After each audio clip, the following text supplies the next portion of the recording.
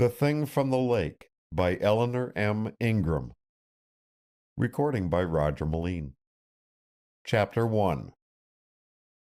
As well give up the Bible at once as our belief in apparition.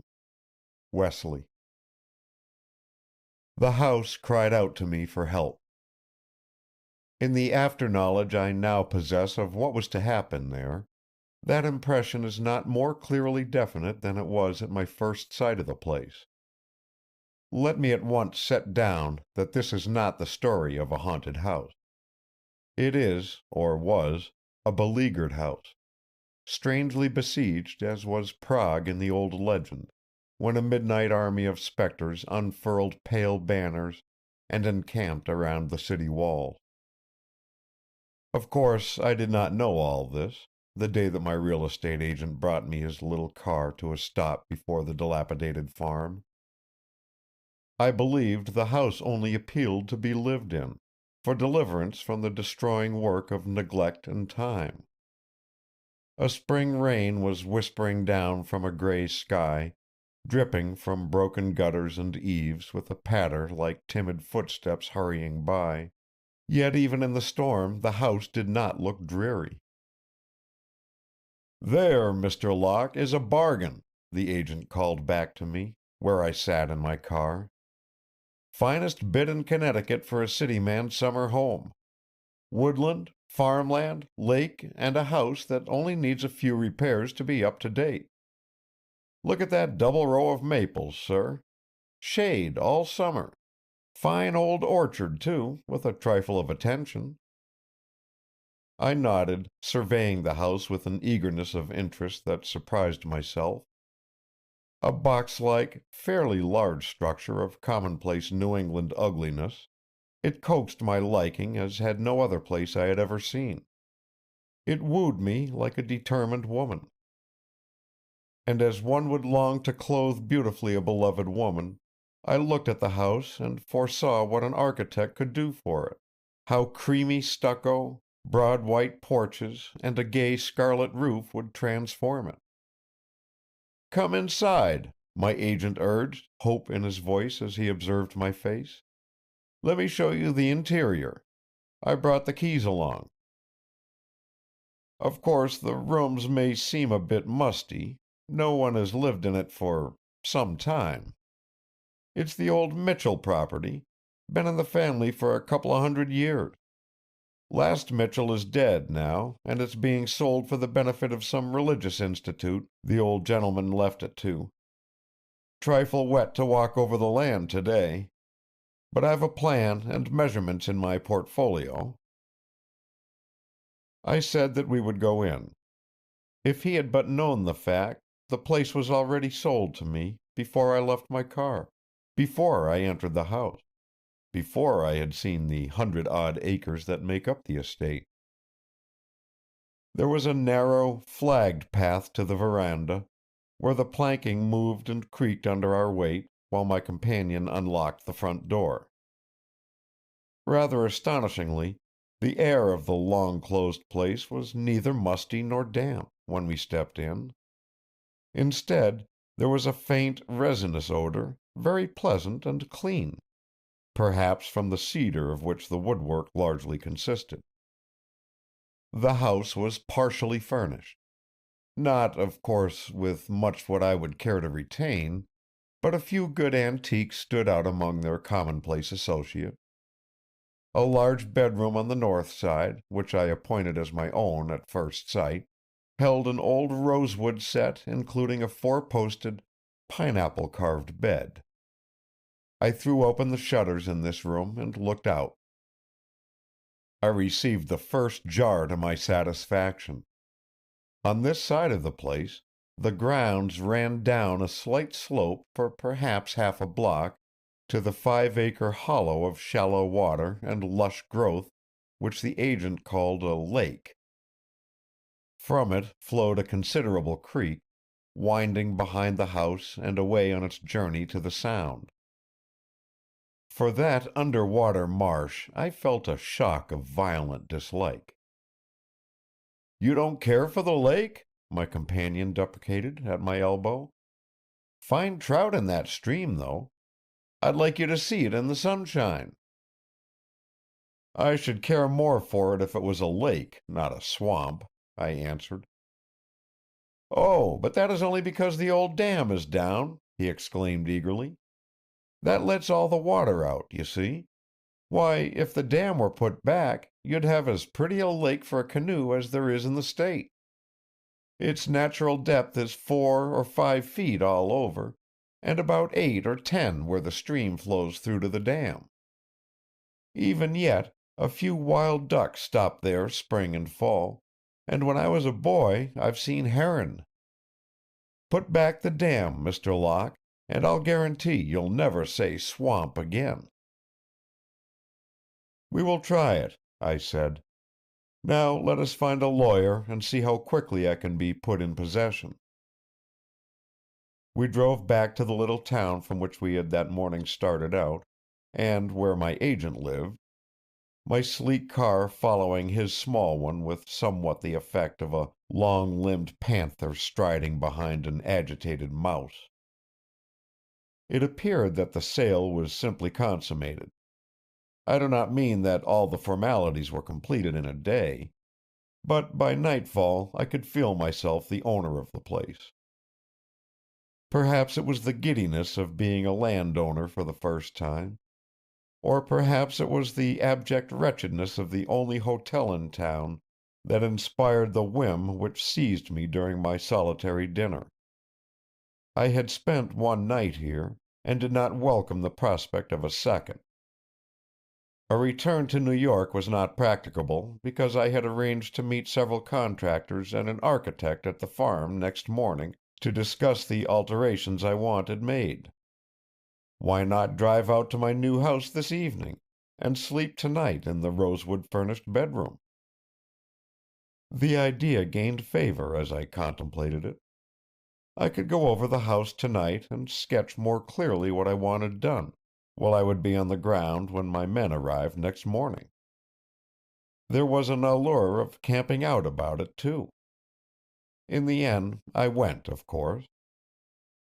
It was dark when I stabled my roadster in the barn that was part of my new possessions, where the car seemed to glitter disdain of the hay-littered, ragged shelter. Equipped with a flashlight, suitcase, and bundle, I followed a faint path that wound its way to the house through wet blackberry vines whose thorns had outlived the winter. My steps broke the blank silence that brooded over the place. At this season there was no insect life, nor any other stirring thing within hearing or sight.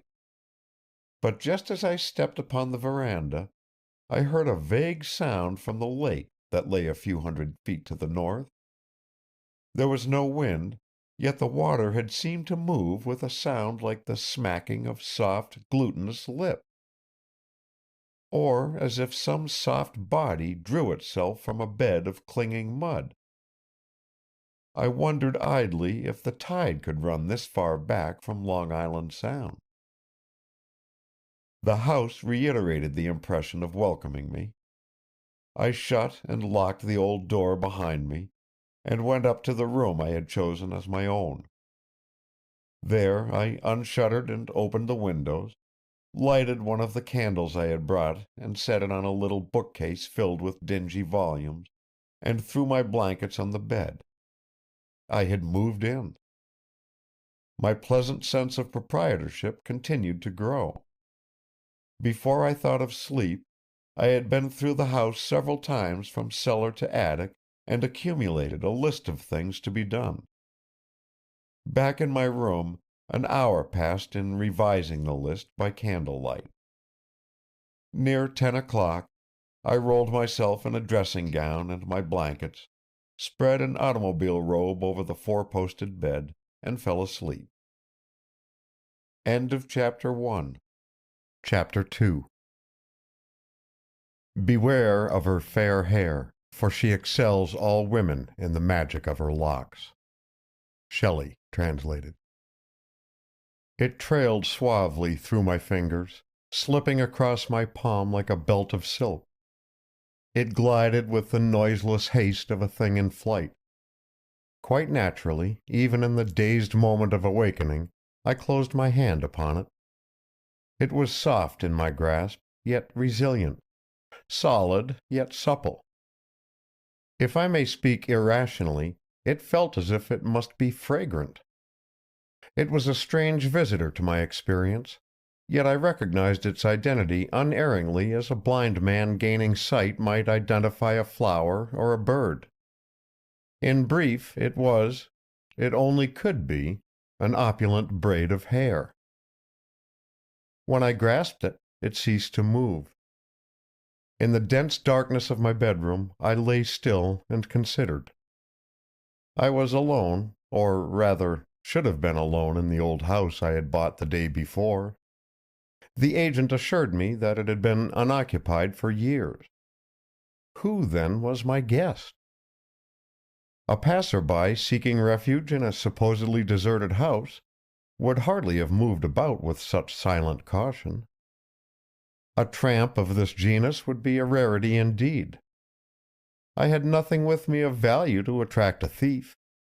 The usual limited masculine jewelry, a watch, a pair of cufflinks, a modest pin, surely were not sufficiently tempting to snare so dainty a bird of prey as one wearing such plumage as I held.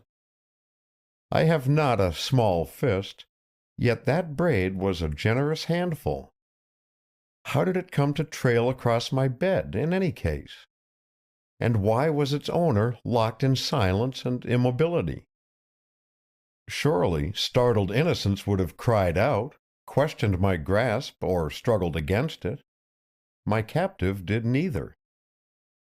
I began to paint a picture against the darkness, the picture of a crouching woman, fear-paralyzed, not daring to stir, to sob, or pant or shiver lest she betray herself. Or, perhaps, a woman who is not hushed by panic, but by deliberation. A woman who slowly leveled a weapon, assuring her aim in the blank darkness by such guides as my breathing and the taut direction of her imprisoned tresses. An ugly woman could not have hair such as this. Or could she? I had a doubtful recollection of various long-haired demonstrators glimpsed in drug-shop windows, who were not beautiful. Yes, but they would never have found themselves in such a situation as this one. Only resolve or recklessness could bring a woman to such a pass, and with spirit and this hair, no woman could be ugly. How quiet she was!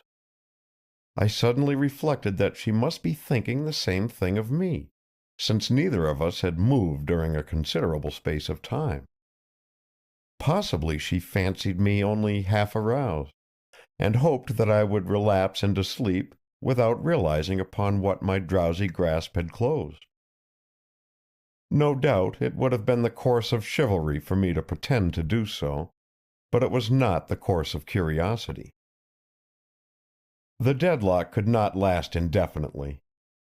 Apparently, though, it must be I who should break it. As quietly as possible, I brought my left hand forward to grope along that silken line which certainly must guide me to the intruder herself. My hand slipped along the smooth surface to the full reach of my arm, and encountered nothing. Check for the first attempt. The candle and matches I had bought in the village were also beyond my reach, unless I released my captive and rolled across the bed toward the little bookcase, where I had placed them beside the flashlight. If I should speak, what would she do? And, a new thought, was she alone in the house? There came a gentle draw at the braid, instantly ceasing as I automatically tightened my hold. The pretense that I slept was ended. I spoke as soothingly and kindly as I could manage. If you will let me strike a light, we can explain to each other. Or, if you will agree not to escape. In spite of my efforts, my voice boomed startlingly through the dark, still room. No reply followed, but the braid quivered and suddenly relaxed from its tension. She must have come closer to me. Delighted by so much success attained and intrigued by the novelty of the adventure, I moved slightly, stretching my free arm in the direction of the flashlight. "I am not a difficult person," I essayed encouragement. "Nor too dull, I hope, to understand a mistake or a necessity. Nor am I affiliated with the police. Permit me—" I halted abruptly. A cool edge of metal had been laid across the wrist of my groping hand. As the hand came to rest, palm uppermost, I could feel, or imagined I could feel, my pulse beating steadily against the menacing pressure of the blade. The warning was eloquent and sufficient. I moved no further toward my flashlight. Of course, if I had lifted my right hand from its guard of the braid, I could easily have pinioned the arm which poised the knife before I suffered much harm. But I might have lost my captive in the attempt, an event for which I was not ready yet. "Check," I admitted. "Although it is rather near a stalemate for us both, isn't it?" The knife pressed closer, suggestively. "No," I dissented with the mute argument. "I think not. I do not believe you could do it, not in cold blood, anyway." "You do not know," insisted the closer pressing blade, as if with a tongue. "No, I do not know," I translated aloud. "But I am confident enough to chance it. What reason have you for desperate action? I would not harm you. Have I not a right to curiosity? This is my house, you know, or perhaps you do not know that?" A sigh stirred the silence, blending with the ceaseless whisper of the rain that had recommenced through the night. The braid did not move in my right hand, nor did the blade touching my left. "Speak," I begged with an abrupt urgency that surprised myself. "You are the invader. Why? What would you have from me? If I am to let you go, at least speak to me first. This is uncanny." "There is magic in the third time of asking," came a breathed, just audible whisper. "Yet be warned. Call not to you that which you may neither hold nor forbid." "But I do call, if that will make you speak to me," I returned, my pulses tingling triumph. "Although, as to not holding you—" "You fancy you hold me? It is not you who are master of this moment, but I who am its mistress."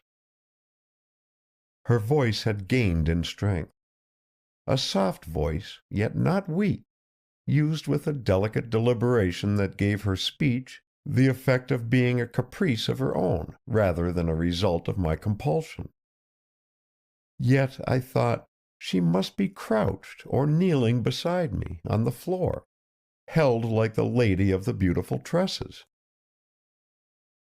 "Still, I doubt if you have the disposition to use your advantage," I began. "You mean the cruelty," she corrected me. "I am from New York," I smiled. "Let me say, the nerve. If you pressed that knife, I might bleed to death, you know." "Would you hear a story of a woman of my house, and her anger, before you doubt too far?" "Tell me," I consented, and smiled in the darkness at the transparent plan to distract my attention from that imprisoned braid. She was silent for so long that I fancied the plan abandoned, perhaps for lack of a tale to tell.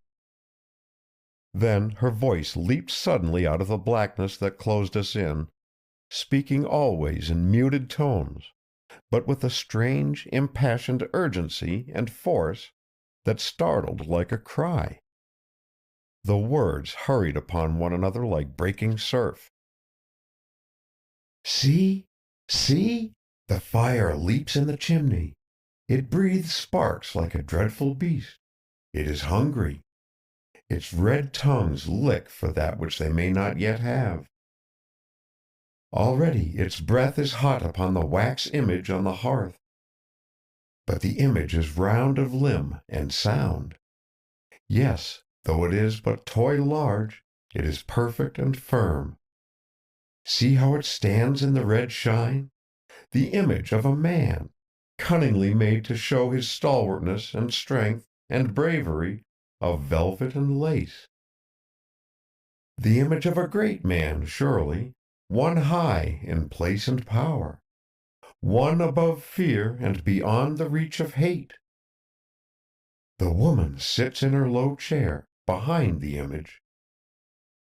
The fire shine is bright in her eyes and in her hair. On either side her hair flows down to the floor. Her eyes look on the image and are dreadfully glad. Ha! Was not beauty the lure? And shall it not be the vengeance? The 9 lamps have been lighted. The feathers have been laid in a circle. The spell has been broken. The spell of Hai, son of Set, first man to slay man by the dark art. The man is at the door of the woman's house. Yes, he who came in pride to woo and proved traitor to the love won. He is at her door in weakness and pain. As the wax wastes, the man wastes. As the mannequin is gone, the man dies. On her doorstep he begs for life. He is coward and broken. He suffers and is consumed. He calls to her the love names they both know, and the woman laughs, and the door is barred. The door is barred, but what shall bar out the enemy who creeps to the 9 lamps? See, the fire shines through the wax. The image is grown thin and wan. 3 days, 3 nights it has shrunk before the flames. 3 days, 3 nights the woman has watched. As the fire is not weary, she is not weary. As the fire is beautiful, she is beautiful. The man is borne to her door again. He lifts up his hands and cries to her. But now he begs for death. Now he knows anguish stronger than fear. And the woman laughs, and the door is barred. The fire shines on a lump of wax. The man is dead. From her chair the woman has arisen and stands triumphant. But what crouches behind her, unseen? The lamps are cast down. The pentagram is crossed. The horror takes its own. The impassioned speech broke off with the effect of a snapped bar of thin metal. In the silence, the steady whisper of rain came to my ears again, continuing patiently. I became aware of a rich yet delicate fragrance in the air I breathed. It was not any perfume I could identify, either as a composition or as a flower scent. If I may hope to be understood, it sparkled upon the senses. It produced a thirst for itself, so that the nostrils expanded for it with an eagerness for the new pleasure. I found myself breathing deeply, almost greedily, before answering my prisoner's story. "Sister Helen," I quoted as lightly as I could. "And do you think Rossetti had no truth to base his poem upon?" Her quiet voice flowed out of the darkness, seeming scarcely the same speech as the swift, irregular utterance of a moment before. "Do you think that all the traditions and learning of the younger world meant nothing?" "Are you asking me to believe in witchcraft and sorcery?" "I ask nothing." "Not even to believe that you will press the knife if I refuse to free you?" Not even that, now. Compunction smote me. Her voice sounded more faint, as if from fatigue or discouragement. It seemed to me that the blade against my wrist had relaxed its menace of pressure and just rested in position. I seemed to read my lady's weariness in the slackened vigilance. Perhaps she was really frightened, now that her brave attempt to lull me into incaution had failed. "Listen, please," I spoke earnestly. "I am going to set you free. I apologize for keeping you captive so long. But you will admit the provocation to my curiosity? You will forgive me?" A sigh drifted across the darkness. "I ask no questions," I urged. "But will you not trust me to make a light and give what help I can? You are welcome to use the house as you please. Or if you are lost or storm-bound, my car is in the old barn, and I will drive you anywhere that you say. Let us not spoil our adventure by suspicion. In good faith—" I opened my hand, releasing the lovely rope by which I had detained my prisoner. Then, with a quickening pulse, I waited. Would she stay? Would she spring up and escape? Would she thank me, or would she reply with some eccentricity unpredictable as her whim to tell me that tale? She did none of these things. The braid of hair, freed entirely, continued to lie supinely across my open palm. The coolness of the blade still lightly touched my wrist. She might be debating her course of action, I reflected. Well, I was in no haste to conclude the episode. When the silence had lasted many moments, however, I began to grow restive. Anxiety tinged my speculations. Suppose she had fainted? Or did she doubt my intentions, and was her quietness that of one on guard? I stirred tentatively. Two things happened simultaneously with my movement. The braid glided away from me, while the knife slipped from its position and tinkled upon the floor. I started up, perception of the truth seizing my slow wits, and reached for my flashlight. There was no one in the room except myself.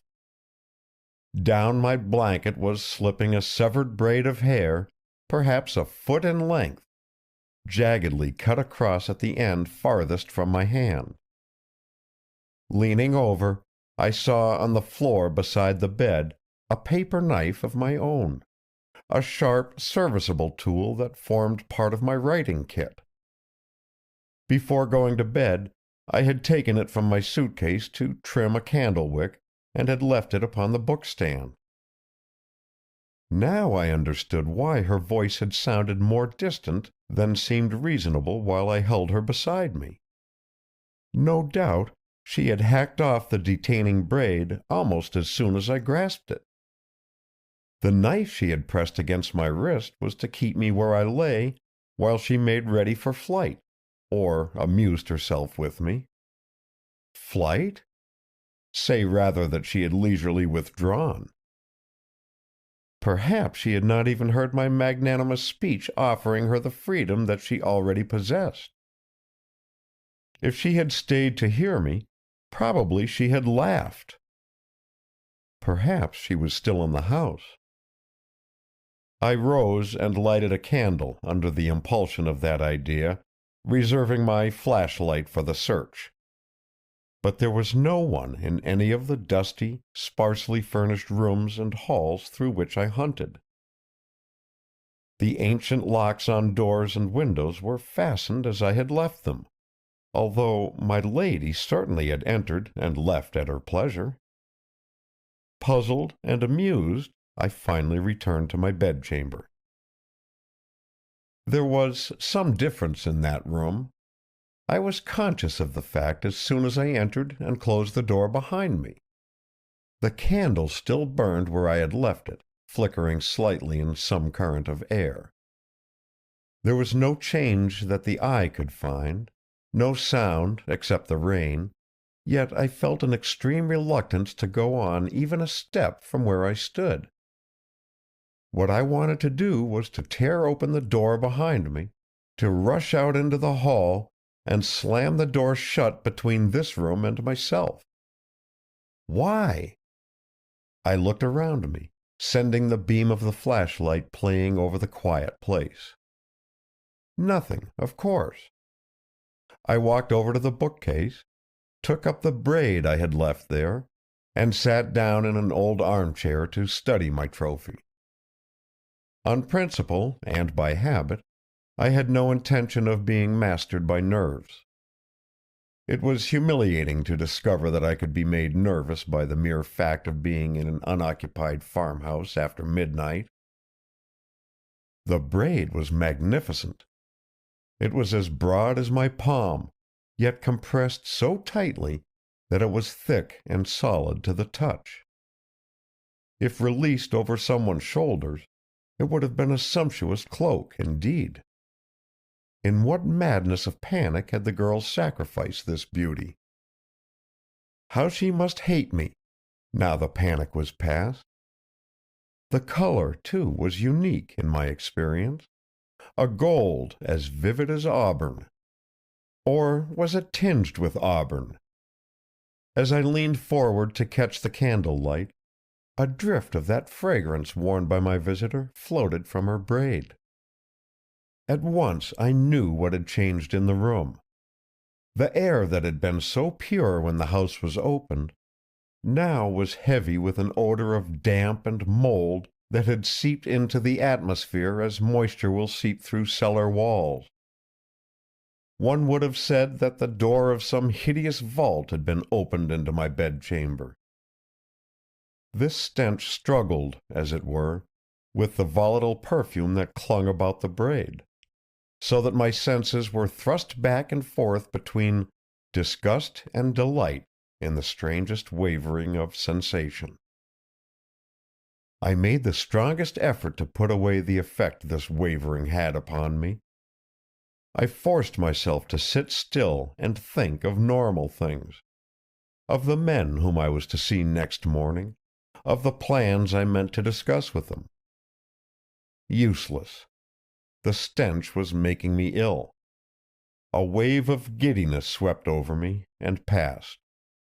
My heart was beating slowly and heavily. Something in my head pulsed in unison. I felt a frightful depression that suddenly burst into an attack of fear, gripping me like hysteria.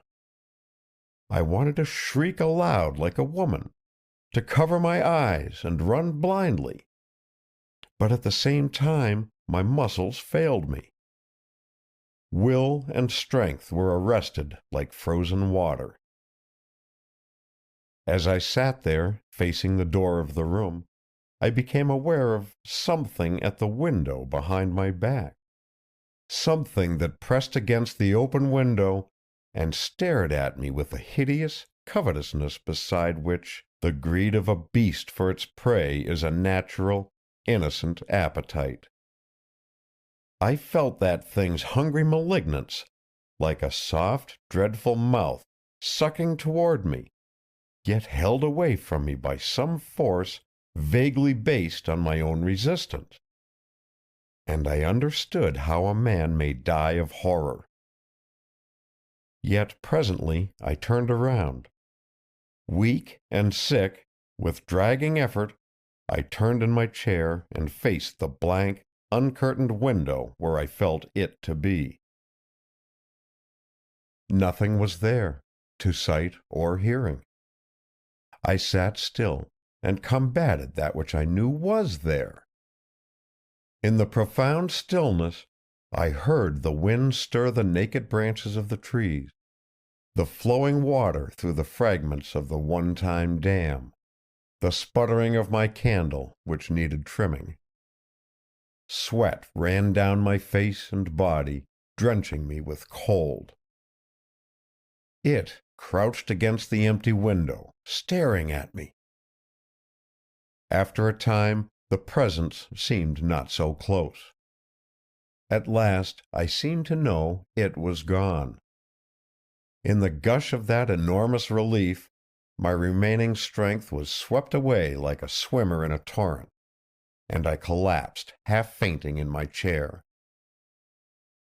When I was able, I rose and walked through the house again. Again, the rooms showed nothing to my flashlight except dull furniture, walls peeling here and there from long neglect, pictures of no merit and dreary subject. I had expected nothing, and I found nothing. It was on my way upstairs to my bedroom that a sentence from the invisible lady's story came back to my mind. What crouches behind her unseen? The horror takes its own. The bedroom door opened quietly under my hand. The rain had ceased, and a freshening breeze came from the west, filling the room with sweet country air. The candle had burned down. While I stood there, the flame flickered out. After a brief indecision, I made my way to the bed, rolled myself in the blankets, and laid down between the 4 pineapple-topped posts. This time, I kept the flashlight in my hand. But almost at once I slept, and slept heavily far into a bright, windy March morning. End of Chapter 2. Chapter 3. Wide is the seat of the man gentle of speech. Instruction of Kijemni. On the second day after my return to New York, my Aunt Caroline Knox called me up on the telephone. There are reasons why I always feel myself at a disadvantage with Aunt Caroline. The first of these brings me to a trifling matter that I should have set down before, but which I have made a habit of ignoring, so far as possible, in both thought and speech. As was Lord Byron, I am slightly lame. I admit that is the only quality in common. Still, I like the romantic association. Now, my limp is very slight, and I never have found it interfered much with things I cared to do. In fact, I am otherwise somewhat above the average in strength and vigor. But from my boyhood, Aunt Caroline always made a point of alluding to the physical fact as often as possible. She considered that course a healthful discipline. "My nephew," she was accustomed to introduce me. "Lame since he was 7. Roger, do not scowl. Yes, run over trying to save a pet dog, a mongrel of no value whatever."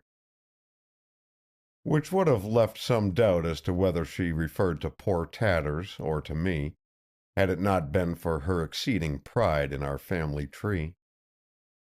The second reason for my disadvantage before her was her utter contempt for my profession as a composer of popular music. Today her voice came thinly to me across the long-distance wire. "Your cousin Phillida has failed in her examinations again," she announced to me with a species of tragic repose. "In view of her father's intellect and my family's, her mental status is inexplicable. Although, of course, there is your own case." "Why, she is the most educated girl I know," I protested hastily. "I presume you mean best educated, Roger. Pray do not quite lose your command of language." I meant exactly what I had said. Phillida has studied since she was 3 years old, exhaustively and exhaustedly. A vision of her plain, pale little face rose before me when I spoke. It is a burden to be the only child of a professor, particularly for a meek girl. "She has studied insufficiently," Aunt Caroline pursued. "She is 19, and her position at Vassar is deplorable."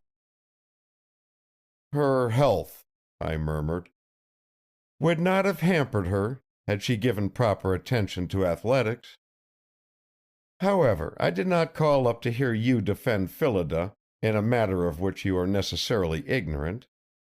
Her father and I are somewhat better judges, I should suppose, than a young man who is not a student in any true sense of the word, and ignores knowledge as a purpose in life. Not that I wish to wound or depreciate you, Roger. There is, I may say, a steadiness of moral character beneath your frivolity of mind and pursuit. If my poor brother had trained you more wisely, if you had been my son— Thank you, Aunt. I acknowledged the benevolent intention, with an inward quailing at the clank of fetters suggested. Was there something I can do for you? Will you meet Phillida at the Grand Central and bring her home? I cannot have her cross New York alone and take a second train out here. Her father has a lecture this afternoon, and I have a club meeting at the house. With pleasure, Aunt. What time does her train get in? 4:30. Thank you, Roger. And she looks on you as an elder brother. I believe an attitude of cool disapproval on your part might impress upon her how she has disappointed the family. Leave it to me, Aunt. May I take her to tea, between trains, and get out to your place on the 6 o'clock express? If you think best, you might advise her seriously over the tea. A dash of lemon, as it were, I reflected. Certainly, Aunt, I could. Very well. I am really obliged. The pleasure is mine, Aunt. But that it was going to be Phillida's, I had already decided. She would need the support of tea and French pastry before facing her home. As for treating her with cool disapproval, I would sooner have spent a year at Vassar myself. It was my intention to meet her with a box of chocolates instead of advice. Phil was not allowed candy, her complexion being under cultivation. On the occasions when we were out together, it had been my custom to provide a box of sweets, upon which she browsed luxuriously, bestowing the remnants upon some street child before reaching her home. From the telephone, I turned back to that frivolous pursuit of which my aunt had spoken with such tactfully veiled contempt. She was not softened by the respectable fortune I had made from several successful musical comedies and a number of efforts which my publishers advertise as high-class parlor pieces for the home.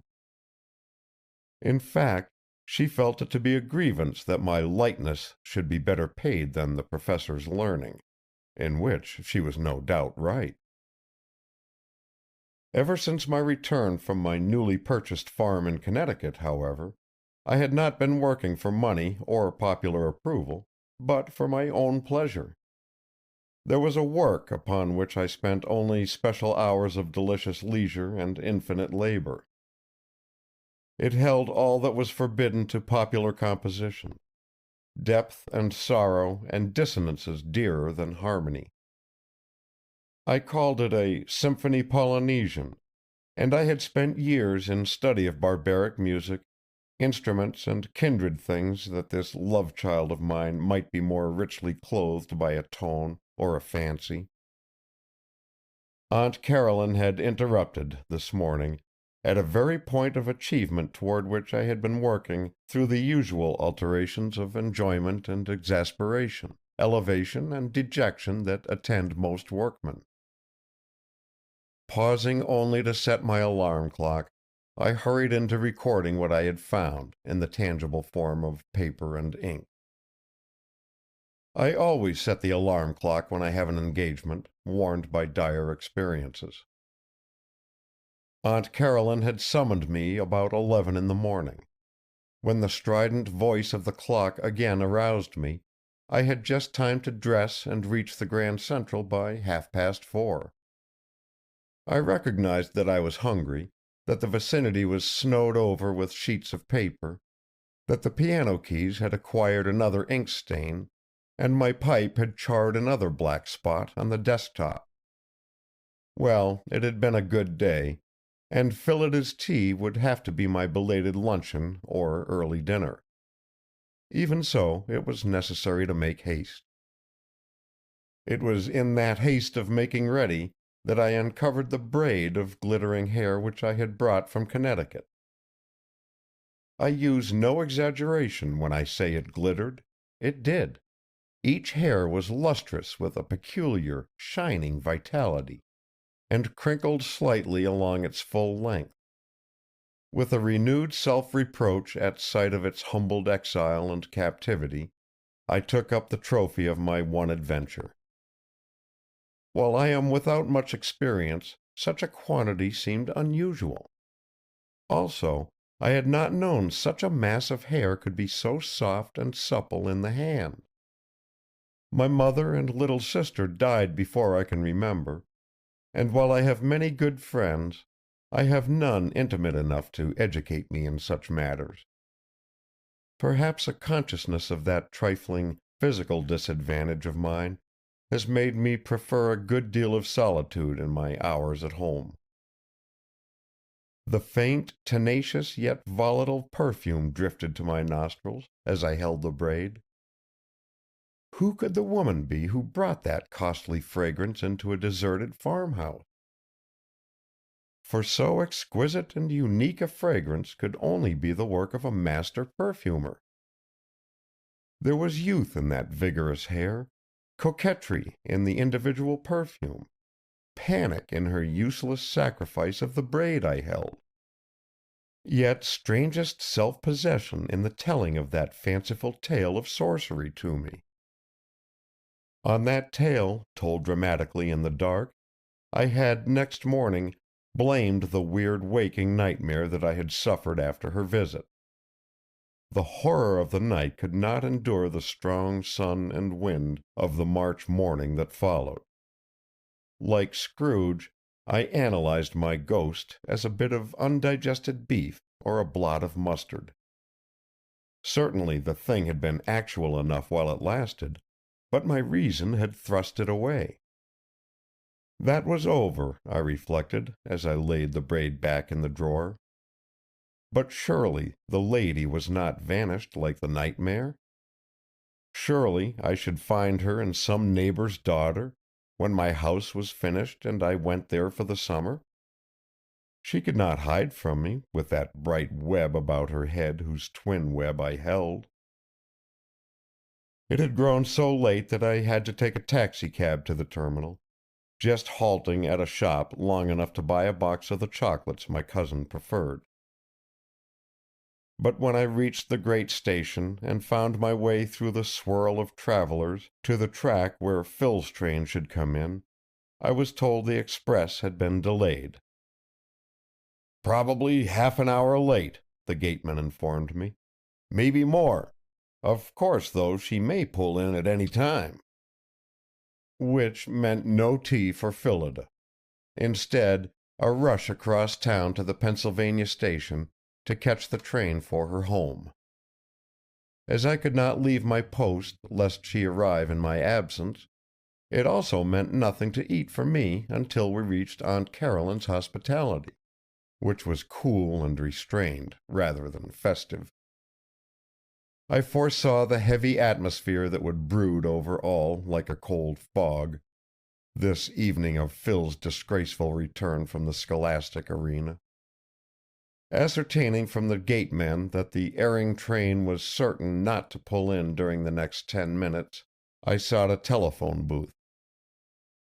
"Aunt Caroline, Phil's train is going to be very late, possibly an hour late," I misinformed my kinswoman when her voice answered me. "I have had nothing to eat since breakfast, and she will be hungry long before we reach your house. May I not take her to dinner here in town?" "Please do not call your cousin Phil," she rebuked me, and paused to deliberate. "You had no luncheon, you say?" "None." "Why not? Were you ill?" "No, just busy. I forgot lunch. I am beginning to feel it now. Still, if you wish us to come straight home, do not consider me." I knew of old how submission mollified Aunt Caroline. She relented now. "Well, you are very good, Roger, to save your uncle a trip into the city to meet her. I must not impose upon you. But a quiet hotel." "Certainly, Aunt." "Phillida does not deserve pampering enjoyment. I am consenting for your sake." "Thank you, Aunt. I wonder, then, if you would mind if we stopped to see a show that I especially want to look over, for business reasons. We would come out on the Theatre Express, as we have done before, you remember." "Yes, but—" "Thank you. I'll take good care of her. Good-bye." The receiver was still talking when I hung up. There is no other form of conversation so incomparably convenient. The train arrived within the half hour. With the inrush of travelers, I sighted Phillida's sober young figure moving along the cement platform. She walked with dejection. Her gray suit represented a compromise between fashion and her mother's opinion of decorum, thus attaining a length and fullness not enough for grace yet too much for jauntiness. Her solemn gray hat was set too squarely upon the pale brown hair, brushed back from her forehead. Her nice, young girl's eyes looked out through a pair of shell-rimmed spectacles. She was too thin and too pale to content me. When she saw me coming toward her, her face brightened and colored quite warmly. She waved her bag with actual abandon, and her lagging step quickened to a run. "Cousin Roger!" she exclaimed breathlessly. "Oh, how good of you to come!" She gripped my hands in a candid fervor of relief and pleasure. "I am so glad it is you," she insisted. "I was sorry the train could not be later. I wished, almost, it would never get in. And all the time it was you who were waiting for me." "It was, and now you are about to share an orgy," I told her. "I have your mother's permission to take you to dinner, Miss Knox." "Here? In town? Just us?" "Yes, and afterward we will take in any show you fancy. How does that strike you?" She gazed up at me, absorbing the idea and my seriousness. To my dismay, she grew pale again. I really believe it'll keep me from just dying." I pretended to think that a joke, but I recognized that my little cousin was on the sloping way toward a nervous breakdown. "No baggage?" I observed. "Good. I hope you did not eat too much luncheon. This will be an early dinner." She waited to take off the spectacles and put them in her little bag. "I do not need them except to study, but I didn't dare meet Mother without them," she explained. "No, I could not eat lunch, or breakfast either, Cousin Roger. Nor much dinner last night. Oh, if you knew how I dread the grind! I should rather run away." "So we will, for this evening." "Yes. Where? Where were you going to take me?" We had crossed the great white hall to street level, and a taxicab was rolling up to halt before us. Surprised by the anxiety in the eyes she lifted to mine, I named the staid, quietly fastidious hotel where I usually took her when we were permitted an excursion together. "Unless you have a choice?" I finished. "I have," she breathed resolution. "I want to go to a restaurant with a cabaret, instead of going to the theater. May I? Please, may I? Will you take me where I say, this one time?" Her earnestness amazed me. I knew what her mother would say. I also knew, or thought I knew, that Phillida needed the mental relaxation which comes from having one's own way.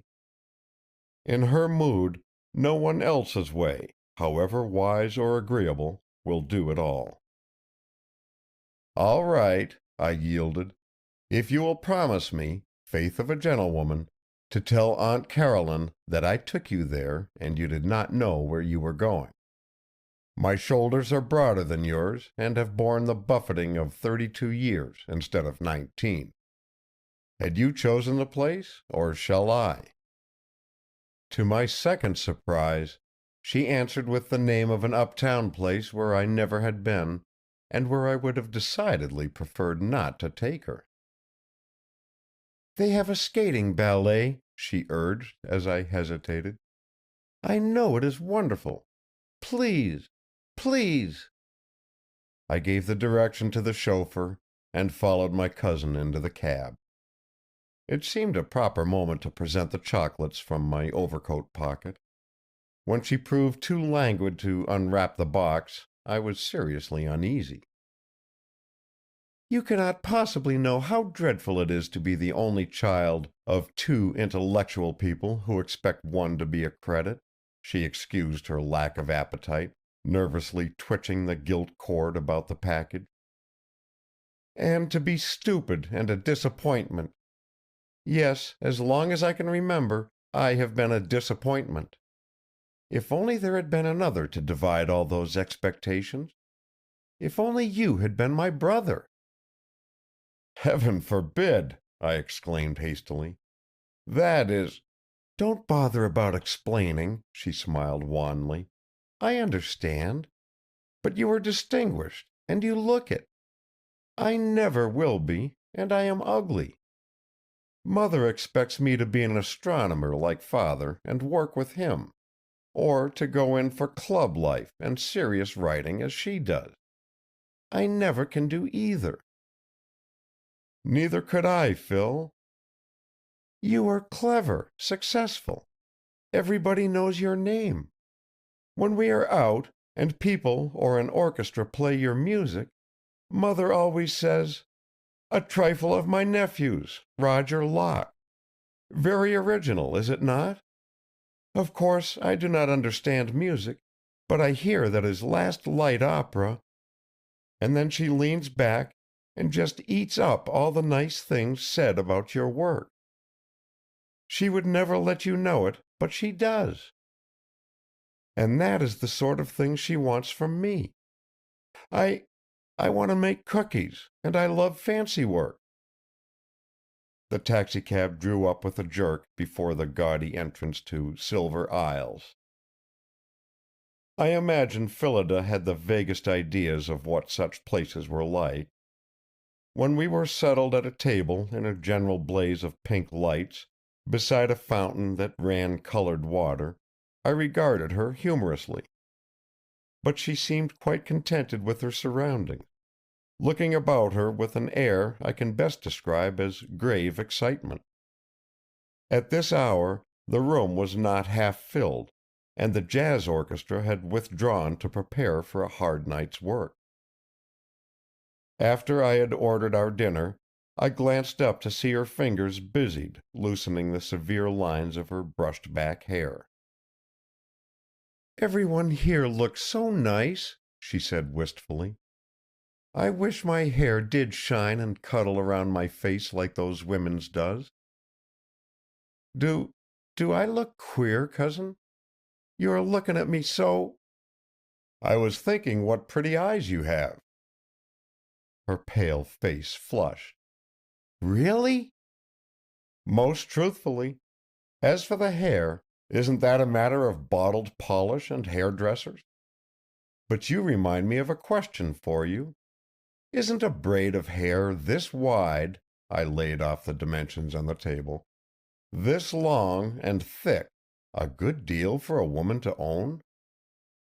"Show me again." I obeyed, while she leaned forward to observe.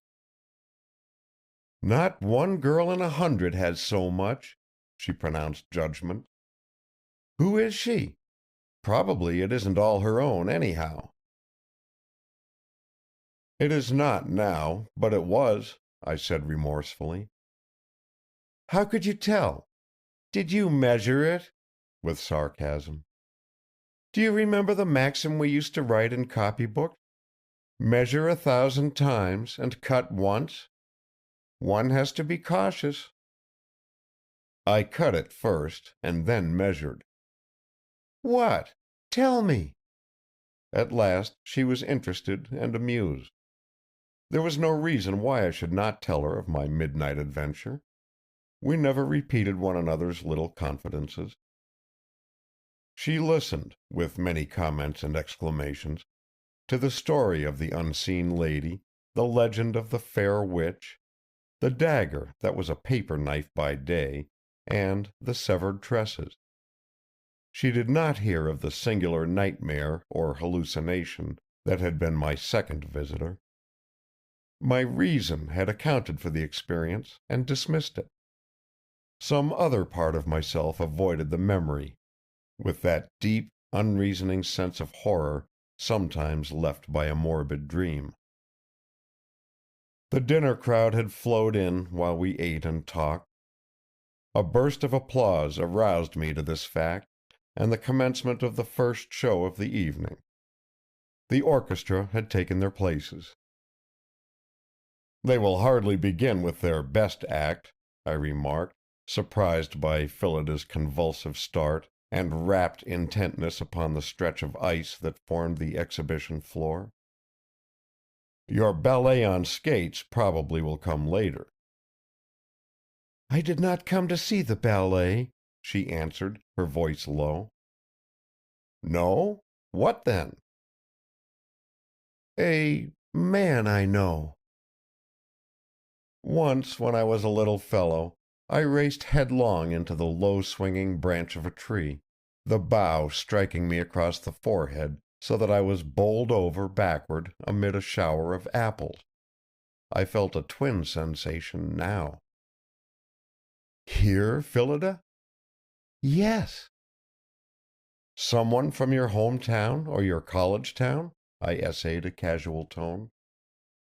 "Neither. He belongs here, and they call him Flying Veer. He... Look, look, cousin!"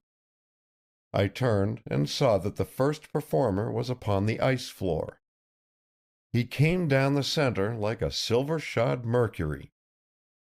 In the silence, for the orchestra did not accompany his entrance, the faint musical ringing of his skates ran softly with him. My first unwilling recognition of his good looks and athletic grace was followed by an equally reluctant admission of his skill. Reluctant because my anger and bewilderment were hot against the man. My little cousin, my pathetic, unworldly Phillida, and this cabaret entertainer?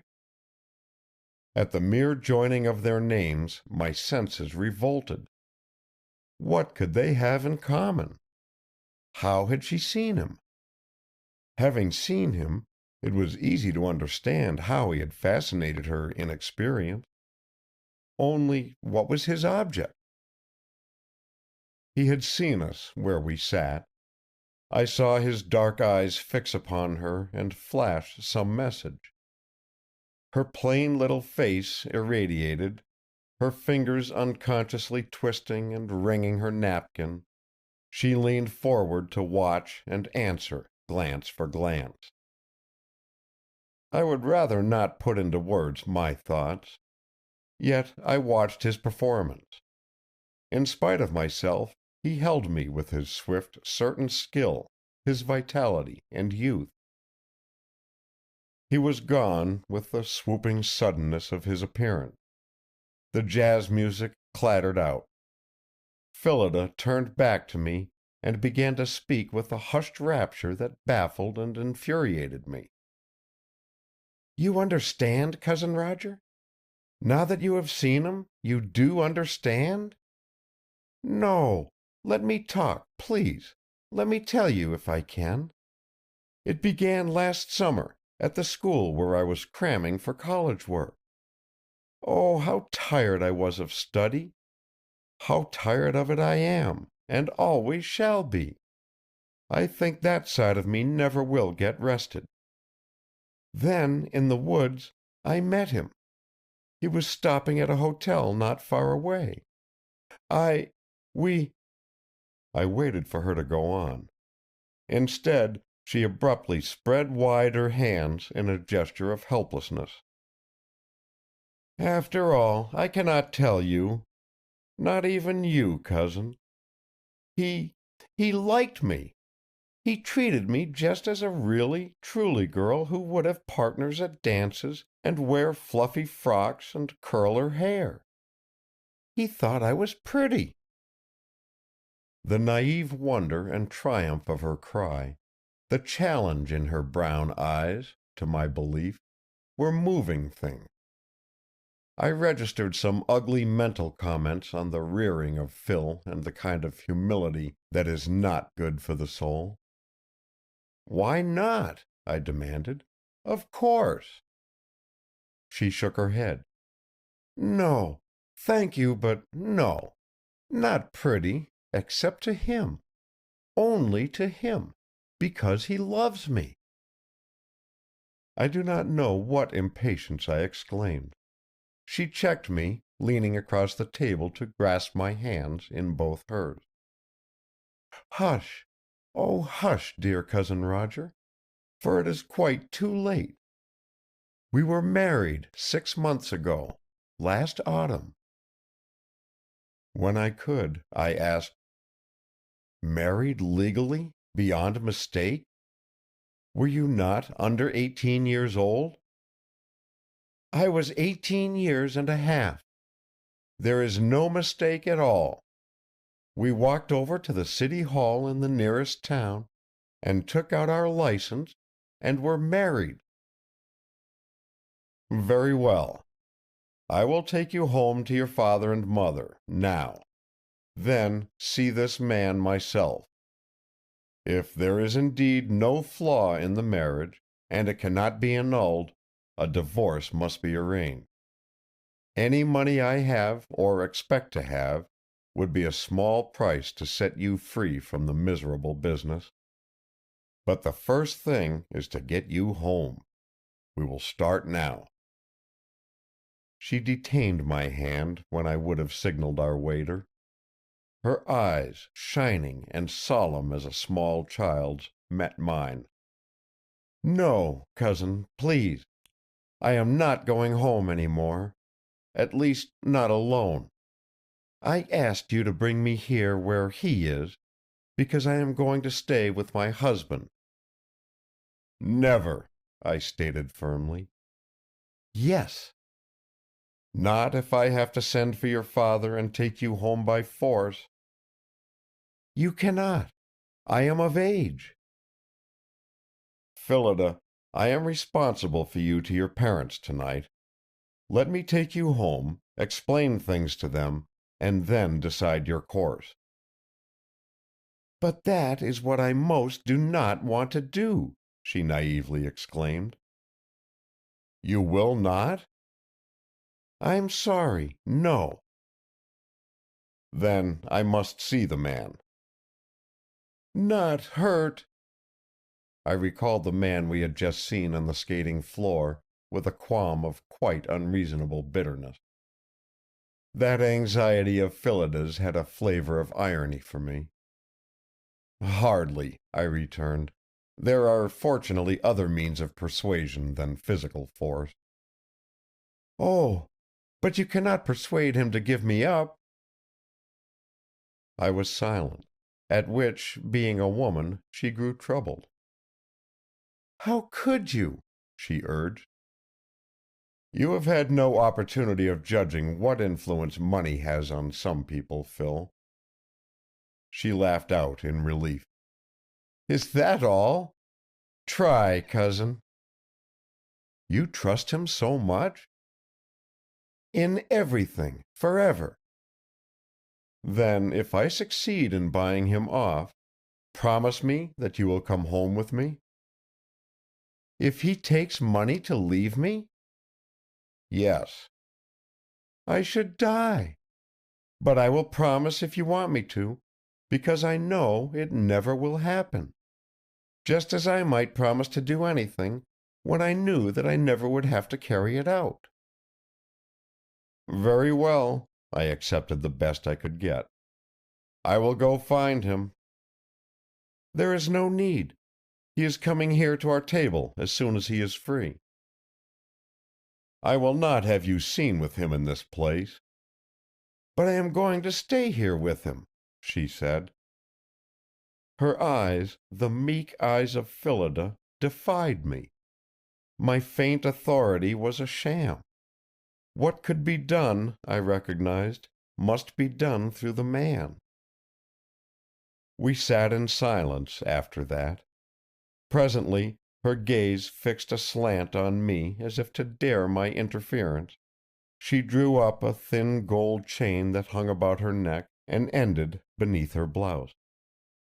From it she unfastened a wedding ring and gravely put the thing on her third finger, the schoolgirl romanticism of the gesture blended with an air of little girl naughtiness.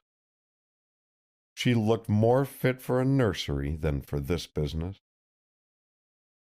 I could tell from the change in her expression when the man was approaching. I rose, meaning to meet him and turn him aside from our table. But Phillida halted me with one deftly planted question. You would not leave me alone in this place, cousin? Certainly I would not leave her alone at a table here, not even alone in appearance while I had my interview with the man close at hand. Yet it seemed impossible to speak before her. She calmly answered my perplexity. You must talk to him here, of course. I want to listen to you both. Indeed, I shall not interfere at all, or be angry or hurt. I know how good you mean to be, dear, only you do not understand. I sat down again, perforce. When the man's shadow presently fell across our table, it did not soothe me to see Phil thrust her hand in his, her small face enraptured, her fingers locking about his with a caress plain as a kiss. She said proudly, if tremulously, Cousin Roger, this is my husband. Mr. Locke, Ethan, dear. He said nothing. His hesitating movement to offer his hand I chose to ignore. I admit that my spirit rose against him to the point of loathing as he stood there, tall, correct in attire, the focus of admiring glances from other diners, in every way the antithesis of my poor Phillida. Sit down, I bade curtly, when he did not speak. Miss Knox insists that we have our interview here. I should have preferred otherwise, but her presence must not prevent what has to be said. It won't prevent anything I want to say, Mr. Locke, he answered. He spoke with a drawl, not the drawl of affectation, nor the drawl of South or West so cherished by the romantic, but the slow, deliberate speech of New England's upper coasts. It had the oddest effect, that honest, homely accent on the lips of a performer in this place.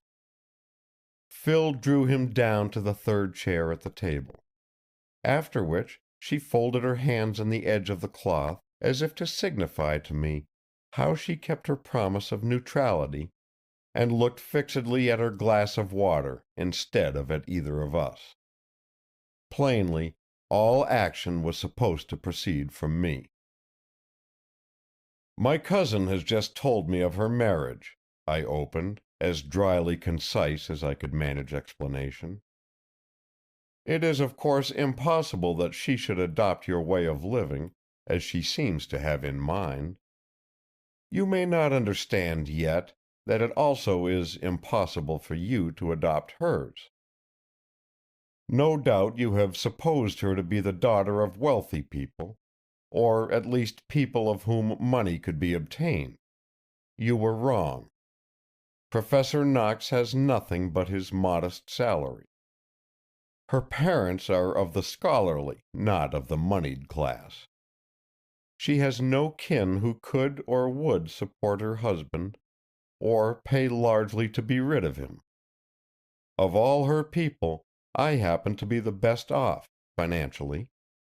It happens also that I am not sentimental, nor alarmed at the idea of newspaper exploitation for either of us. It is necessary that all this be plainly set forth before we go further. Now, for your side. You have involved Miss Knox to the extent of marriage. To free her from this trap into which her inexperience has walked is worth a reasonable price. I will pay it. I shall take her home to her father and mother tonight and consult my lawyer tomorrow. He will conduct negotiations with you. The day Miss Knox is divorced from you without useless scandal or trouble-making, I will pay to you the sum agreed upon with my lawyer. If you prefer to make yourself objectionable, you will get nothing, now or later. He took it all without a flicker of the eyelid, not interrupting or displaying any affectation of being insulted.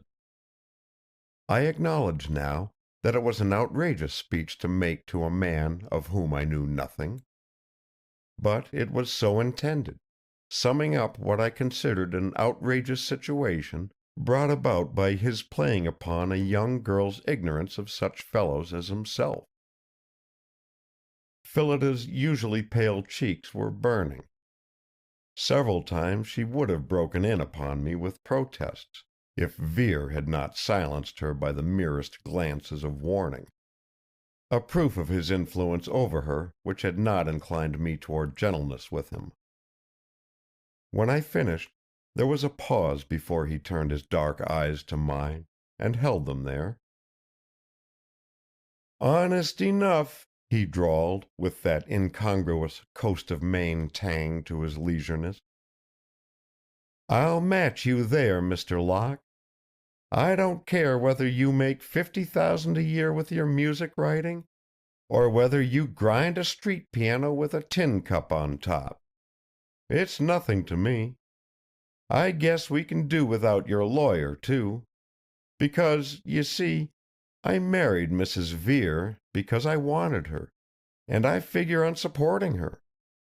If her folks are too cultivated to stand me, I'm sorry. But they won't have to see me. So that's settled." He was honest. His glance drove that fact home to me with a fist-like impact. There was nothing I was so poorly prepared to meet. Phillida's hands went out to him in an impulsive movement. He covered them both with one of his for a moment, before gently putting them in her lap with a gesture of reminder toward the revelers all about us. The delicacy of that thought for her was another disclosure of character, unconsciously made. Worthy or unworthy, he did love Phil. I am not too dully obstinate to recognize a mistake of my own. Whatever my bitterness against the man, I had to accord him some respect. I sat for a while striving to align my forces to attack this new front. "I don't blame you for thinking what you said, Mr. Locke." His voice presently spoke across my perplexity. "I can see the way things came to you, finding me here and all. I'm glad to have had this chance to talk it out with one of my wife's relations. I'd like them to know she'll be taken care of. Outside of that, I guess there is nothing we have to say to each other." "I suppose I owe you both an apology," I said stiffly.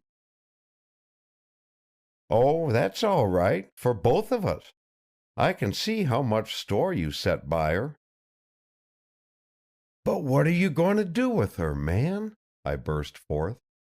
"Do you expect to keep her here, sitting at a table in this place and watching you do your turn, making your fellow performers her friends, seeing and learning—" I checked my outpouring of disgust.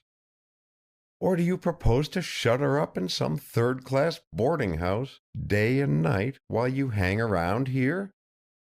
Good heavens, Vere! Do you realize what either life would be for a 19-year-old girl, brought up as she has been?" He colored. "As for bringing up," he retorted, "I guess she couldn't be a lot more miserable than her folks worried her into being. But you're right about the rest. That's why I was going to leave her with her folks yet a while, until I had a place for her. I mean, while I saved up enough to get the place." "But I wrote to him when I failed in my exams, Cousin Roger," Phillida broke in. "I told him that I would not go home. I could not bear it. I was coming to him, and he would just have to keep me with him, or I should die. Indeed, I do not care about places. I think it will be lovely fun to sit here and watch him, or go behind the scenes with him and make friends with the other people. I am surprised that you are so narrow, Cousin Roger, when all your own best friends are theatrical people and artists, and you think so highly of them." I answered nothing to that. The distance between the stage and this class of cabaret show was not to be traversed in a few 7-league words. I looked at Vere, who returned my look squarely and soberly. "You needn't worry about her being here, Mr. Locke," he said. "I know better than that. But she has to come to me. It's her right, don't you think? I'll promise you to take her to a better place as soon as I can manage." "What kind of place?" "I'm saving to get a place in the country," he answered diffidently. "I'm a countryman, and Phillida thinks she'd like it." "You?" I exclaimed, unable to smother my derision and unbelief. My glance summed up his fastidious apparel and grooming, the gloss on his curling dark hair and the dubious diamond on his little finger. He reddened through his clear dark skin, but his eyes were not those of a man taken in a lie. "Did you take notice of what I do here?" he asked me, with the first touch of humility I had seen in him. "I couldn't dance or sing or do parlor tricks. I wasn't bred to parlors or indoors, but I learned to skate pretty fancy from a boy up. My folks' farm was on the side of a lake and the schoolhouse on the other. About November that lake used to freeze solid. My brother and I used to skate 5 miles to school and back again before we were 6 years old. We lived on skates about half the year, I guess. Well, you don't care about the rest, how the farm was just about big enough to support my elder brother and his family, and I came to New York. Nor how I found New York pretty well filled up with folks who knew considerably more than I did. It was the manager of this place who advertised for expert skaters, who dressed me up like this, and paid me the first living wages I'd had in the city.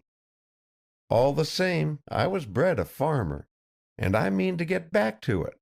Always have.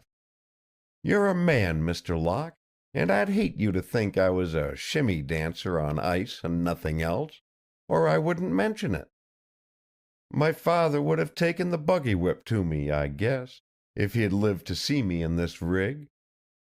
Soon as I've got enough put by, I'll shed this perfumed suit and the cheap jewelry, and take my wife where she can have a chance to forget I ever wore them." "But I like them," put in Phillida ardently. "Please do not fuss so, Ethan, because I really do." "Do you?" I turned upon her. "Are you sure, then, that it is not all this cabaret glamour you really are in love with? Would you care for him as an ordinary, hard-working fellow, in a pair of overalls and a flannel shirt? No applause, no lights, no stage?" She laughed up at me. "You have forgotten that I met Ethan while he was on a vacation from his work here, and roughing it. When I married him, I had hardly seen him in anything except his navy flannel shirt, scrubby trousers, and funny blunt-toed shoes. You served in the war? I asked him. He nodded. Yes, on a submarine chaser. Got pneumonia from exposure and was invalidated home just before the armistice. And you came back here? I came here, he corrected me. I enlisted from Maine. I was discharged in New York.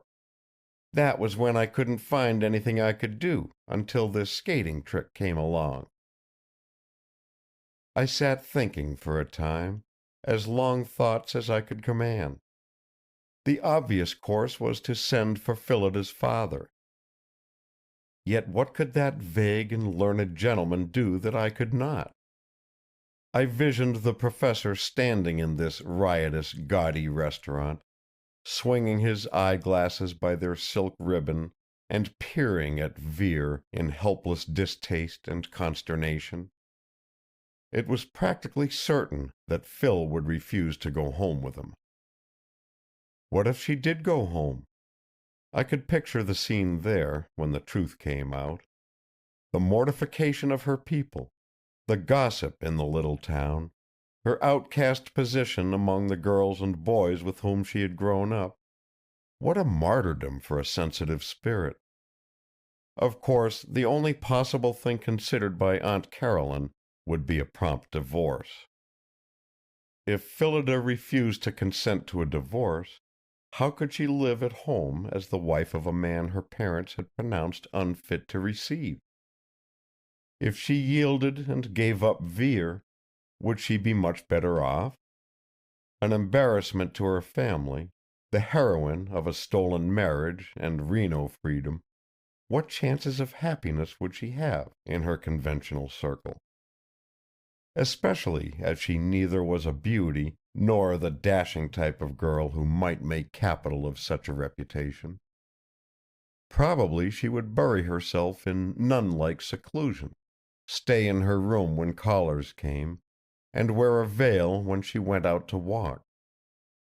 Meanwhile, she would break her heart for Vere. Could matters be any worse if she tried life with him, even if the experiment eventually proved a failure and ended in a divorce instead of beginning there? Might not her parents be spared much they most dreaded, if their friends could be told simply that Phillida had made a love match and was with her husband? Finally, Phillida was a human creature with the right to manage her own life. Had any of us the right to lay hands upon her existence and mold it to our fancy? I looked up from my reverie to find the eyes of both of them fixed on me as if I held their doom balanced upon my palm. Perhaps, in a sense, I did. Phil, will you come home to your father and mother and consider all this a bit more before you decide? I asked her. I thought I knew the answer to this, and I did. No, Cousin Roger, she refused firmly. Please forgive me. I know how kind you mean to be, but no. I shall stay with Ethan. If ever you love anyone, you will understand. I accepted the decision. There was no reason why I should think of the woman who had spoken to me across the darkness in a voice of melody and power, or why I should seem to feel again the exquisite, live softness of her braid within my hand. But it was so. Very well, I said. Vere, it is to you, then, as Phillida's husband, that I must address any plans. I do not pretend to like the course she has taken. I do not know what action her parents may take, although I believe they will listen to my advice. Putting all that aside, she refuses to come with me, and you agree that she cannot stay here. I have just bought a farm in Connecticut, intending to use it as a summer home. There are some alterations and repairs being made, but little is to be changed inside the house, and it is in perfectly livable shape. Here is my offer. Take Phillida there, and I will make you manager of the place. I will pay all reasonable expenses of putting the land into proper condition, and getting such stock and equipment as you judge best, all expenses and upkeep of the house, and whatever salary usually is drawn by such managers of small estates. I shall be there, on and off, but you and Phillida must take charge of everything. I am neither a farmer nor a housekeeper, and do not wish to be either. I bought the place only because New York is too hot to work in during 3 months of the year, and I hate summer resorts. Keep my room ready, and you will find I disturb you little. Of course, hire what servants are necessary. Now, if you make the place self-supporting inside of 5 years, I will deed the whole thing to you too. To put it better, if you succeed in making the farm pay a living for yourselves, I will make it over to you and withdraw. If you fail, well, I suppose you will be no worse off than you are now." They were stricken speechless. Perhaps my attitude had not pointed to such a conclusion of our interview.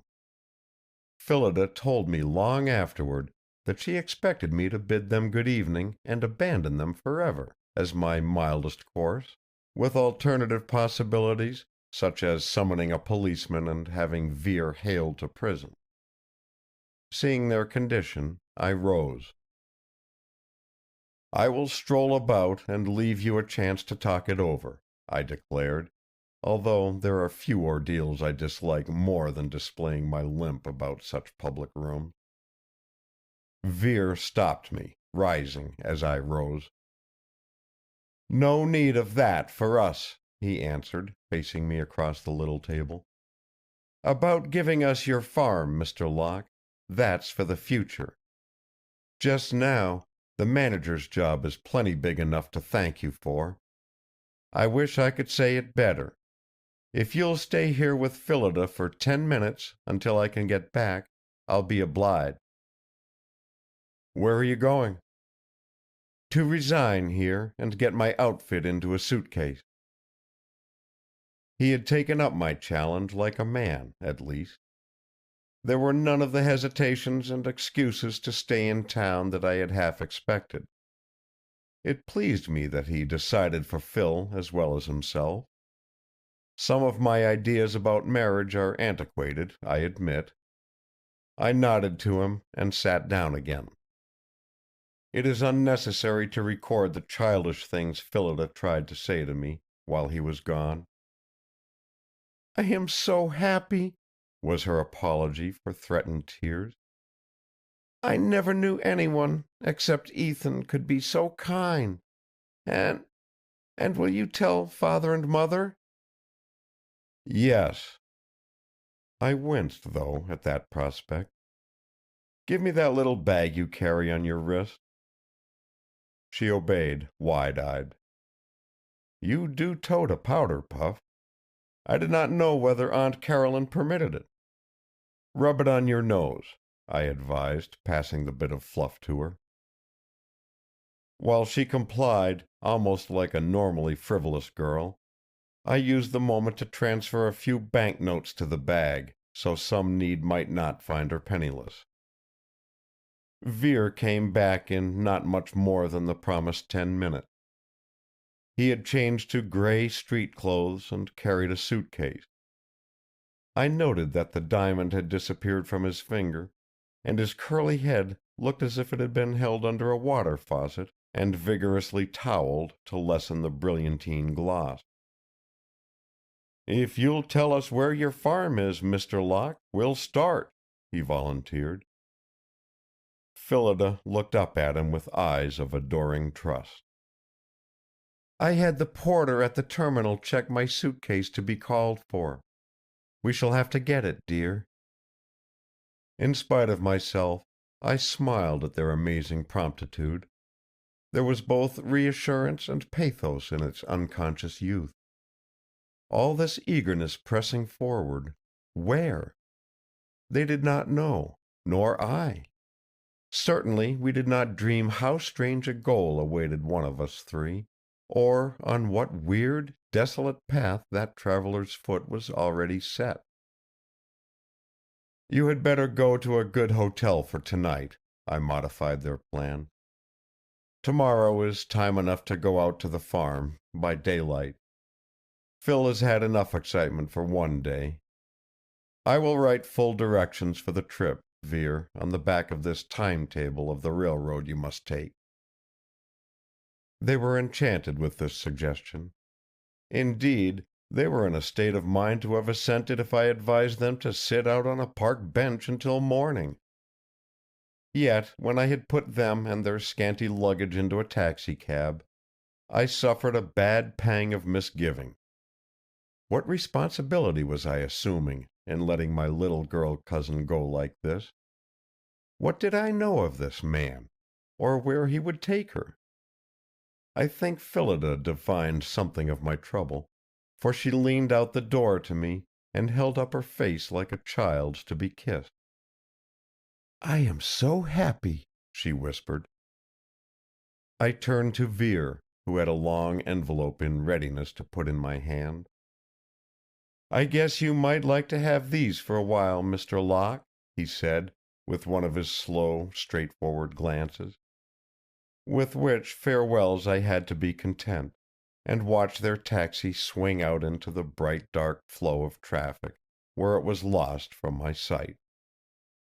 After which I entered another taxicab by my unromantic self, and was driven to that railroad station where I would find a train bound to the college town that was the home of Aunt Caroline and her husband. One always thought of Phil's parents in that order, although the professor was a moderately distinguished scientist, and his spouse merely masterful in her own limited circle. The envelope Vere had given me contained their marriage certificate, his release from the Navy, and his membership card in the American Legion. End of Chapter 3. Chapter 4. Fair speech is more rare than the emerald found by slave maidens on the pebbles. Ptahhotep. At 10 o'clock next morning, I was summoned from my sleep by the bell of the telephone beside my bed. It was not a pleasant sleep, although I had not returned to my apartment until dawn. Nightmare doubts galloped ruthless hooves over any repose. Phillida's voice came over the wire to me like the morning song of a bird. "Good morning, Cousin Roger. We are going to take the train in a few moments, but I could not leave New York without telling you how happy I am. Did I wake you up? I was afraid that I might, but Ethan said you would like me to call even so." "My dear, it was the kindest thought you ever had," I told her fervently. "Was it?" She hesitated. "Then, were they pretty dreadful to you at home?" "Quite." "Do you suppose they will do anything dreadful about us?" "No, nothing." It did not seem necessary to tell her that Aunt Caroline did not know where the runaways had gone, and was thereby debarred from hasty action. Phillida's father had privately agreed with me in this. "I am so very happy, Cousin Roger." "I am glad, Phil." "And you will come to the farm soon?" "Soon," I promised. So the nightmares of immediate anxiety for her galloped themselves away, routed for that time. Like my goldfish when their bowl has been unduly shaken, I sank down again into the quieted waters of my little world and absorption in my own affairs. There have been hours when I wondered if I was of more importance than they, as a matter of cosmic fact. A month passed before I kept my promise to go to the farm in Connecticut. As a first reason, I wanted to leave my young couple alone for a period of adjustment. Also, I was curious to see how they would handle the business left to them. I held telephone conversations with Phillida and with various contractors now and then. I sent out the furnishings for my own room. Everything else I purposely left to the experimenters. There was a second reason, more obscure. I wanted to keep for a while the little mystery of the lady who had come to the farmhouse room in the dark of the night. She was pure romance, a rare incident in a prosaic age. My table had been bare of such delicately spiced morsels, and I relished the savor of this one upon my palate. I was not quite ready to find her in the matter-of-fact daughter of some neighbor who had sought shelter from the storm in that supposedly empty house, and probably mistaken me for a tramp. Perhaps I was equally reluctant to go back and prove that the adventure was ended, that she had been a bird of passage who had gone on with no thought of return. With all these delays, and the fact that my work really kept me busy in town, April was verging toward May when I finally saw the last of my luggage put into the car and started on my 50-mile drive to the house by the lake. I did not take this first visit very seriously, or intend it to be overlong. To be a constraint upon the household I had established, or assume a right there, was far from the course I planned. It was not certain Vere and I would be comfortable housemates. But to stay away together would have hurt Phillida as much as to stay too long, I considered. Probably a week would be about enough for this time. So lightly, so ignorantly, I stepped from the first great division of my life into the second, not hearing the closing of the gate through which there was no turning back. End of Chapter 4. Chapter 5. The very room 'cause she was in seemed warm from floor to ceiling. The Courtin'. I arrived at noon when a bright sun set the country air afloat with notes like dust of gold. The place seemed drenched in golden light. Even the young grass had gold in its green, and the lake glittered hot with yellow sparkles. The house was transformed. The cream-colored stucco that hid its homely walls, deep arched porches that took the place of the old shallow affairs, scarlet Spanish tiles where bleached shingles had been, all united in giving it the gayest, most modern air imaginable. A gravel drive curved in beneath the new porte-cochere, inviting the wheels of my car to explore. Grass had been put in order, flower beds laid out.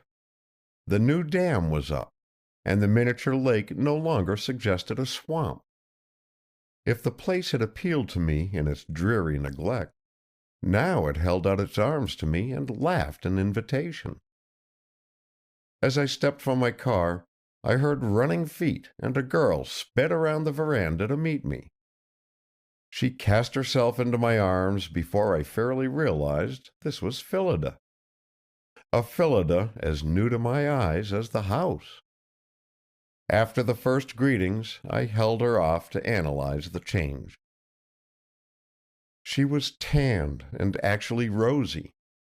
The corners of her once sad little mouth turned up instead of down, and developed, I looked twice, yes, developed a dimple. The dull hair I always had seen brushed plainly back, now was parted on one side and fluffed itself across her forehead and about her cheeks with an astonishing effectiveness. She was attired in a china blue linen frock with a scarlet sash knotted in front quite daringly for Phillida. "Why, Phil, how pretty we are!" I admired. She looked up at me like a praised little girl and smoothed the sash. I noticed she wore above her wedding ring that diamond which once had adorned Vere's finger so distastefully to me. It shone bravely in the sunlight with quite a display of fire. Tracing my gaze, she held out her hand for me to see. Yes, it was his, Cousin Roger. Of course, we have not very much money yet, and I do not care about all the engagement rings that ever were thought of. But I was afraid people up here might notice that I had none, and think slightingly of Ethan. So I asked him, and we went to a jeweler, who made it smaller to fit me. It is not a false stone, you know. It is a white topaz, and I love it better than the biggest diamond. Then you are still happy? Forever and ever, world without end, she answered solemnly. We went in. Sun and sweet wind had worked white magic in the long-closed house. Quaint furniture, no longer dust-grimed but lustrous with cleanliness and polish, had quite a different air. Fresh upholstery in cheerful tints, fresh paper on the walls, good rugs, order and daintiness everywhere changed the interior out of my recognition. Already the atmosphere of home and cheer was established. "Come see your rooms," Phillida invited, enraptured by my admiration. "They are so pretty." She ran up the stairs, around the passage, and ushered me into the room of graceful adventure and grotesque nightmare. I stopped on the threshold. I had ordered the partition removed between the two chambers on this side, giving me one large room. This, with the little bathroom attached, occupied the entire large frontage of the house. This long, spacious room, floors covered by my Chinese rugs, walls echoing the rugs' smoke blue, my piano in a bright corner, my special easy-chairs and writing table in their due places, welcomed me with such familiar comfort that I could not identify the neglected chamber where I had slept one night in the old bed with the 4 pineapple-topped posts. The windows were opened, and white curtains, with their overdraperies of blue silk, were swinging in and out on a fresh breeze where the horror of my dream had seemed to press itself against the black panes. Decidedly, I must have had a bad attack of indigestion that night. "See how nice?" Phillida was urging appreciation at my side. "We swung those lovely old hangings from the arch, so they can be drawn across the bedroom end of your room, if you like. Although I do not know why you should like, everything is so pretty. Your long Venetian mirror came safely, and all your darling lamps. And I hope you like it so well, Cousin Roger, that you will stay here always." When she left me alone, I walked to the different windows, contemplating the stretches of lawn dotted with budding apple trees, and the lake that lay beyond, shining in the sun. Was Phillida's charming wish to become a fact, I wondered? Could this rest and calm hold me content here, where I had meant merely to pause and pass on? I looked at the yellow country road meandering past the lake into unseen distance. Should I ever see my lady of the beautiful tresses come that way, or travel that road to where she lived? If I did meet her, would she forgive me the loss of her braid? There would be a test for the sweetness of her disposition. When a chiming dinner gong summoned me downstairs, I found Vere awaiting me beside Phillida. We shook hands, and he made some brief, pleasant speech about their having expected me sooner. If pale, timid Phil had become a surprising butterfly, Vere had taken the reverse progress toward the sober grub. I like him better in outing clothes, although he showed even more the unusual good looks which so unreasonably prejudiced me against him. If he felt any strain in our meeting, his slow, tranquil trick of speech and manner covered it. I hope I did as well. It was then I discovered that his wife's pet name for him fitted like a glove. She called him Drawls. The luncheon was good. cooked and served by a middle-aged Swedish woman named Christina. Afterward, I was conducted into the kitchen by the lady of the house to view the new fittings and improvements. Most odd and pretty it was to see Phillida in that role of housewife, and to watch her pride in Vere and deference to him. Let me record that I never saw the daughter of Aunt Caroline fail in this settled course toward her husband. Whether it was born of revulsion from her mother's hectoring domestic methods, or of consciousness that outsiders might rate Vere below his wife in station and education, so her respect for him must forbid their slight, I do not know. But I never saw her oppose him or speak rudely to him before other people. I suppose they may have had the usual conjugal differings, neither of them being angelic. If so, no outsider ever glimpsed the fact.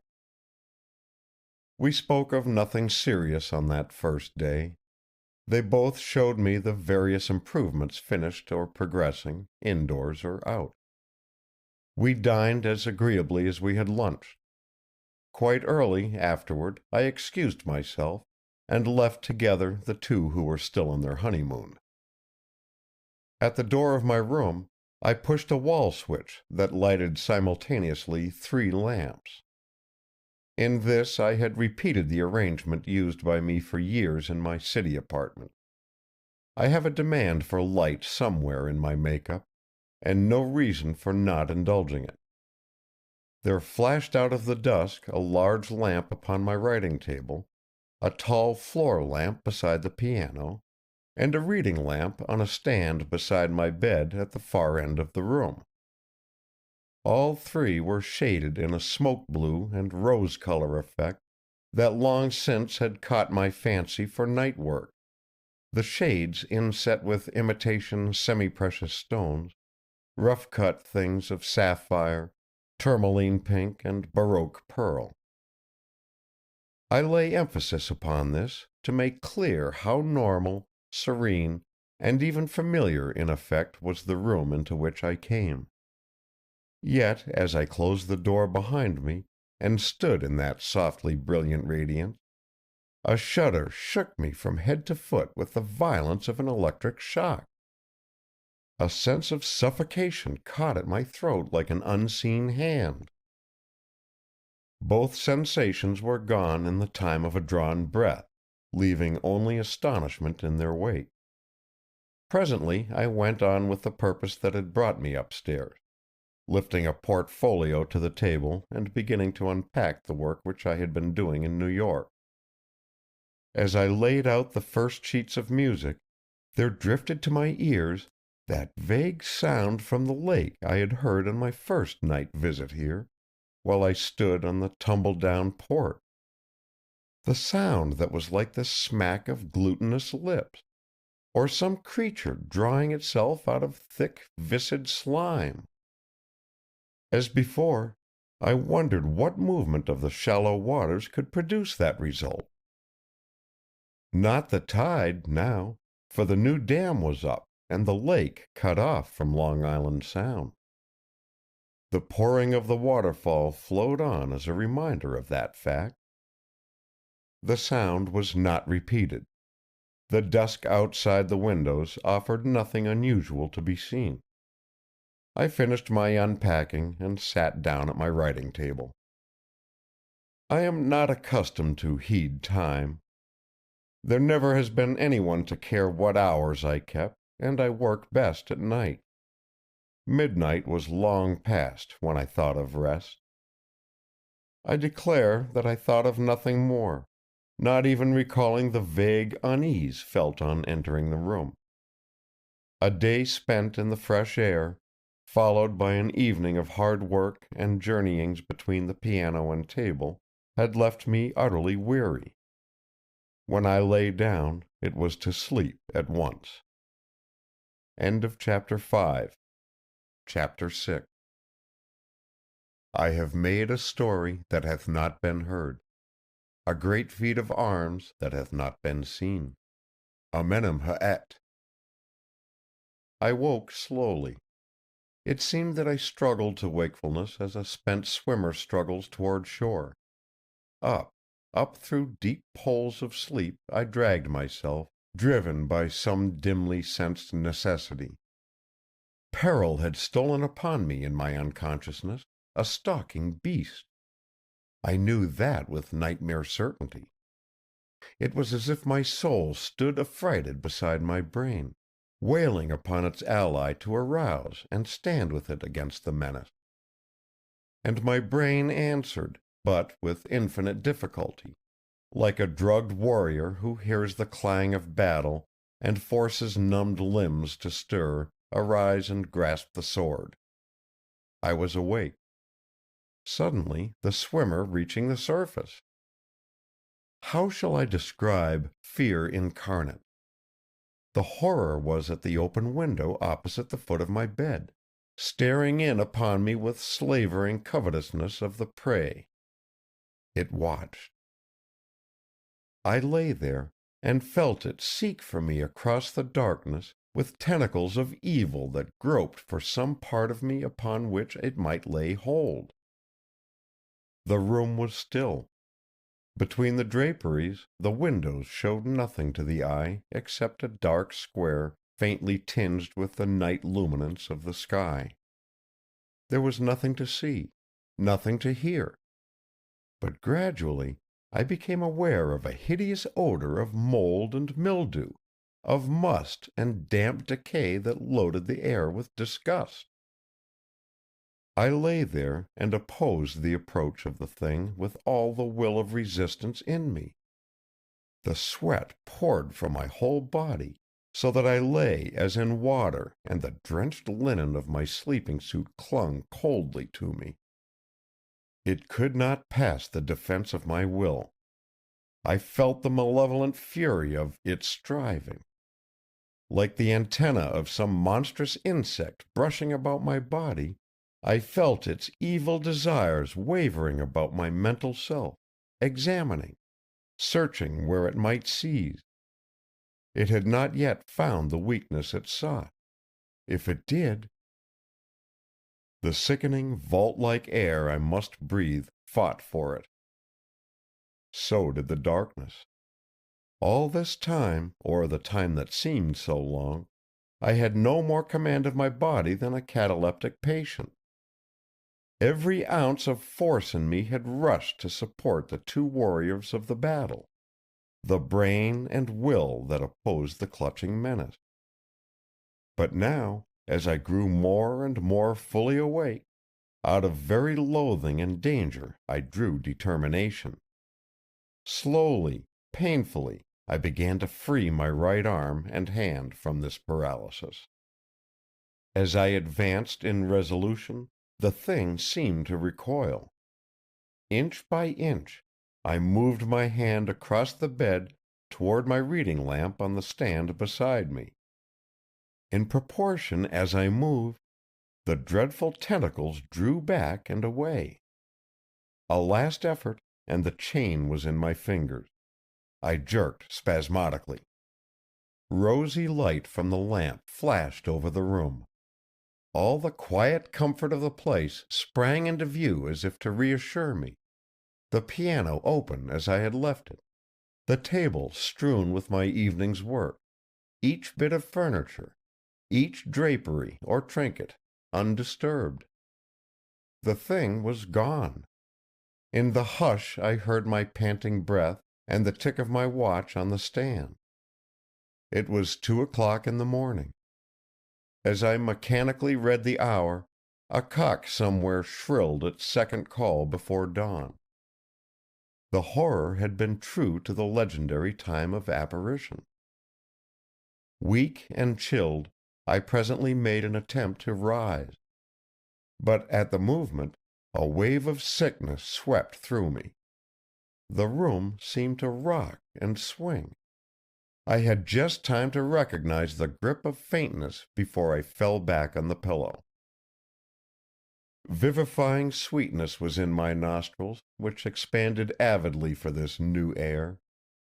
Perfume that was a tonic, a subtle elixir that sparkled upon the senses, sank suavely and healingly through me, so that I seemed to draw refreshment with each breath.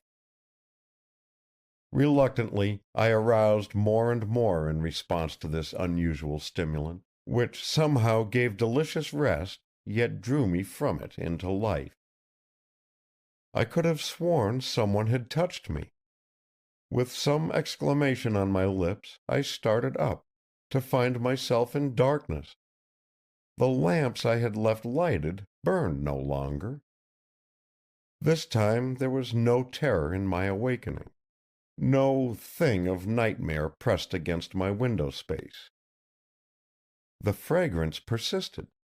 The ghastly smell of mold and corruption was gone. But I wanted light for all that. Reaching for the lamp beside me on its stand, I found the little chain. I felt the chain draw in my fingers, and heard the click that should have meant light, but no answering brightness sprang up. Instead, across the dark came a voice low-pitched, soft without weakness, keen with exultation. "Victory! Victory! You have no need of light, who conquered in darkness. The enemy has fled. It has covered the unspeakable eyes from the eyes of a man. By the will of a man, its will has been forbidden. It has dragged itself back to the barrier, and cowers there for this time. O soldier on the dreadful frontier, be proud. Putting off your armor tonight, be proud and rest."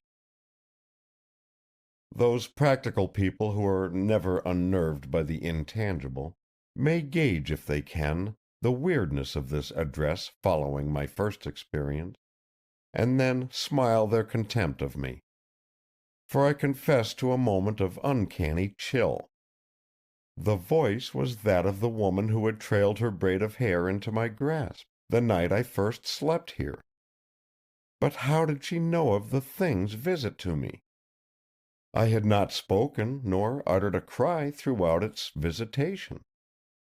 How could she have knowledge of that silent struggle between it and me, or of my escape so narrowly won? How, unless she too— I groped for a glass of water left on my stand. I drank, and felt my dry throat relax. "Who are you?" I asked. A sigh trembled toward me. "I am one who stands on the threshold of your beautiful world, as a traveler stands outside a lighted palace, gazing where she may not enter, and feeling the winter about her." "Do not suppose me quite a superstitious fool," I said brusquely. "You are a woman. The woman who left a very real braid of hair in my hands, not long ago, to save herself from capture." "Yes, yet I am neither more nor less real than the one which came for you a while since." "Then my nightmare was real? A thing of flesh and blood, or clever mechanism? You know it. Perhaps you produced it." The rush of my angry suspicion dashed in useless heat against her cool melancholy. "Real? What is real?" she challenged me. "Turn to the sciences that you should understand better than I, and ask. Stretch out your arm. For 1,000,000 years men have vowed you to touch empty air. They saw and felt it empty. But now a child knows air swarms with life. In that thin nothingness crowd and move the distributors of death, disease, health, vigor, existence itself. The water you have just tasted is pure and clear in the glass?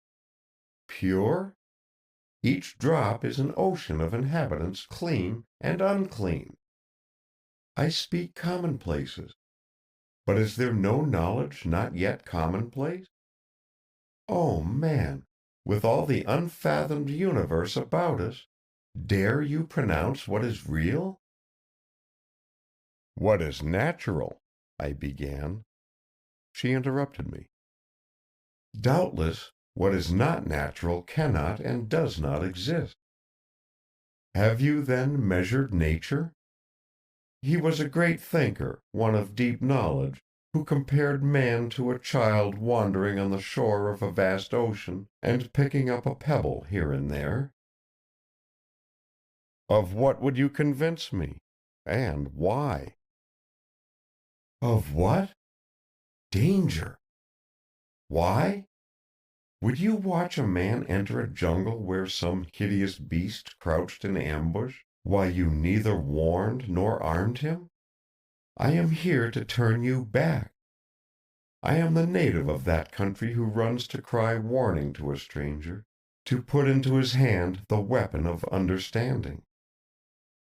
So solemn, so urgent a sincerity was in her voice, that again chill touched me. The clammy dampness of my garments hung on my limbs as a reminder of the thing, real or unreal, that twice had made its presence felt beyond denial. Wild as her words might be, their incredible suggestion was matched by my experience. I sought with my eyes for her, before answering. The room was dark, yet the darker bulk of furniture loomed out enough to be distinguishable. No figure was visible, even traced by the direction of her voice. I was certain that any movement to seek her would mean her flight. "Do you mean that you want me to go away from this place?" I questioned. The sigh came again, just audibly. "Yes. Why should you die?" Was I wrong in fancying the sigh regretful? Did I not hear a wistful reluctance in her tone? Excitement ran along my veins like burning oil on flowing water.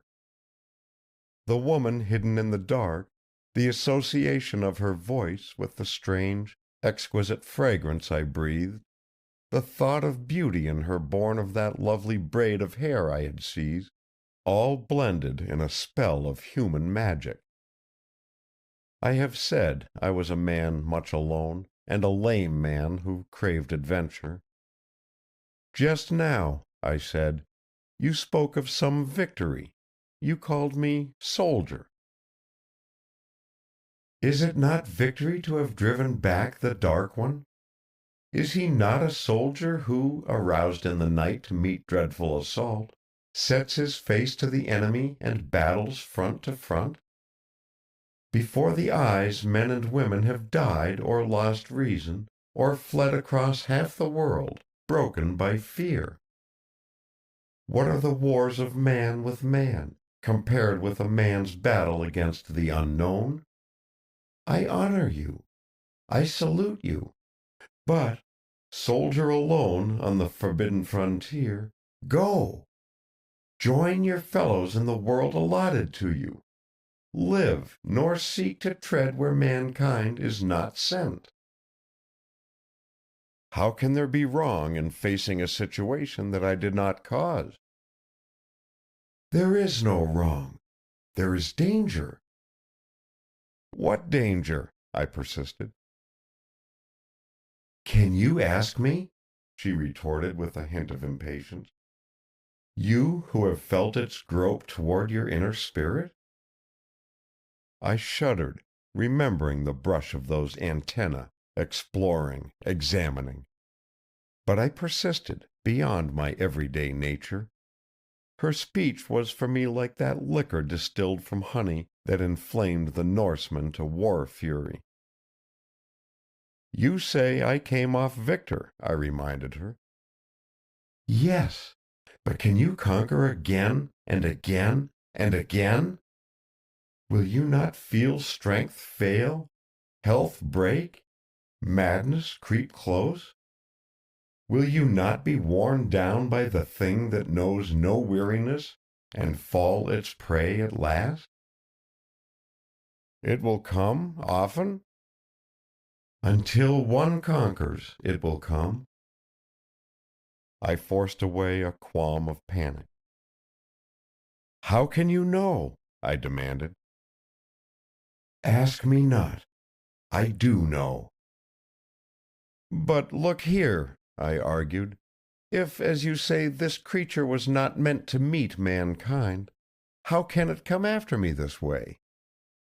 She seemed to pause, finally answering with reluctance, "Because 2 centuries ago one of the race of man here broke through the awful barrier that rears a wall between humankind and those dark forms of life to which it belongs. For know that a human will to evil can force a breach in that barrier, which those on the other side never could pass without such aid." I neither understood nor believed. At least, I told myself that I did not believe her wild, legendary explanation of the nightmare thing that visited me. I did not want to believe. Neither did I wish to offend her by saying so. "You will go," she presently mistook my silence for surrender. "You are wise as well as brave. Good go with you. Good walk beside you in that happy world where you live." "Wait!" I cried sharply. Her voice had seemed to recede from me, a retreating whisper at the last word. "No, I will not go. I will know more of you. You are no phantom. Who are you? When can I see you in daylight?" "Never." "Why not?" "I came to hold a light before the dreadful path. The warning is given." "But you will come again?" "Never." "What? The thing will come, and not you?" "What have I to do with it, who am more helpless before it than you? Go, and give thanks that you may." "Listen," I commanded, as firmly as I could. "I am not going away from this house without better reason. All this is too sudden and too new to me. If you have more knowledge than I, you have no right to desert me half convinced of what I should do." "I can stay no longer." "Why can you not come again?" "You plan to trap me," she reproached. "No. Word of honor. You shall come and go as you please. I will not make a movement toward you." "Not try to see me even?" she hesitated. "Not even that, if you forbid." There was a long pause. "Perhaps," drifted to me, a faint distant word on the wind that had begun to stir the tree branches and flutter through my room. She was gone. There sounded a click whose meaning did not at once strike me, intent as I was upon the girl. Twice I spoke to her, receiving no reply, before judging that I might rise without breaking my promise. Then I recognized the click of a moment before as that of the electric switch beside my door. No doubt she had turned off my lights at her entrance and now restored them. I pulled the chain of my reading lamp, and this time light flashed over the room. I had known no one would be there, and no one was. Yet I was disappointed. As I drew on my dressing gown, I heard a clock downstairs strike 4. Not a breath or a step stirred in the house. The damp freshness of coming dawn crept in my windows, bringing scents of tansy and bittersweet from the fields to strive against the unknown fragrance in my room. The melancholy depression of the hour weighed upon me. Beneath the gentle strife of sweet odors, my nostrils seemed to detect a lurking foulness of mold and decay.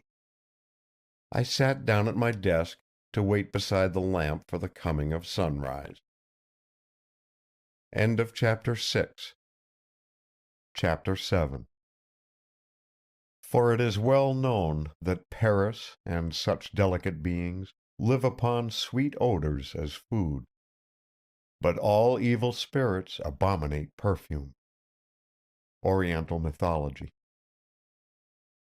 The breakfast bell, or rather Phillida's Chinese chimes, merrily summoned me to the dining room, a homely spell to exorcise the phantoms of the night. My little cousin, rosy beyond belief, trim in white middy blouse and blue skirt, was already in her place behind the coffee pot. Vere sat opposite her at the round table. They were holding hands across the rolls and bacon and eggs, their glances interlocked in a shining content that made my solitariness rather drab and dull to my own contemplation. At my clumsy step, the picture dissolved, of course. Vere rose, while Phillida welcomed me to my chair, and went into a young housewife's pretty solicitude about my fruit and hot eggs. The sun glinted across the table. The very servant had a smiling air of enjoying the occasion. I never had a more pleasant breakfast.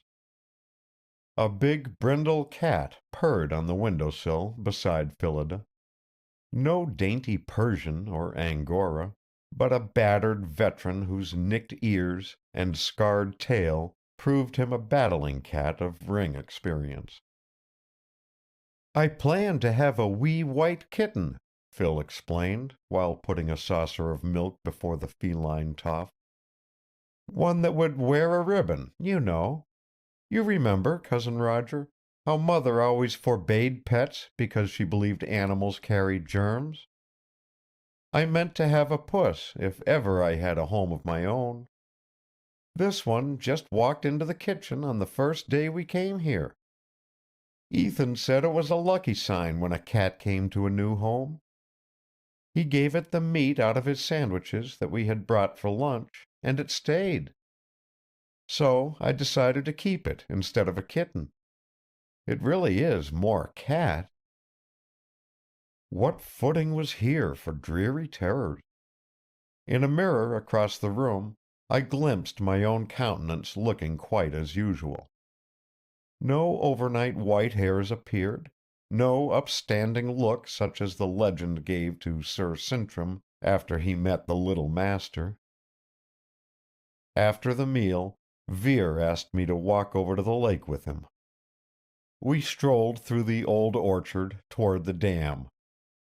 This was my side of the house. In passing, I looked up at the window against which the Thing had seemed to press itself with sickening lust for me. Phillida was framed in the open square, and shook a dustcloth at us by way of greeting and evidence of her busyness. The wide, shallow lake lay almost without movement, except at the head of the dam. There the water poured over with foam and tumult, an amber-brown cataract some 20-odd feet across, to rush on below in a winding stream that grew calmer as it flowed. "We must put our lake in order, Vere," I observed, as we stood on a knoll at the head of the dam. "All this growth of rank vegetation ought to be pulled up, the banks graded and turfed perhaps, the bottom cleaned up. Water lilies would look better than cattails." To my surprise, he did not assent. Instead, he set his foot on a boulder and rested his arm upon his knee, looking into the clear water.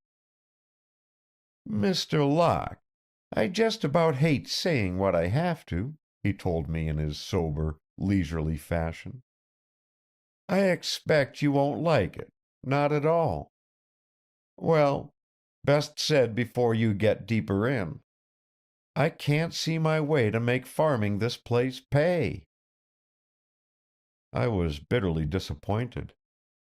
Even at the worst estimate of Vere, I had imagined he would stick the thing out a little longer than this.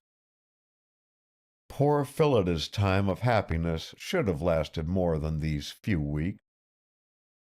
But the call of New York, of the lounge lizard's case, and unhealthy excitement had won already, it seemed. I said nothing at all. The blow was too sore. "There are too few acres of arable land, and they're used up," Vera was continuing. "I've seen plenty of impoverished, run-out farms in New England. You could pour money into the soil out of a gold pitcher these 5 years to come, before it began to pay you back. And then your money might better have been put anywhere in bank, for profit. I saw that the first week here. Since then I've been looking around for something better to do."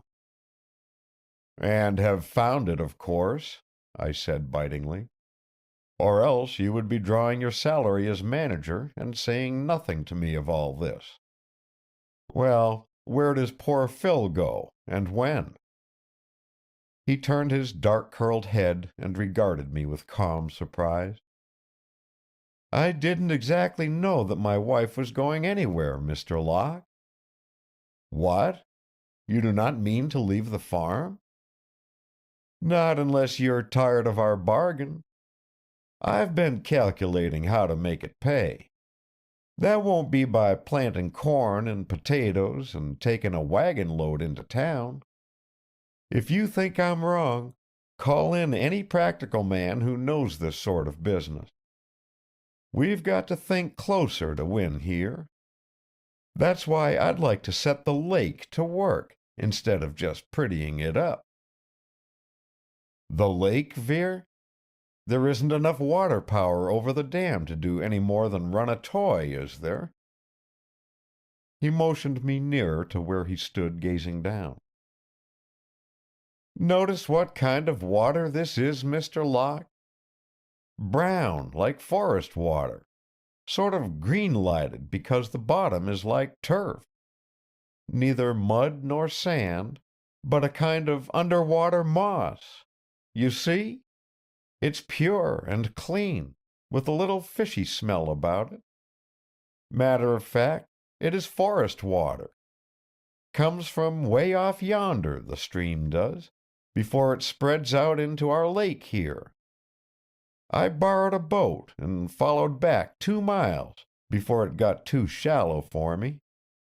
Boys have caught trout here 3 times since I've been watching." "Well?" "My father was fish warden in our district. I learned the business. If you're willing, I can start some trout raising that ought to pay well. You know, the state is glad to help game preserving, free." He proceeded to give me a brief lecture on the subject, in his quiet, unpretentious manner, producing notes and diagrams from his pocket. He had written to various authorities and exhibited their replies. He knew exactly what the state would do, what he himself must do, and what investment of money would be required. I listened to him in admiration and astonishment. From fish raising, he went on to discuss each acre of the farm, its best use in view of its situation, condition, and our needs. We could afford so much labor, it appeared, and no more. We must have certain apparatus, methodically listed with prices. If we used a certain sheltered south field for a peach orchard, the trees planted should be such an age and have giant powder blast deep beds for them in order that they might soon bear fruit. When at last he ended his deceptive speech that sounded so lazy while implying so much energy, and turned his black eyes from the papers on his knee to my face, I had been routed long since. "Vere," I said abruptly, "did you know that I thought you were going to desert the farm when you began to speak?" He nodded. "Yes, I guess so. You don't exactly like me. Haven't had any occasion to. You don't judge me a fit match for your cousin. Well, neither would anyone else, yet." He began to gather his papers together, his attention divided with them while he finished his answer. "There will be plenty of time before that yet runs out. Mighty pleasant time, thanks to you, Mr. Locke. Phillida and I expect to enjoy building things up as much as we'll enjoy it after they're all built. Meantime, I prize what you're doing all the more because I know how you feel. Now, if you'd be interested to look over these plans, or submit them to someone you've confidence in, for inspection, I'll just turn them over to you." He had so accurately measured me that I was disconcerted. It was quite true that he was compelling my respect, while my first dislike of him still obstinately lurked in the background of my mind. I felt ungenerous, but I would not lie to him. "I am a queer fellow, Vere," I said. "Leave that to time, as you say. As for the plans, they are far beyond my scope. A city man, it has been my way to phone for an expert when anything was to be done, or to buy what I fancied and pay the bill. In this case, you are the expert. The plans seem brilliant to me. Certainly they are moderate in cost. Keep them, and carry them out as soon as that may be done. You are master here, not I." We walked back together through the sun and freshness of the early spring morning. As we neared the house, Phillida's voice hailed us. She was at my window again, leaning out with her hair wind-ruffled about her face. "Cousin Roger," she summoned me, "I have found out what makes your room as sweet as a garden of spices. See what it is to be a composer completely surrounded by royalties, able to buy the most gorgeous scents to lay on one's pillow, and all enclosed in antique gold." She held up some small object that shone in the sunlight. "Throw it down," I begged, startled into excitement. She complied, laughing. Vere sprang forward, but I made a quicker step and caught the thing. It was one of those filigree balls of gold wrought into openwork, about the size of a walnut, that fine ladies used to wear swung from a chain or ribbon and call a pomander. The toy held a chosen perfume or essence, supposed to be reviving in case milady felt a swoon or megrim about to overwhelm her, as ladies did in past centuries, and do no longer. Whose gentle pity had brought this pomander to my pillow, to help me from that faintness which had followed my struggle with the Thing? Whose was the exquisite individual fragrance contained in the ball I held? I had a vision of a figure, surely light and soft of movement, haloed with such matchless hair as the braid I had captured, stealing step by timid step across my room, within my reach while I lay inert. Perhaps her face had bent near mine in her doubt of my life or death. Hidden eyes had studied me in the scanty starlight. Oh, for Ethan Vere's good looks and athlete's grace to lure my lady from her masquerade! "Where did you buy it, Cousin Roger? Fess up," Phillida's merry voice coaxed me. "It was given to me," I slowly answered. "I cannot offer it to you, Phil, but I will buy any other pretty thing you fancy, instead, next time I go to town." She made a gesture of disclaim. "I did not mean that. Only, do tell me what the perfume is." "I was going to ask if you knew." "No. Something very expensive and imported, I suppose. Perhaps whoever gave it to you had it made for herself alone, as some wealthy women do. It is the most clinging yet delicately refreshing scent I ever met." "Tuberose," suggested Vere. "Drawls, no. How can you? Like an old-fashioned funeral," she cried. "Tuberose didn't always go to funerals," he corrected her teasingly, as she made a face at him. "I remember them growing in my Aunt Bathsheba's garden. Creamy-looking posies, kind of kin to a gardenia, seems to me. Thick-petaled, like white plush, and holding their sweet smell everlastingly. But Mr. Locke's perfumery isn't just that, either. There was something else grew in that garden. I can't call to mind what I mean.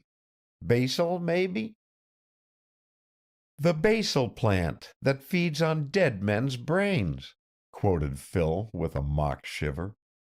"You are happy in your ideals, Drawls." He laughed. "Well, that garden smelled pretty fine when the dew was just warming up in the sun mornings. And so does this little gilt ball. I'll guess Mr. Locke's lady never got it from France. Smells like old New England." There was no reason why a vague chill should creep over me, or the sunshine seemed to darken as if a thin veil drifted between me and the surrounding brightness. Let me say again that no place could have been more unlike the traditional haunted house. There hung about it no sense of morbidity or depression. Yet what was I to think? I was not sick or mad, and the thing had come to me twice. I turned from the married lovers and made my way to the veranda, where I might be alone to consider the pomander whose perfume was like a diaphanous presence walking beside me. Seated there in one of the deep willow chairs Phillida had cushioned in peacock chintz and marked especially mine by laying my favorite magazines on its arm, I studied my new trophy of the night. There was a satisfaction in its material solidity. It was real enough, resting in my palm. Yes, but it was not ordinary among its quaint kind. As I picked out the design of the gold work, that fact was borne in upon my mind. Here was no pattern of scroll or blossom or cupids and hearts. The small sphere was belted with the signs of the zodiac, beautiful in minute perfection. All the rest of the globe was covered with lace-fine work, repeating one group of characters over and over. I was not learned enough to tell what the characters were, but the whole plainly belonged to those strange, outcast academies of astrology, alchemy, magic, in short. It contained what appeared to be a pinkish ball, originally a scented paste rolled round and dried, I judged by peering through the interstices of the gold. Had the old world trinket been left to bewilder me? Why, and by whom? What interest had my lady of the dark in elaborately deceiving me? Why muffle her identity in mystery? Why the indefinable quaintness of language, the choice of words that made her speech so different from even the college-bred Phillida's? She urged me to leave the house. If she, or anyone associated with her, wanted the place left vacant for some reason, why did not the thing and the warning come to others of our household group? Vere, Phillida, the Swedish woman, Christina, all had lived here for weeks without any experiences like mine. I had not been told to leave my room, but the house. The danger, then, was only for me? Well, was I to run away, hands over my eyes, at the first alarm? The gray cat came purring about me and presently leaped upon my knee. On impulse I offered the pomander to its nostrils. The unwinking yellow eyes shut, the beast's powerful claws closed and unclosed with convulsive pleasure. It breathed with that thirsty eagerness for the scent so familiar to my own senses. "Better than catnip, Bagheera?" I questioned. "You wouldn't bolt from it either, would you?" Phillida's battered pet relaxed luxuriously, by way of answer, sniffed toward the hand I withdrew, and composed itself to sleep. I put the pomander in my waistcoat pocket. I could not deny as mere nightmare the thing which had visited me. Better confront that fact. It was real. Only, real in what sense? What human agency could produce an effect so frightful, an illusion so hideous, that I could scarcely bear to recall it here in full daylight, without the use of a sight or sound to confuse the brain? Had the girl told the truth in her wild explanation?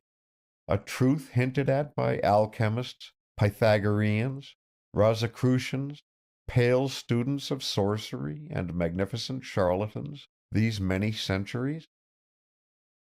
Were there other races between earth and heaven, strange tribes of the middle spaces whose destinies were fixed and complete as our own, but between whose lives and ours were fixed barriers not to be crossed?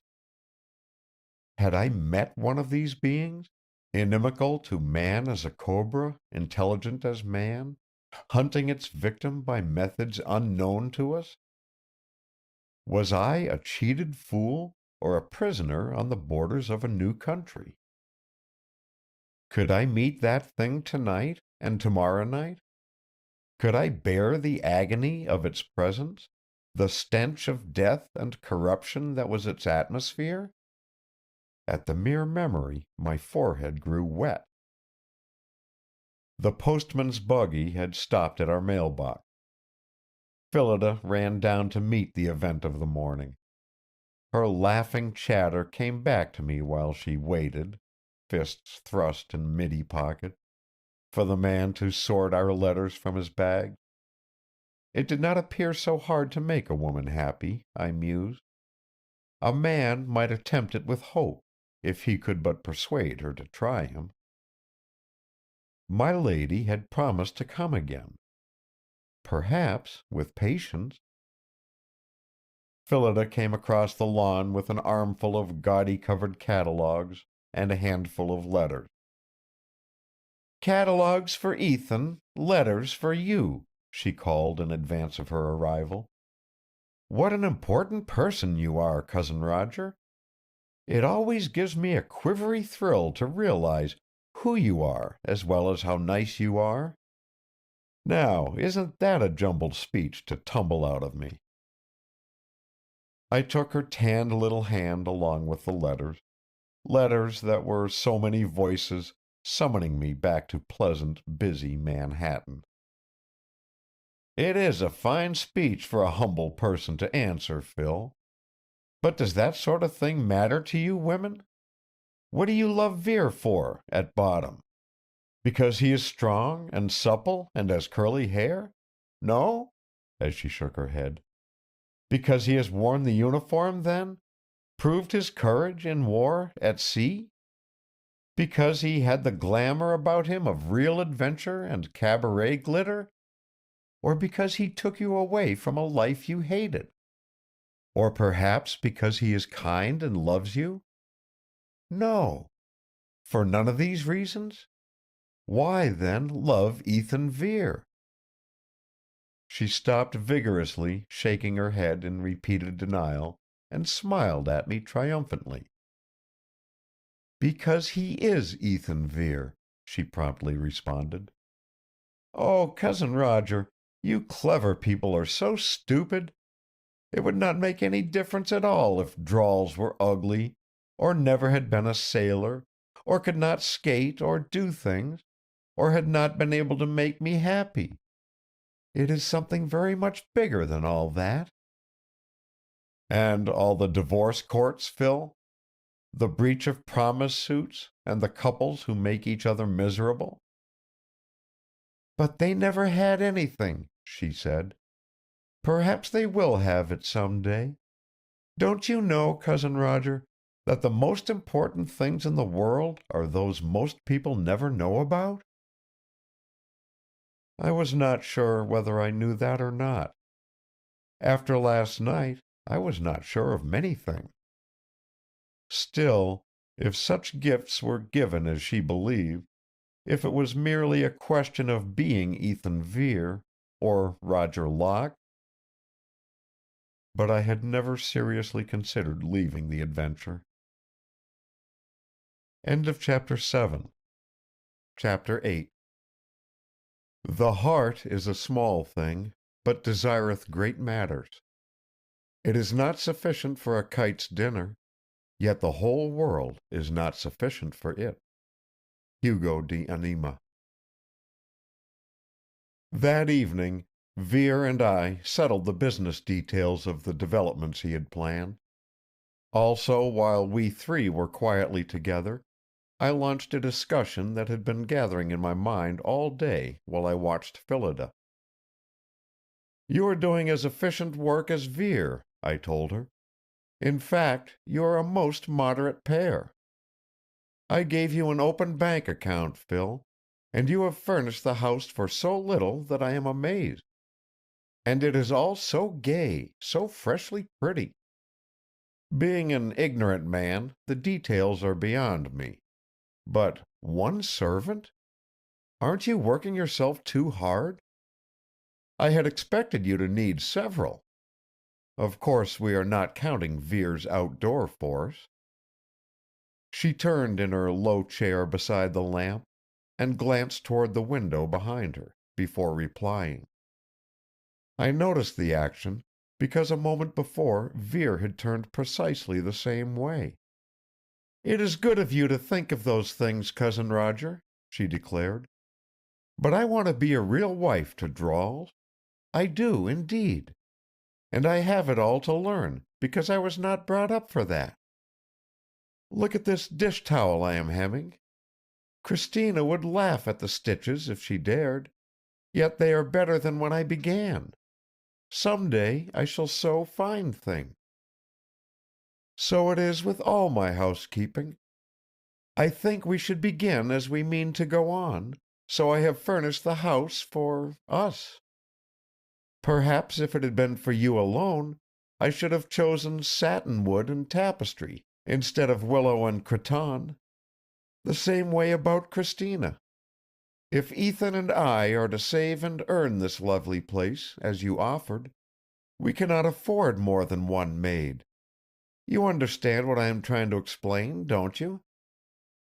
"Yes," I assented, "surely. What were you looking for just now, behind you?" "I? Oh, nothing. I just fancied someone had passed by the window and stared in. I can't imagine what made me fancy that, unless the cat—" She hesitated. "Bagheera is asleep under Mr. Locke's chair," Vere observed casually. "Truly, Cousin Roger, I love the way we are living," she resumed. "It is very miserable of me, I dare say, not to be more intellectual after all Father and Mother labored with me. But it is so. I want to live this way all my life, to be busy and plan things with Ethan, and make them come true together." Under cover of the table she put her hand into Vere's, and silence held us a little while. I watched Bagheera the cat, who sat beside my chair, staring with unblinking yellow eyes toward the window across the room. Did I imagine a slight uneasiness in those eyes? A wary readiness in gathered limbs and muscles, bulking under the old cat's scant fur? Now the tail twitched with a lashing movement. Presently Bagheera looked away and relaxed. A moment more and he curled down, composing himself to sleep. "You like the place, Phil?" I questioned. "You do not find it lonely here, or in any way depressing?" The candor of her surprise told me that no dweller between the worlds had visited her. "Cousin Roger, This darling house? Why? I passed that question safely, and after a few minutes bade them good night. They had a fashion of gazing at one another that made it a matter of necessary kindness to leave them alone together. As I made my solitary way upstairs, I will not deny a growing excitement, or that dread fought with my resolution. Who would keep tryst with me tonight? The horror or the lady? Both, as each time before? If so, which one would come first, and what might be my measure of success or failure? If some trick were being played upon me, I meant to pluck it out of the mystery. The quietly pleasant room received me without a hint of the unusual. I lighted the lamps and sat down to my work. The house was still by 10 o'clock, all lights out except mine. At midnight I lay down in the dark, the pomander under my pillow. Whether I put the gold ball there from sentiment, or from some absurd fancy about its perfume and mystic carving being somehow a talisman against evil, or because I feared the trinket might be taken from me during the night, I should be troubled to answer.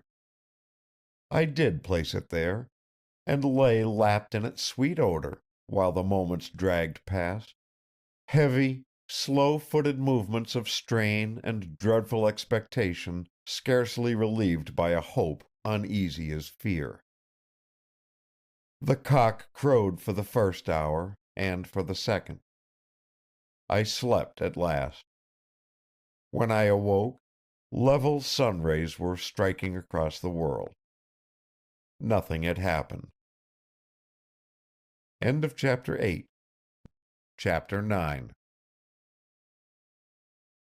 These Macedonians are a rude and clownish people that call a spade a spade. Plutarch. Next morning, I took my car and began a systematic investigation of the neighborhood. There proved to be few houses within reasonable distance where such a woman as my lady could be lodged. However, I made my cautious inquiries even where the quest seemed useless, resolved to leave no chance untried. No better plan occurred to me than exhibition of the pomander, with a vague story of wishing to return it to a young lady with red gold hair. But nowhere did a native show recognition of the top or the description. On my way home, I overtook a familiar, travel-stained buggy that inspired me with a fresh disrespect for my own abilities. Why had I not put my question to our rural mail deliverer in the beginning? Surely here was a man who knew everyone and went everywhere. The old white horse rolled placid eyes toward the car that drew up beside it, then returned to cropping the young grass by the roadside. The postman looked up from the leather sack open before him and nodded to me. "Morning, Mr. Locke," he greeted. "Now let me get the right stuff into this here box, and I'll sort your family stuff right out for you. There's a sample package of food sworn to make hens lay or kill 'em, for Cliff Brown here, that's gone to the bottom of the bag. I don't know but Cliff's poultry'd thank me to leave it be. Up it's got to come, though." "Will it make them lay?" I asked, watching the ruddy old face peering into the sack. "I guess it might, if Cliff told 'em they'd have to lay or eat it, judging from the smell that sample's put in my bag." "Not as sweet as this," I suggested, and leaned across to lay the pomander in his gnarled hand. The familiar expression of acute, almost greedy pleasure flowed into his face. His nostrils expanded with eager intake of the perfume that seemed an elixir of delight. He said nothing, absorbed in sensation. "Do you know of a lady who wears that scent?" I asked. "A lady with bright, fair hair, colored like copper bronze?" "Not I!" he denied briefly. No one at all like that? With hair warmer in shade than ordinary gold color, and a lot of it? No, not around here, nor anywhere I've been. What do you call this perfumery, Mr. Locke? I have no idea, I answered, sharply disappointed. No one knows except the young lady I'm trying to find. Are you sure you cannot help me at all? There is no newcomer in the neighborhood? No visitor at any house who might be the one I am looking for? He shook his head, giving back the pomander with marked reluctance. No one who might be able to tell more than yourself? I persisted. A gleam of humor lit his eyes. He dropped a cardboard cylinder into Mr. Clifford Brown's mailbox and began to sort out my letters. Far as that goes, I guess Miss Hill don't miss much of what goes on around here. When she hears a good bit of tattle, she has her husband hitch up, and she goes driving all day. Ain't a house she knows that don't get to hear the whole yarn. You know Miss Royal Hill? Miss Vere gets butter and cheese from her. Might ask her. I thanked him and drove on. Mrs. Hill, garrulous wife of the farmer who owned the place next to ours, was on her porch when I came to a halt before the house. She granted me more interest than the other natives upon whom I had called that morning, inviting me into her parlor to set when she had identified me. But she knew nothing of the object of my quest. I guessed you must be the new owner up the Mitchell place, she observed, her beady, faded brown eyes busy with my appearance, picking up details in avid, darting little glances suggestive of a bird pecking crumbs. Cliff Brown said a lame feller had bought it. I don't see as that little limp cripples you much, the way you can rumpus round in that fast automobile of yours. Now, I'm perfectly sound, and I wouldn't be paid to drive the thing. You'd ought to get the other fella to run it for you, the handsome one. I guess you like to do it, though? Writer, ain't you? Books or newspapers? I rallied my scattered faculties to answer the machine-gun attack. Music, she echoed, her narrow, sun-dried face wrinkling into new lines of inquisitiveness. They said you had a piano in your bedroom, but I thought they were just fooling me. Seems I never heard of having a piano upstairs. Most folks like to show 'em off in the parlor. Must be kind of funny, taking your company upstairs to play for 'em. But then it's kind of a funny thing for a man to take to anyhow. I got a niece, 10 years old next August, who can play piano so good there don't seem anything left to learn her. But there ain't no use of you driving round here looking for a fair-headed girl, Mr. Locke. The Slav folk down in the shanties by the post road are about the only light-complected ones in this neighborhood. Somehow, we run mostly to plain brown. Senator Allen has 2 girls, but they're only home from a boarding school for vacation. How do you like your place? Very much, I assured her.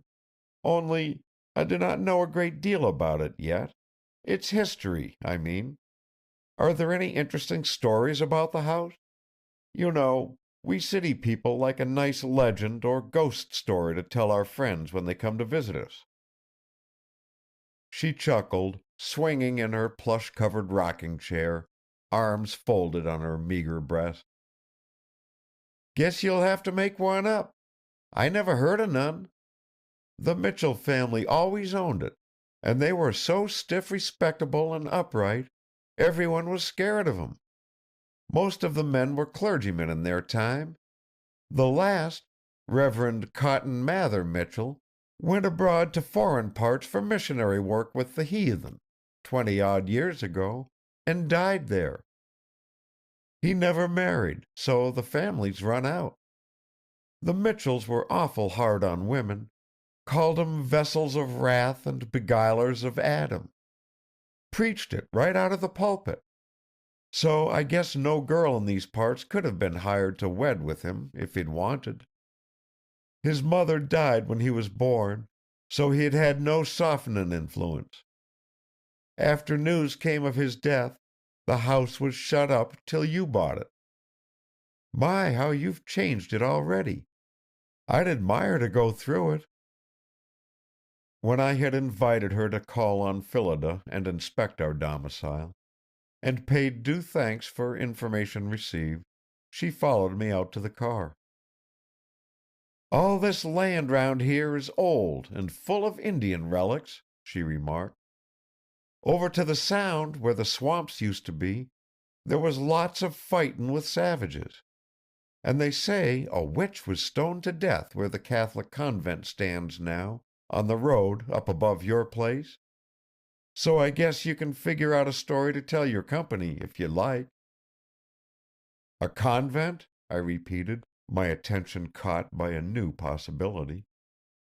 "Do they, perhaps, have visitors there? Ladies in retreat for a time, as convents often do abroad?" Mrs. Hill laughed, shaking her tightly combed head. "No hope of your girl there," she chuckled. "They're the strictest sisterhood in America, folks say. Poor Clares, I think they're called. No one, not even their relations, ever see their faces after they join. They're not allowed to talk to each other, even. Just stay in their cells and pray, even in the middle of the night, and shave their heads, and live on a few vegetables and dry bread." I laughed with her. Certainly no convent would harbor my lady of marvelous tresses and magical perfume, of wild fancies and heretical theories. That thought of mine was indeed far afield. But where, then, was I next to seek? I made a detour and used some strategy to gain a view of the senator's daughters. They proved to be brunettes who wore their locks cropped after the fashion of certain Greenwich villagers. My disappointment was not great. My lady was not suggestive of a boarding school miss. But I had hoped to find somewhere a trace of the copper bronze head whose royalty of hair I had shorn as the traders shore King Childeric's Gothic locks. I drove home with a sense of blankness upon me. Suppose she never came again? Suppose the episode was ended? Not even freedom from the thing could compensate for the baffled adventure. Think of the lame feller with an adventure. End of chapter 9. Chapter 10. Plato expresses 4 kinds of mania. Firstly, the musical. Secondly, the telestic or mystic. Thirdly, the prophetic. And fourthly, that which belongs to love. Preface to Zanoni. For myself, I have always found that excitement stimulates imagination.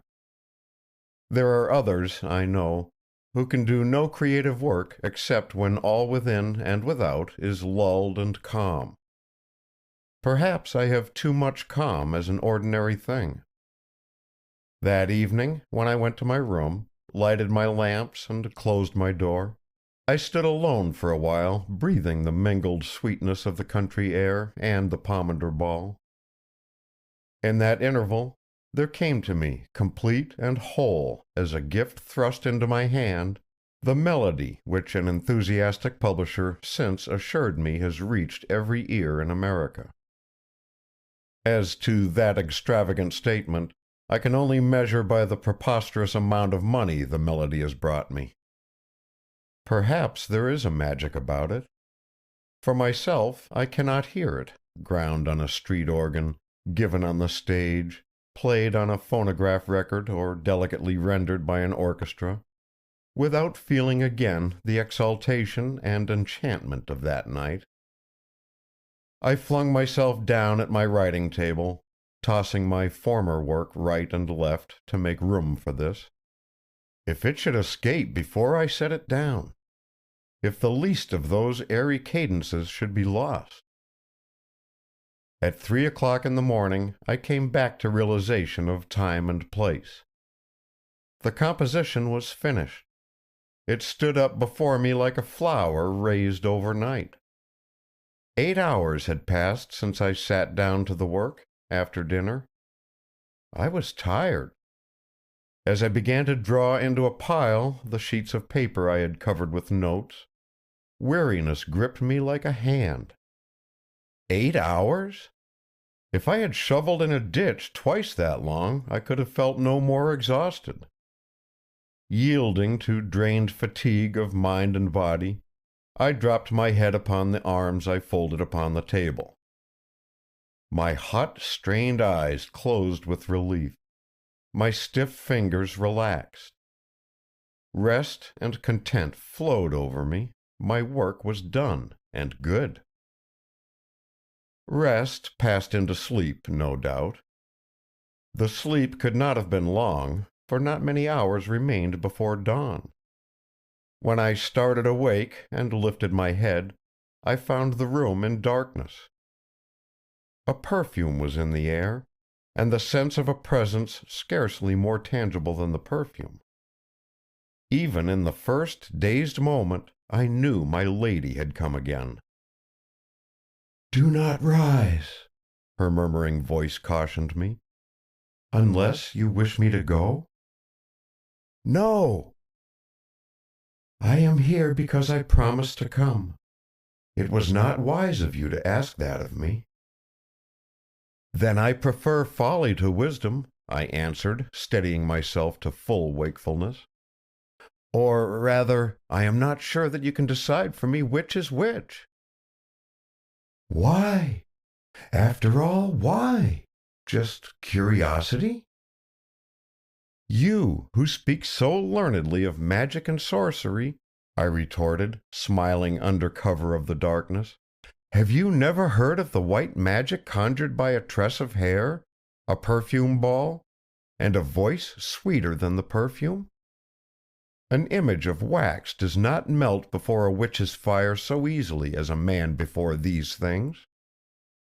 "My hair pleased you?" she questioned naively.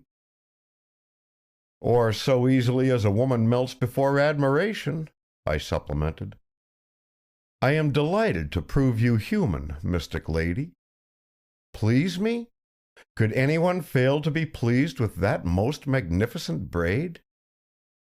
But how can either you or I forgive the cruelty that took it from its owner? Why did you cut it off?" "So little of it, and I did not know you then." "Little? That braid?" "It reached below my knee. Now it is but little less," she answered with indifference. "We all have such hair." I gasped. My imagination painted the picture of all that shining richness enwrapping a slim young body. It was fantastic beyond belief to sit there at my desk, beneath my fingers the tools of sober, workaday life, and stare into the dark room that held the reality of my vision. She was there, but I could not rise and find her. She was opposite my eyes, but my promise forbade me to touch the lamp and see her. "Who are we?" I slowly followed her last sentence. A sigh answered me. On the silence, a memory floated to me of the story she had told while I held her prisoner that first night. The woman sits in her low chair. The fire shine is bright in her eyes and in her hair. On either side, her hair flows down to the floor. Yes, by legend, young witches had such hair. Sylphs, undines, and all the airy race of Lilith. I thrust absurdities away from me and offered a quotation to fill the pause. "I met a lady in the meads, full, beautiful, a fairy's child. Her hair was long, her foot was light, and her eyes were wild. She did not laugh or put away the suggestion. When I had decided that she did not mean to reply, and was seeking my mind for new speech to detain her with me, she finally spoke what seemed another quotation. "A spirit, one of the invisible inhabitants of this planet, neither departed souls nor angels, concerning whom Josephus and Michael Psellus of Constantinople may be consulted. They are very numerous, and there is no climate or element without one or more. Have you read the writings of the learned Jew, or of the Platonist, who you are so very bold?" "Neither," I meekly admitted, "but neither ancient gentleman could convince me that you are unhuman."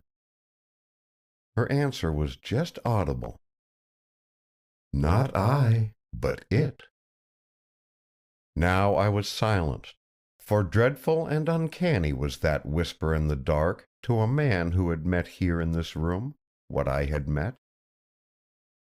"Tell me more of this thing without a name," I urged, mastering my reluctance to evoke even the idea of what the blood curdled to recall.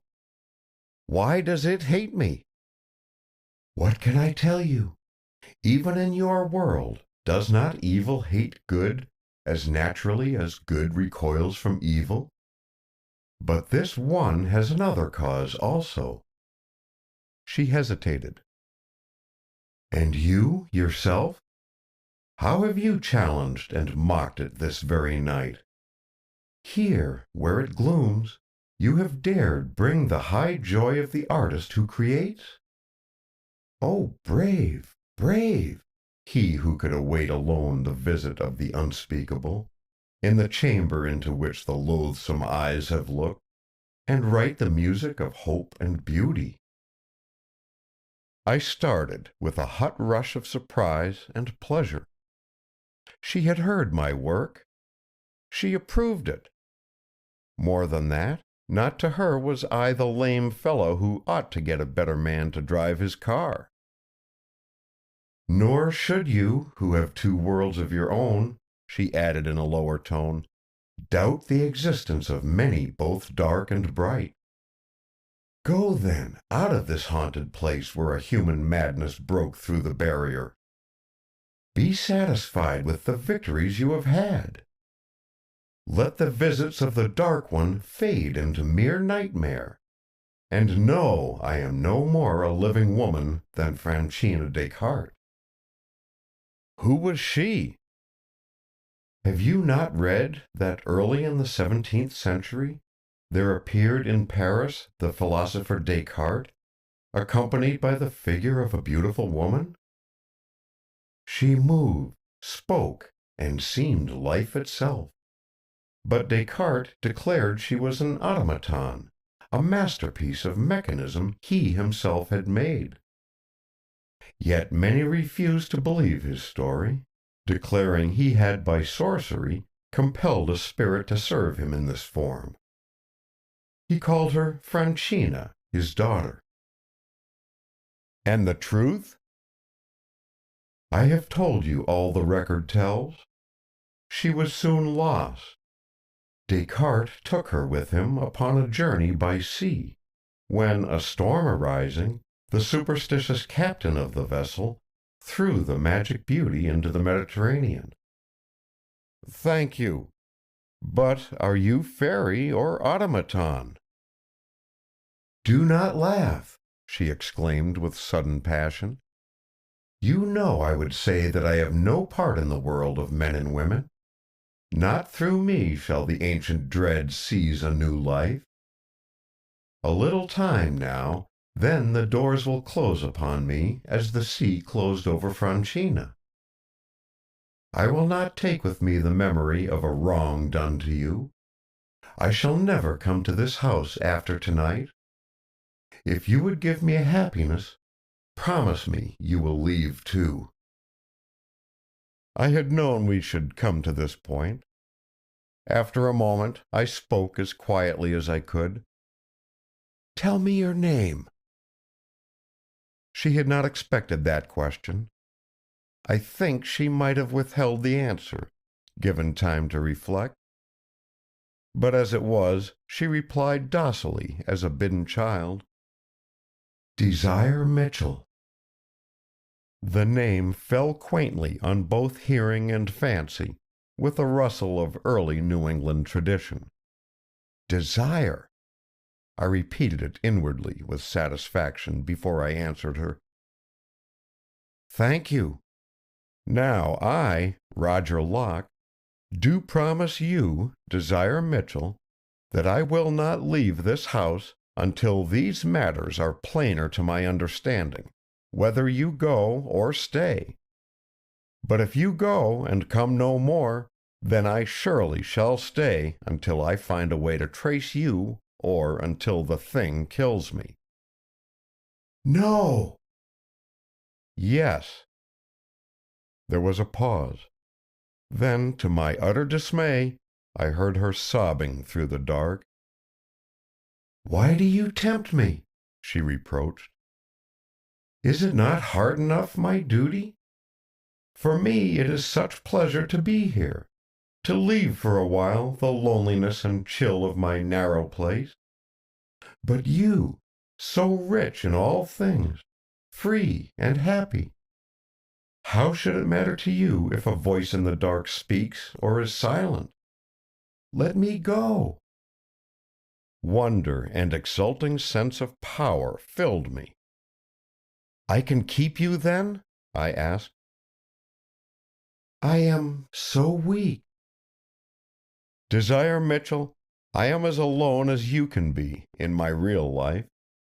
I have gone apart from much that occupies men and women, gaining and losing in different ways. One of the gains is freedom to dispose of myself without grief or loss to anyone except the perfunctory regret of friends. Will you believe there is no risk that I would not take for a few hours with you? Even with your voice in the dark? Come to me as you can. Let us take what time we may, and the chances be mine."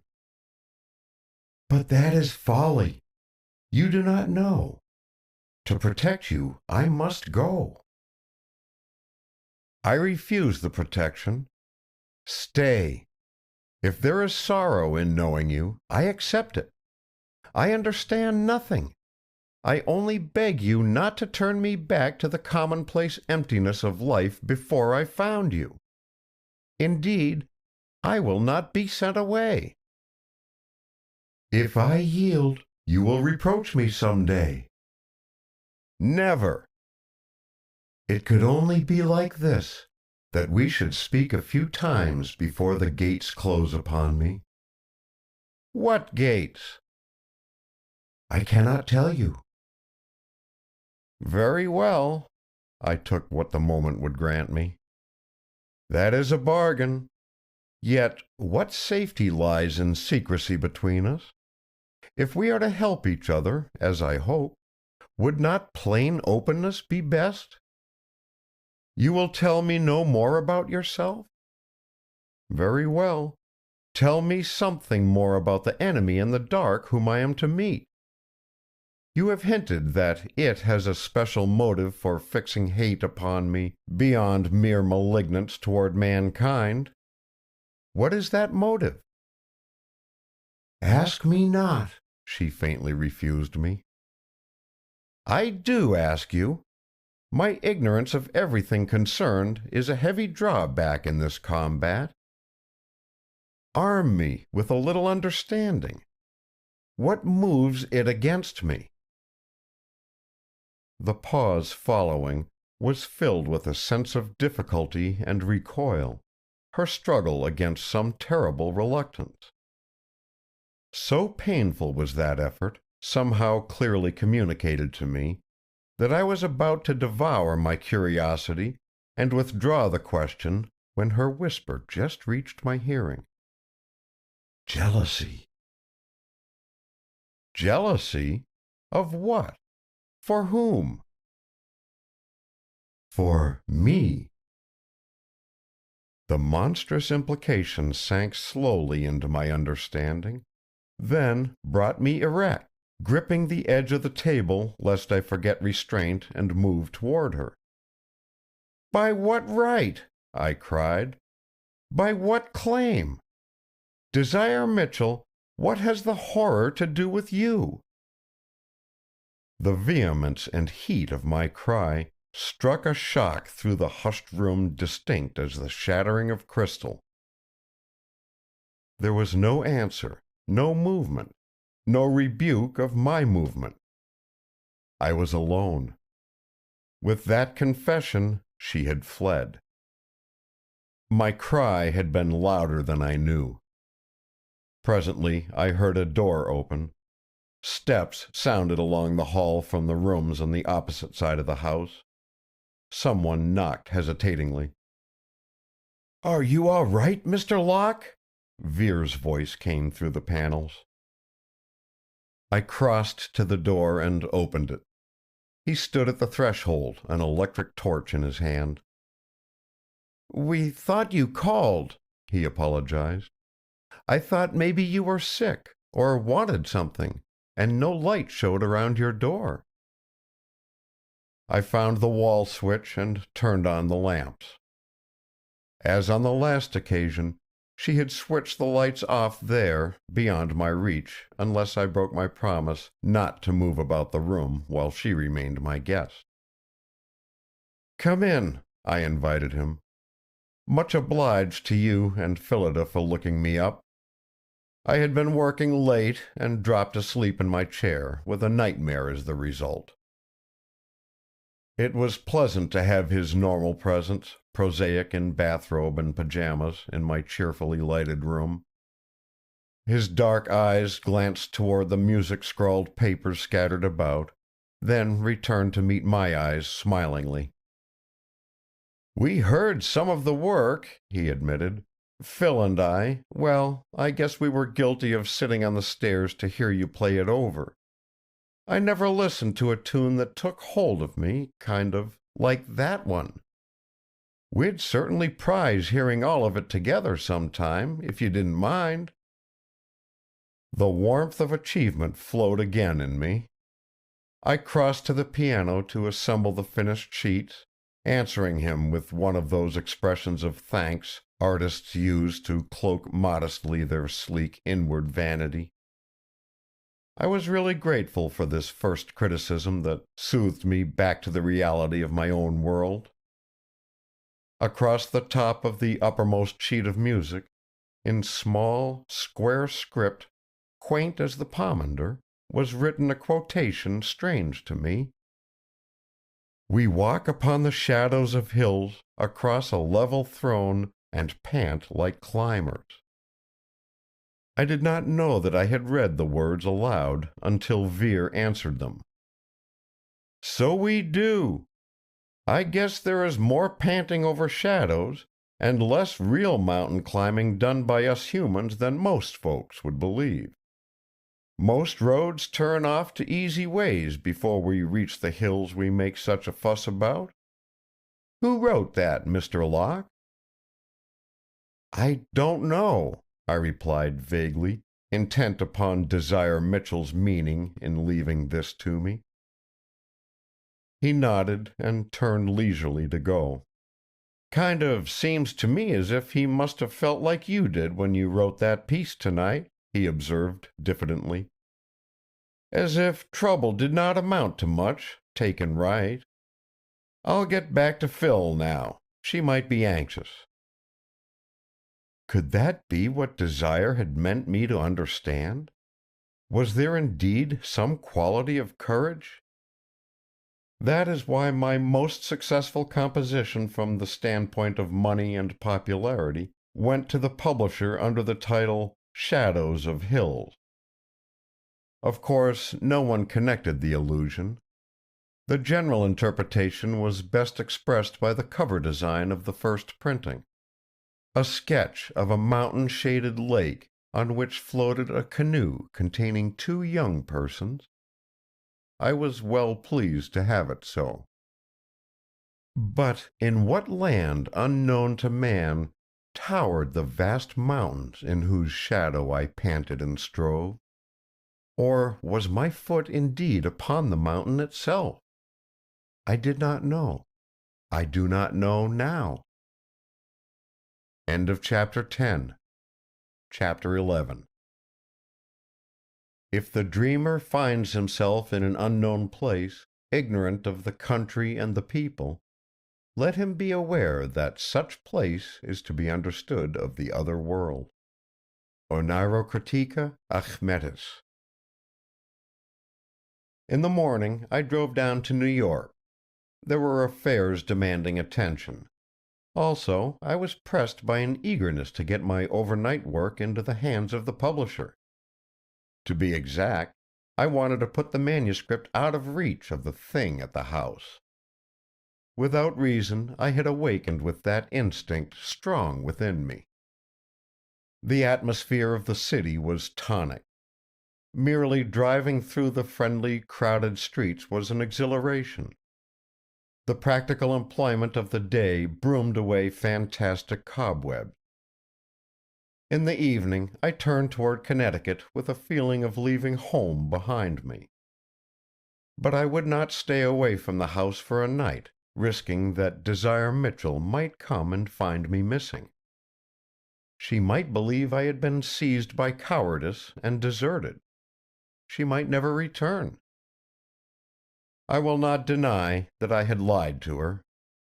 There was no intention in me of accepting her fleeting visits as the utmost she could give. I meant to snatch her out of darkness and mystery, to set her in the wholesome sunlight where Phillida flitted happily. If I could prevent, those gates of which she vaguely spoke never should close between us. But it was plain that I must tread warily.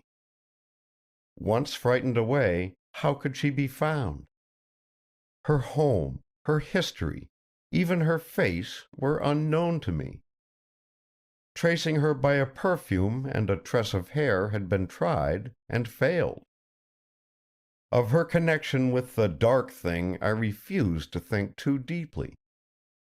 Her connection with me must come first. It was not until I passed the cottage of Mrs. Hill, glimmering whitely in the starlight, where the road made an angle toward the farm, that I recalled our talk in her best room. The Mitchell family always owned it. The Reverend Cotton Mather Mitchell went to foreign parts for missionary work 20 years ago and died there. My lady of the night was Desire Mitchell. A clue? He never married, so the family's run out. It was damp here in the hollow where the road dipped down. A chill ran coldly over me. Arrived at the garage which had taken the place of our tumble-down barn, I put the car away as quietly as possible. 10 o'clock had struck as I passed through the last village, and our household was asleep. Moving without unnecessary noise, I crossed to the house. Bagheera, the cat, padded across the porch to meet me and rubbed himself around my legs while I stooped to put the latchkey in the lock. As the key slid in place, I heard the waterfall over the dam abruptly change the sound of its flow, swelling and accelerating as when a gust of wind hurries a greater volume of water over the brink. But there was no wind. Immediately followed that sound from the lake which I can liken to nothing better than the smack of huge lips unclosing, or the suck of a thick body drawing itself from a bed of mud. The cat thrust himself violently between my feet, and pressed against the house door, uttering a whimpering mew of urgency. Startled, I looked in the direction of the lake. At this distance it showed as a mere expanse of darkness, only the reflection of a star here and there revealing the surface as water. What else could be shown, I rebuked my nerves by querying of them, and turned the key. Bagheera rushed into the hall when the door opened wide enough to admit his body. I followed more sedately and closed the door behind us both. Now, I was not acquainted with Bagheera's night privileges. Did Phillida allow him in the house or not? After an instant's consideration, I bent and picked him up from his repose on the hall rug.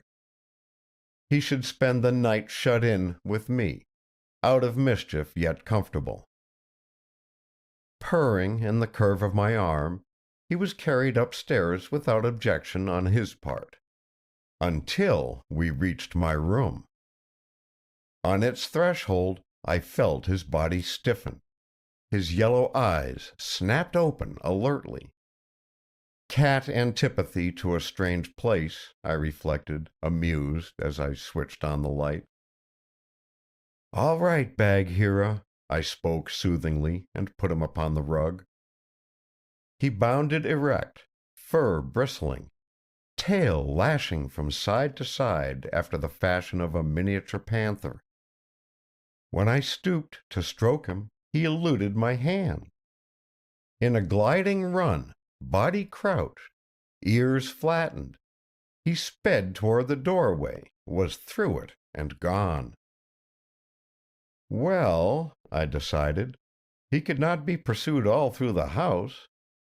It would be easier to explain him to Phillida next morning.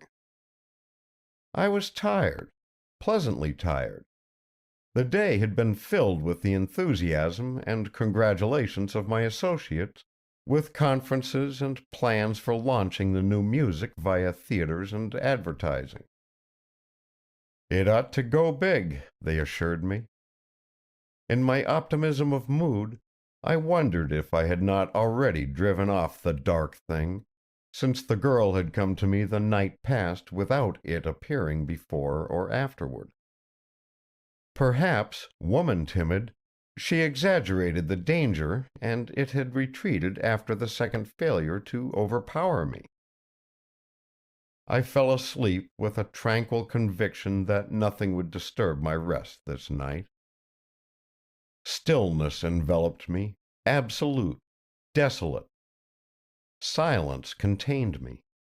Yet the thought of another scorched against my understanding in a burning communication of intelligence.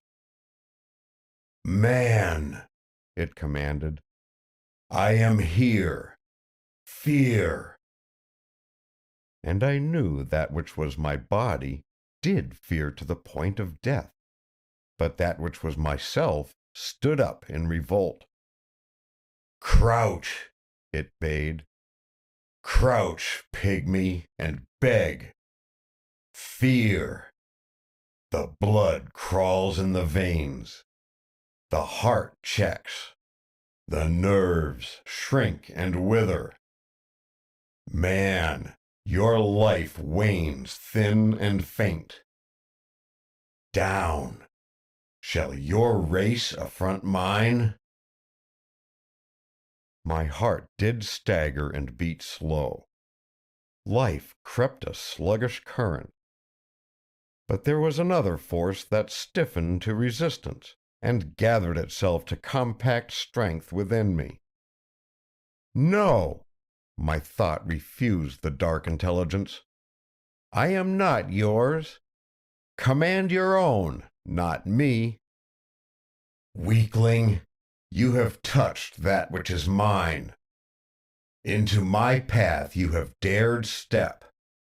Back, for in my breath you die." The air my lungs drew in was foul and poisonous. With more and more difficulty my heart labored. Confused memories came to me of men found dead in their beds in haunted rooms. Would morning find me so? Better that way than to yield to the thing. Better. I struggled erect, or fancied so. Now I saw myself as one who stood with folded arms, fronting a breach in a colossal wall.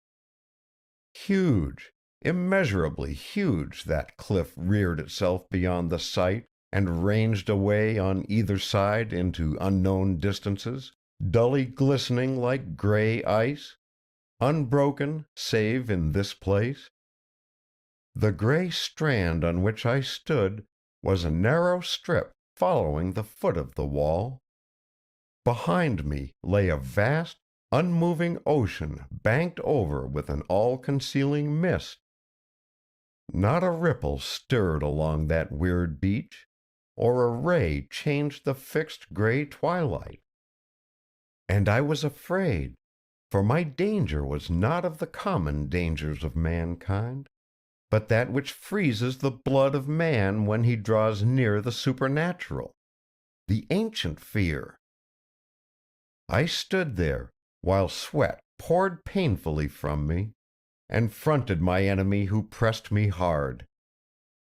The thing was at the breach, couched in the great cleft that split the barrier, darkness within darkness. Unseen, I felt the glare of its hate beat upon me. From it emanated deathly cold, like the nearness of an iceberg in the night, with an odor of damp and mold. "Puny earth-dweller, lost here," its menace breathed. "What keeps you from destruction? For you the circle has not been traced, nor the pentagram fixed. For you no law has been thrust down. Trespass is death. Die then."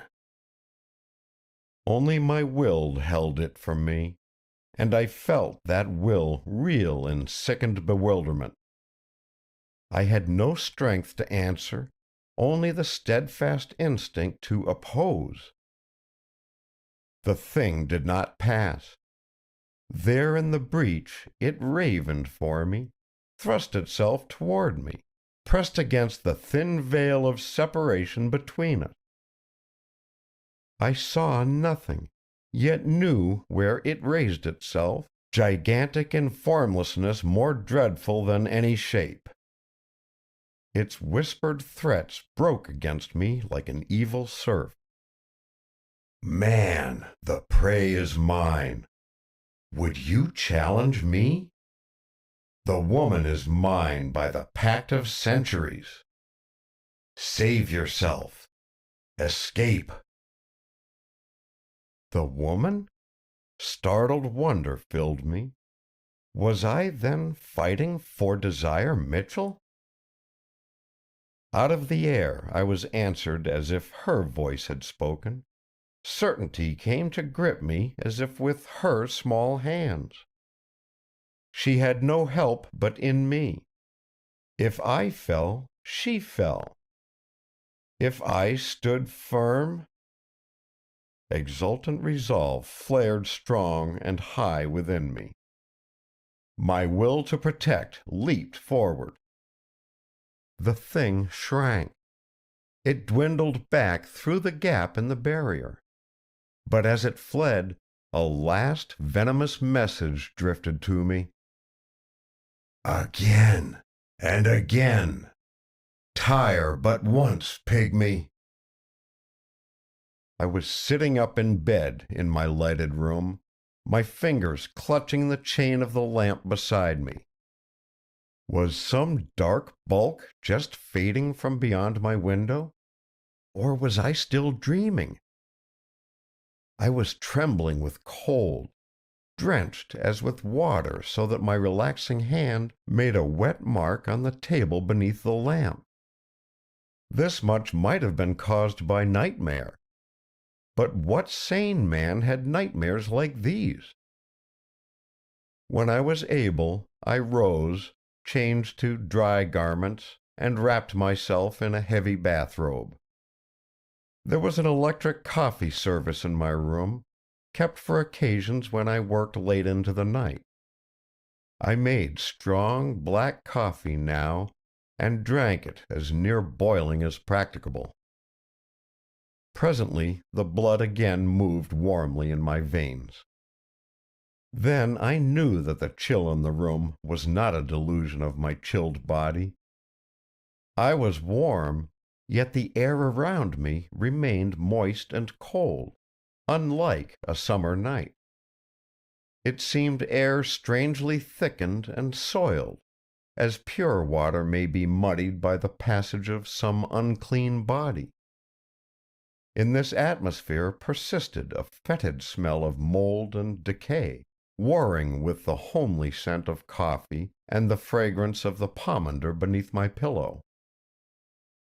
I was more shaken, more exhausted by this encounter with the unknown than by either of my former experiences, a fact which drove home the grim farewell of my enemy. "Tire but once, pygmy!" Desire herself had foretold that the dark thing would wear me down. Well, perhaps, but not without fighting for its victory.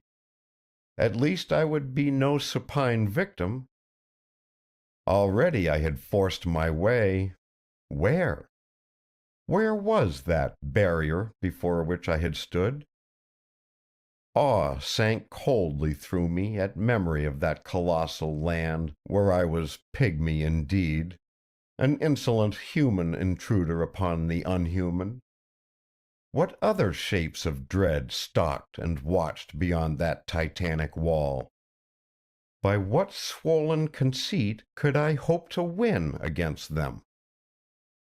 I would not consider escape by flight, even if the end had been certain destruction. But my head sank to my hands beneath the weight of a profound depression and discouragement. It was the hour before dawn, traditionally the worst for man. The hour superstition sets apart for its own, when the life flame burns lowest. At a distance a dog had treed some little wood creature and bayed monotonously. There was a weakness at the core of my strength. I waged this combat for the sake of Desire Mitchell. But what was she to whom the thing laid claim by the pact of centuries? Darkness began to tinge with light. Pale gray filtered into the dusk with grudging slowness. As day approached, I saw that a fog enfolded the house in vapor, stealing into the room in coils and swirls like thin smoke. The lamps looked sickly and dim. I forced away my languor, rose and walked to the nearest window. Something was moving up the slope from the lake, a dim shape about which the fog clung in steamy billows. My shaken nerves thrilled unpleasantly. What stirred at this empty hour? What should loom so tall? A moment later, the figure was near enough to be distinguished as Ethan Vere, bearing several long fishing rods over his shoulder. "Vere!" I hailed him, with mingled relief and utter disgust with myself. "Anything going on so early?" He looked up at me, I never saw Vere startled, and came on to stop beneath the window. Taking off his cap, he ran his fingers through his black curls, pushing their wetness from his forehead. I noticed how the mists painted him with a spectral pallor. "Good morning, Mr. Locke," he greeted me. "Just as I've been thinking, there are some big snapping turtles about the lake and creek. I guess there'd be some war between them and me before that water was safe for use. One of the fellows dragged a duck under, drowned it, and started feeding right before my eyes just now. We'll have to get a canoe." He nodded placid assent. "That'll look pretty on the lake. Phillida will like it. But I guess I'll keep a homely old flat-bottomed punt out of sight round some corner for work. The other craft goes over too prompt for jobs like mine, and don't hold enough. I'm going to fetch my rifle now. I'd admire to blow that duck-eater's ugly head off." "I'll get into some clothes and be right with you," I invited myself to the hunt. "I'd like to have you," he replied with his quaint politeness. There were times when I could visualize Vere's New England mother as if I had known her. The human interlude had been enough to dispel the black humors of the night. When I was ready to go out, I opened the drawer that held the copper-bronze braid and took it into my hand. How vital with youth its crisp resilience felt in my clasp, I thought. Young, too, were its luxuriance and shining color.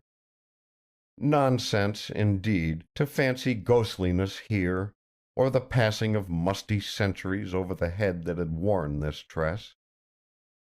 A flood of reassurance rose high in me. Whatever the thing might be, I would trust the girl, Desire Mitchell. Yes, and for her, I would stand fast at that barrier until victory declared for the enemy or for me.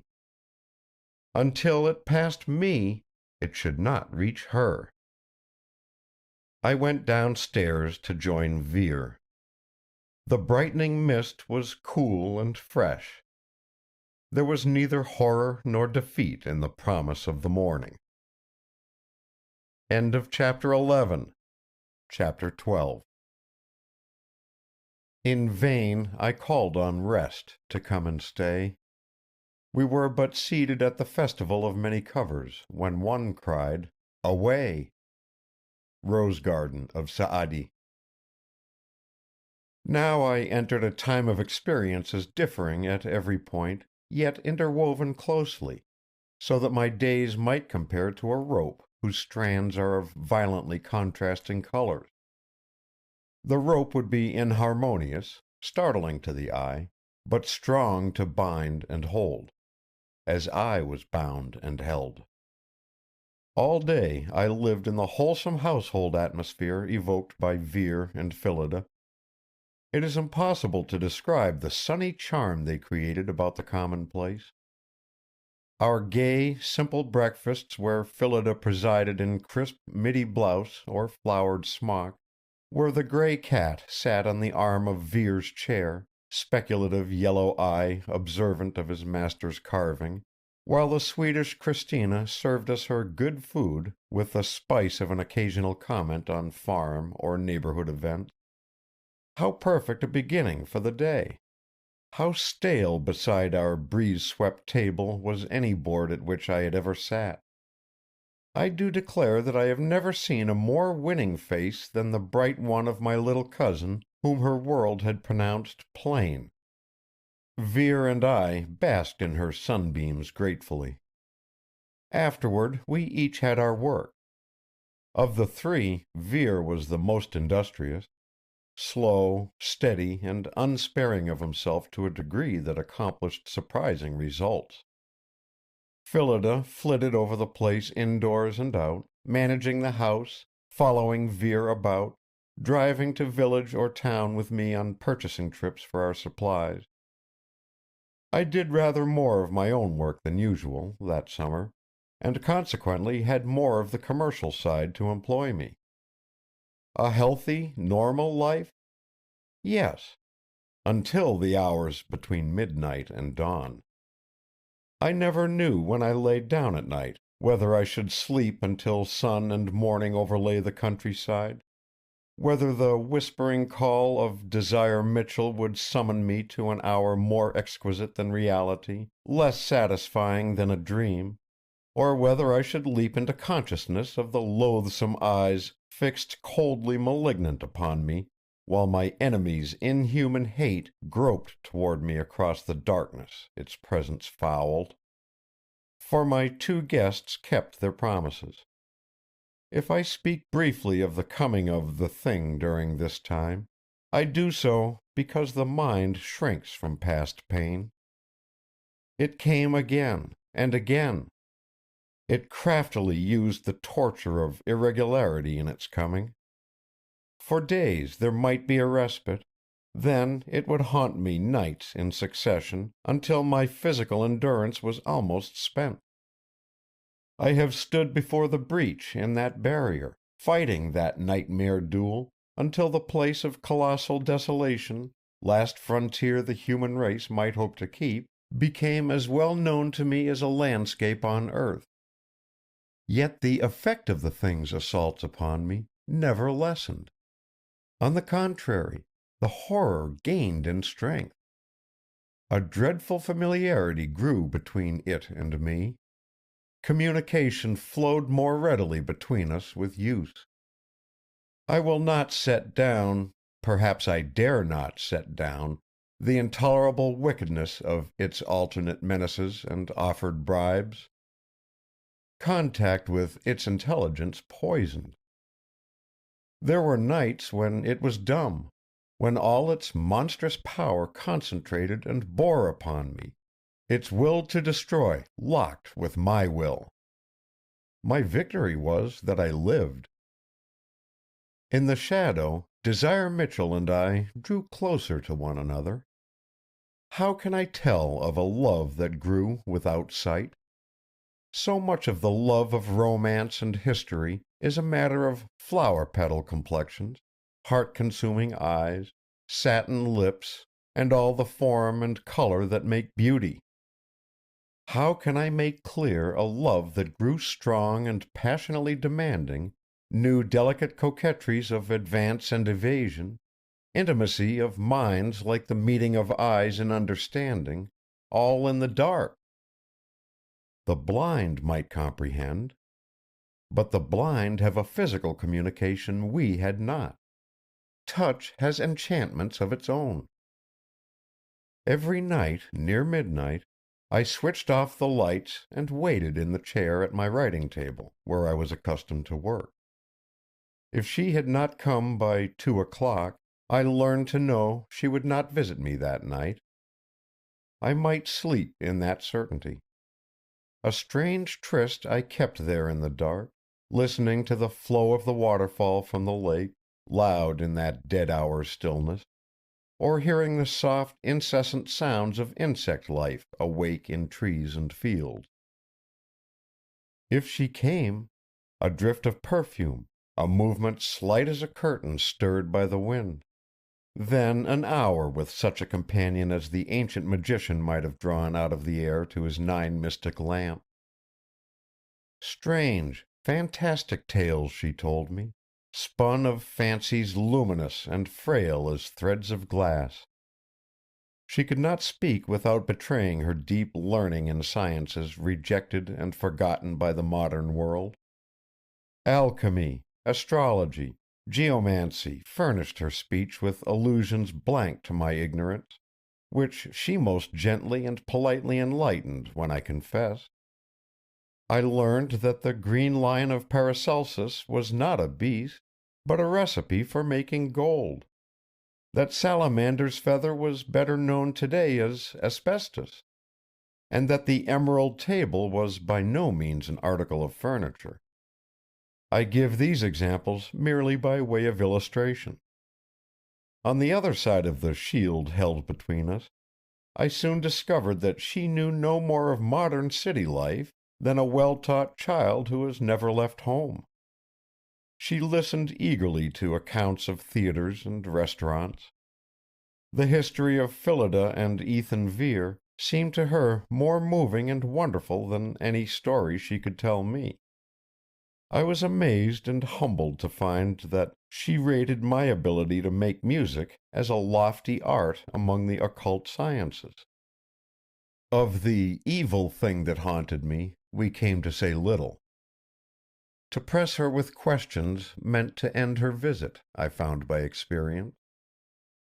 When I spoke of that strand between the barrier and the gray, mist-hidden sea, her passion of distress closed all intercourse with the plea that I go away at once while escape was possible, while life remained mine.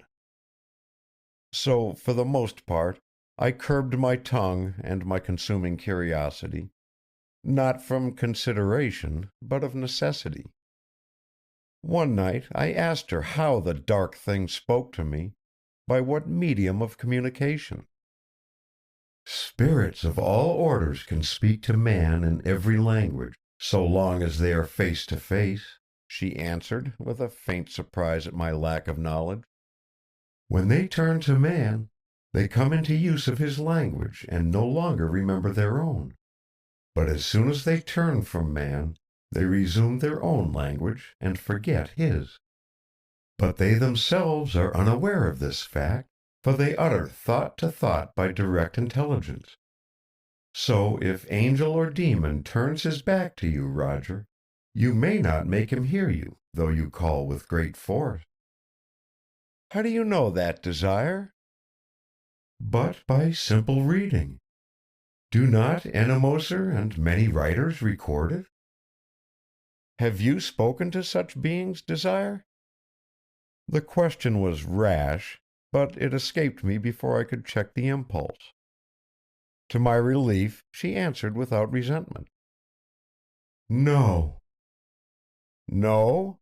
The thing, the enemy that comes to me, has never spoken to you? No. I was silent in amazement and incredulity. The dark creature claimed her. She declared herself helpless to escape from that dominion into normal life, and yet it had never spoken to her? It spoke to me, a stranger most ignorant, and not to the seeress who was familiar with its existence and the lore which linked humanity to its fearful kind? You do not believe me. Her voice came quietly across my thought. I believe you, of course, I stammered. I was only astonished. You have described it and the barrier so often from the first night. I supposed you had seen all I have, and more. All you have seen? Now tell me with what eyes you have seen the barrier and the far frontier. The eyes of the body, or that vision by which man sees in a dream, and which is to the sight as the speech of spirits is to the hearing? I suppose, with the inner sight. Then understand me when I say that I have seen with the eyes of another, by a sight not mine and yet my own. You mean, I floundered in vague doubts and jealousy of her human associations of which I knew nothing. You mean hypnotism? She laughed with half-sad raillery. How shall I answer you, Roger? Once upon a time, the jewel called beryl was thought unrivaled as a mirror into which a magician might look to see reflected events taking place at a distance, or reflections of the future. But by and by, magicians grew wiser. They found any crystal would serve as well as a beryl.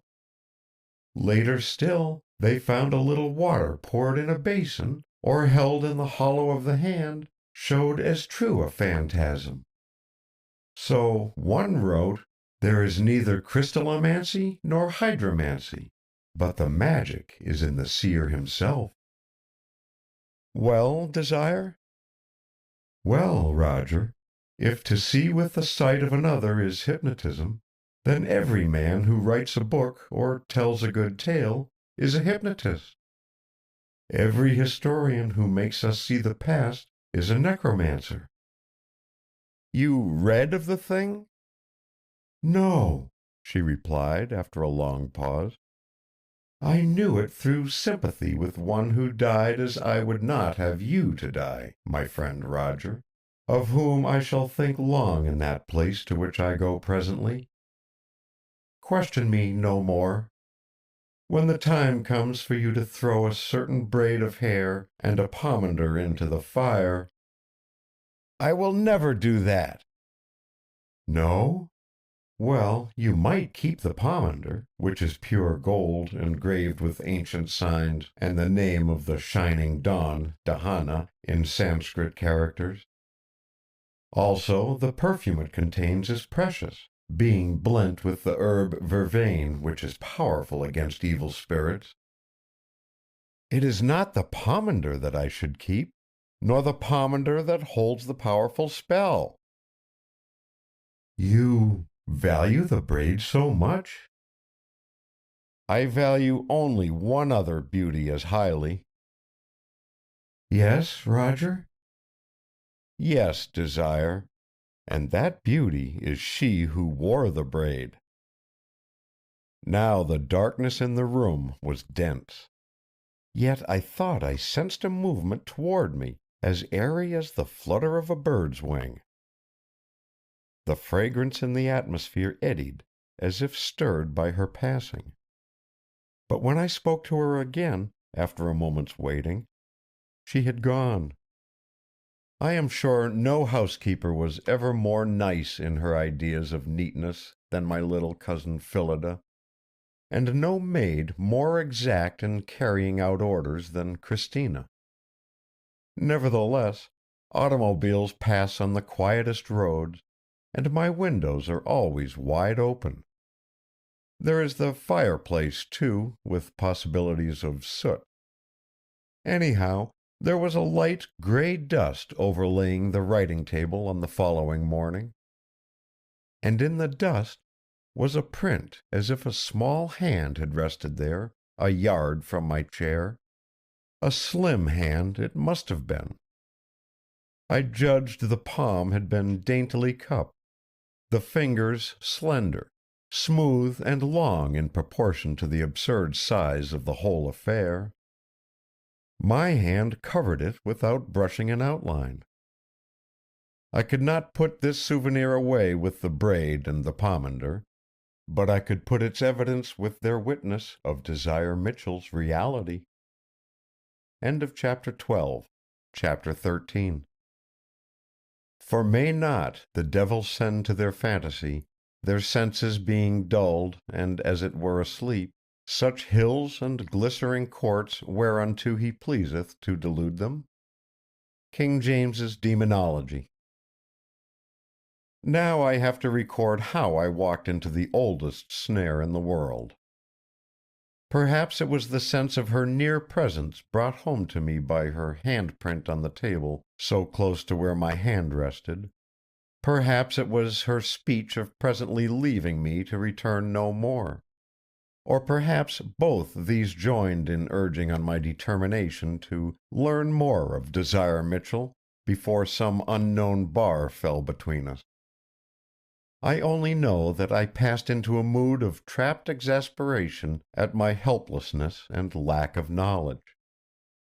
It seemed imperative that I should act to save us both, act soon and surely, yet inaction was bound upon me by my ignorance. Who was she? Where did she live? What bond held her subject to the thing from the barrier? What gates were to close between us?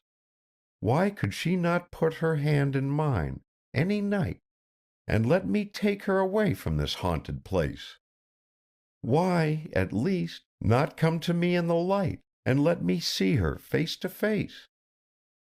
I was a man groping in a labyrinth, while outside something precious to him is being stolen. For the first time I found myself unable to work, unable to share our household life with Phillida and Vere, or to find relaxation in driving about the countryside. Anger against Desire herself stirred at the bottom of my mind. Desire, who hampered me by the word of honor in which she had netted me so securely. It was then that my enemy from the unknown places began to whisper of the book. I encountered that enemy in a new mood. We did not meet at the breach of the mighty wall, confronted in death conflict between its will and mine. Instead, night after night, it crept to my window as at our first meeting. I started awake to find its awful presence blackening the starlight where it crouched opposite me, its intelligence breathing against mine. As always, my human organism shrank from its unhuman neighborhood. Chill and repugnance shook my body, while that part of me which was not body battled against nightmare paralysis of horror. But now it did not menace or strive against me. It displayed a dreadful suavity I might liken to the coiling and uncoiling of those great snakes who are reported to mesmerize their prey by looping movements and figures melting from change to change in the hunger dance of Ka. There was a book that held all I longed to know, it whispered to me. A book telling of the woman she did not wish me to read, for fear I should grow overwise and make her mine. The book was here in my house. I might arise and find, if I would be guided by it. I thrust the whispers away. How could I trust my enemy? If such a book existed, which seemed improbable, there was a taint of disloyalty to desire in the thought of reading without her knowledge. The thing was not turned away. How could I do harm by learning what she was, unless she had evil to conceal? Did I fear to know the truth? As for the book's existence, I had only to accept guidance from it. I persisted in refusal, but the idea of the book followed me through my days like a wizard's familiar, dogging me. Where could such a volume be hidden? In what secret nook in wall or floor? How came a book to be written about the girl I supposed young, unknown, and set apart from the world? Was I letting slip an opportunity by my fastidious notions of delicacy? Indecision and curiosity tormented me beyond rest. Phillida and Vere began to consider me with puzzled eyes. Christina developed a habit of cooking individual dishes of especial succulence and triumphantly setting them before me as a surprise, a kindness which of course obliged me to eat whether I was hungry or not. I suspect my little cousin abetted her in this transparent ruse. I pleaded the heat as an excuse for all. We were in late August now. Cicadas sang their dry chant in the fields, where the sun glared down upon Vere's crops and painted him the fine bronze of an Indian. Our lake scarcely stirred under the hot, still air. It was after a day of such heat, succeeded by a night hardly more cool, that the lights in my room quietly went out. I was sitting at my table, some letters which required answers spread before me while I brooded, pen between my fingers, upon the mystery which had become my life. For the moment, I attributed the sudden failure of light to some accident at the power-house. Not for long. The hateful cold that crept like freezing vapor into the room, the foul air of damp and corruption pouring into the scented country atmosphere, the frantic revolt of body and nerves. Before I turned my eyes to the window, I knew the monster from the frontier crouched there. "Weakling," it taunted me. "Puny from of old, how should you prevail? By your fear the woman stays mine. Miserable earth-crawler, in whose hand the weapon was laid, and who shrinking let it fall unused, the end comes." "The book?" I gasped against my better judgment. "The book was the weapon." "No, or you would have not offered it to me." "Coward, believe so. Hug the belief while you may. The offer is past." Past? A madness of the bafflement and frustrated curiosity gripped and shook me. "I take the offer," I cried in passion and defiance. "If there is such a book, show it to me." The thing was gone. Light quietly filled the lamps. Or was it that I had opened my eyes? I gripped the arms of my chair, waiting. For what? I did not know. Only all the horror I ever had felt in the presence of the thing was slight compared to the fear that presently began to flow upon me as an icy current. There, in the pleasantly lighted room, alone, I sank through depths of dread, down into an abyss of despair. Down! A long sigh of rising wind passed through the house like a sucked breath of triumph. Windows and doors drew in and out against their frames with a rattling crash, then hung still with unnatural abruptness. Absolute stillness succeeded. I felt a very light shock, as if the ground at my feet was struck. I fled from the terror for the first time. Yes, coward at last, deserter from that unseen frontier's defense, I found myself in the hall outside my room, leaning sick and faint against the wall. Behind me the door shut violently, yet I felt no current of air to move it. From the other side of the house there sounded the click of latch, then a patter of soft-shod feet. Phillida came hurrying down the hall toward me. She was wrapped in some silky pink-flowered garment. Her short hair stood out around her head like a little girl's well-brushed crop. She presented as endearingly natural a figure, I thought, as any man could seek or imagine. The wisdom of Ethan Vere who had garnered his love there.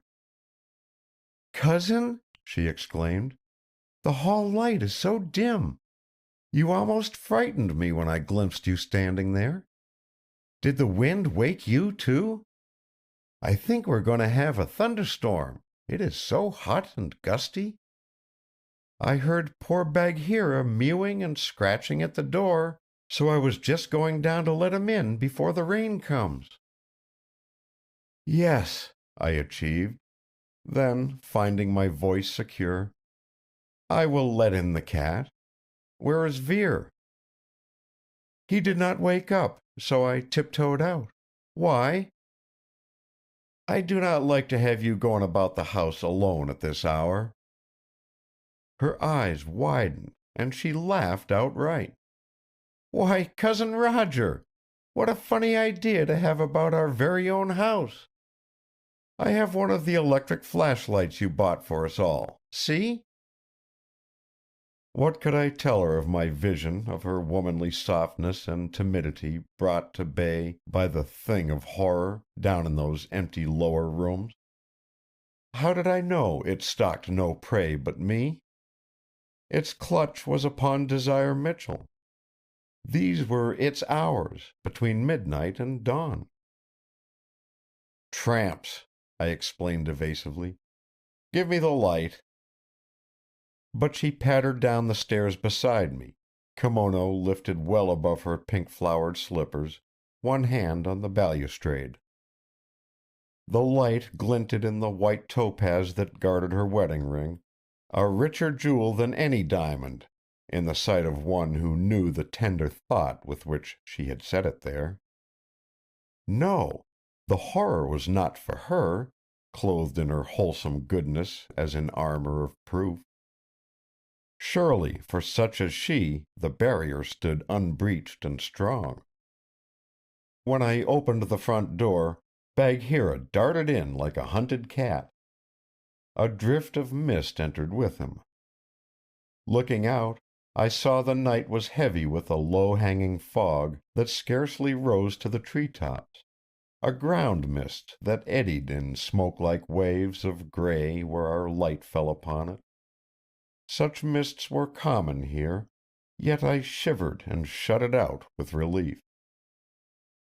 While I refastened the lock, Bagheera purred around my ankles, pressing caressingly against me, as if thanking me after the manner of cats. I remembered this was not the first time he had shown this anxiety and gratitude for shelter. "Bagheera does love you," Phillida commented, stooping to pat him. "Isn't it funny, though, that he never will go into your room? He is always petting around you downstairs. When Christina or I are doing up your quarters, he will follow us right up to the door-sill, but we can't coax him inside." Perhaps he doesn't like that perfume you always have about." A qualm ran through me, recalling the night I had taken the cat there by force, and its frantic escape. But I snapped the key fast and straightened myself with sharp self-contempt. Had I fallen so low as to heed the caprices of a pet cat? Was it not enough that I had fled from my enemy after accepting the knowledge it had striven so long to force upon me? For I had that knowledge. When I had halted in the passage outside my room, in the moment before Phillida had joined me, there had been squarely set before my mental sight the place to seek the book. "Phillida, there was a bookcase in this house when it was bought," I said.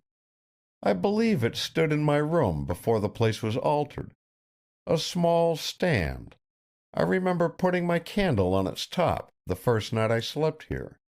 Have you seen it?" Some tone in my question seemed to touch her expression with a surprise as she lifted her eyes to mine. Or perhaps it was the hour I chose for the inquiry. "Oh, yes," she answered readily. "I supposed you had noticed it long ago.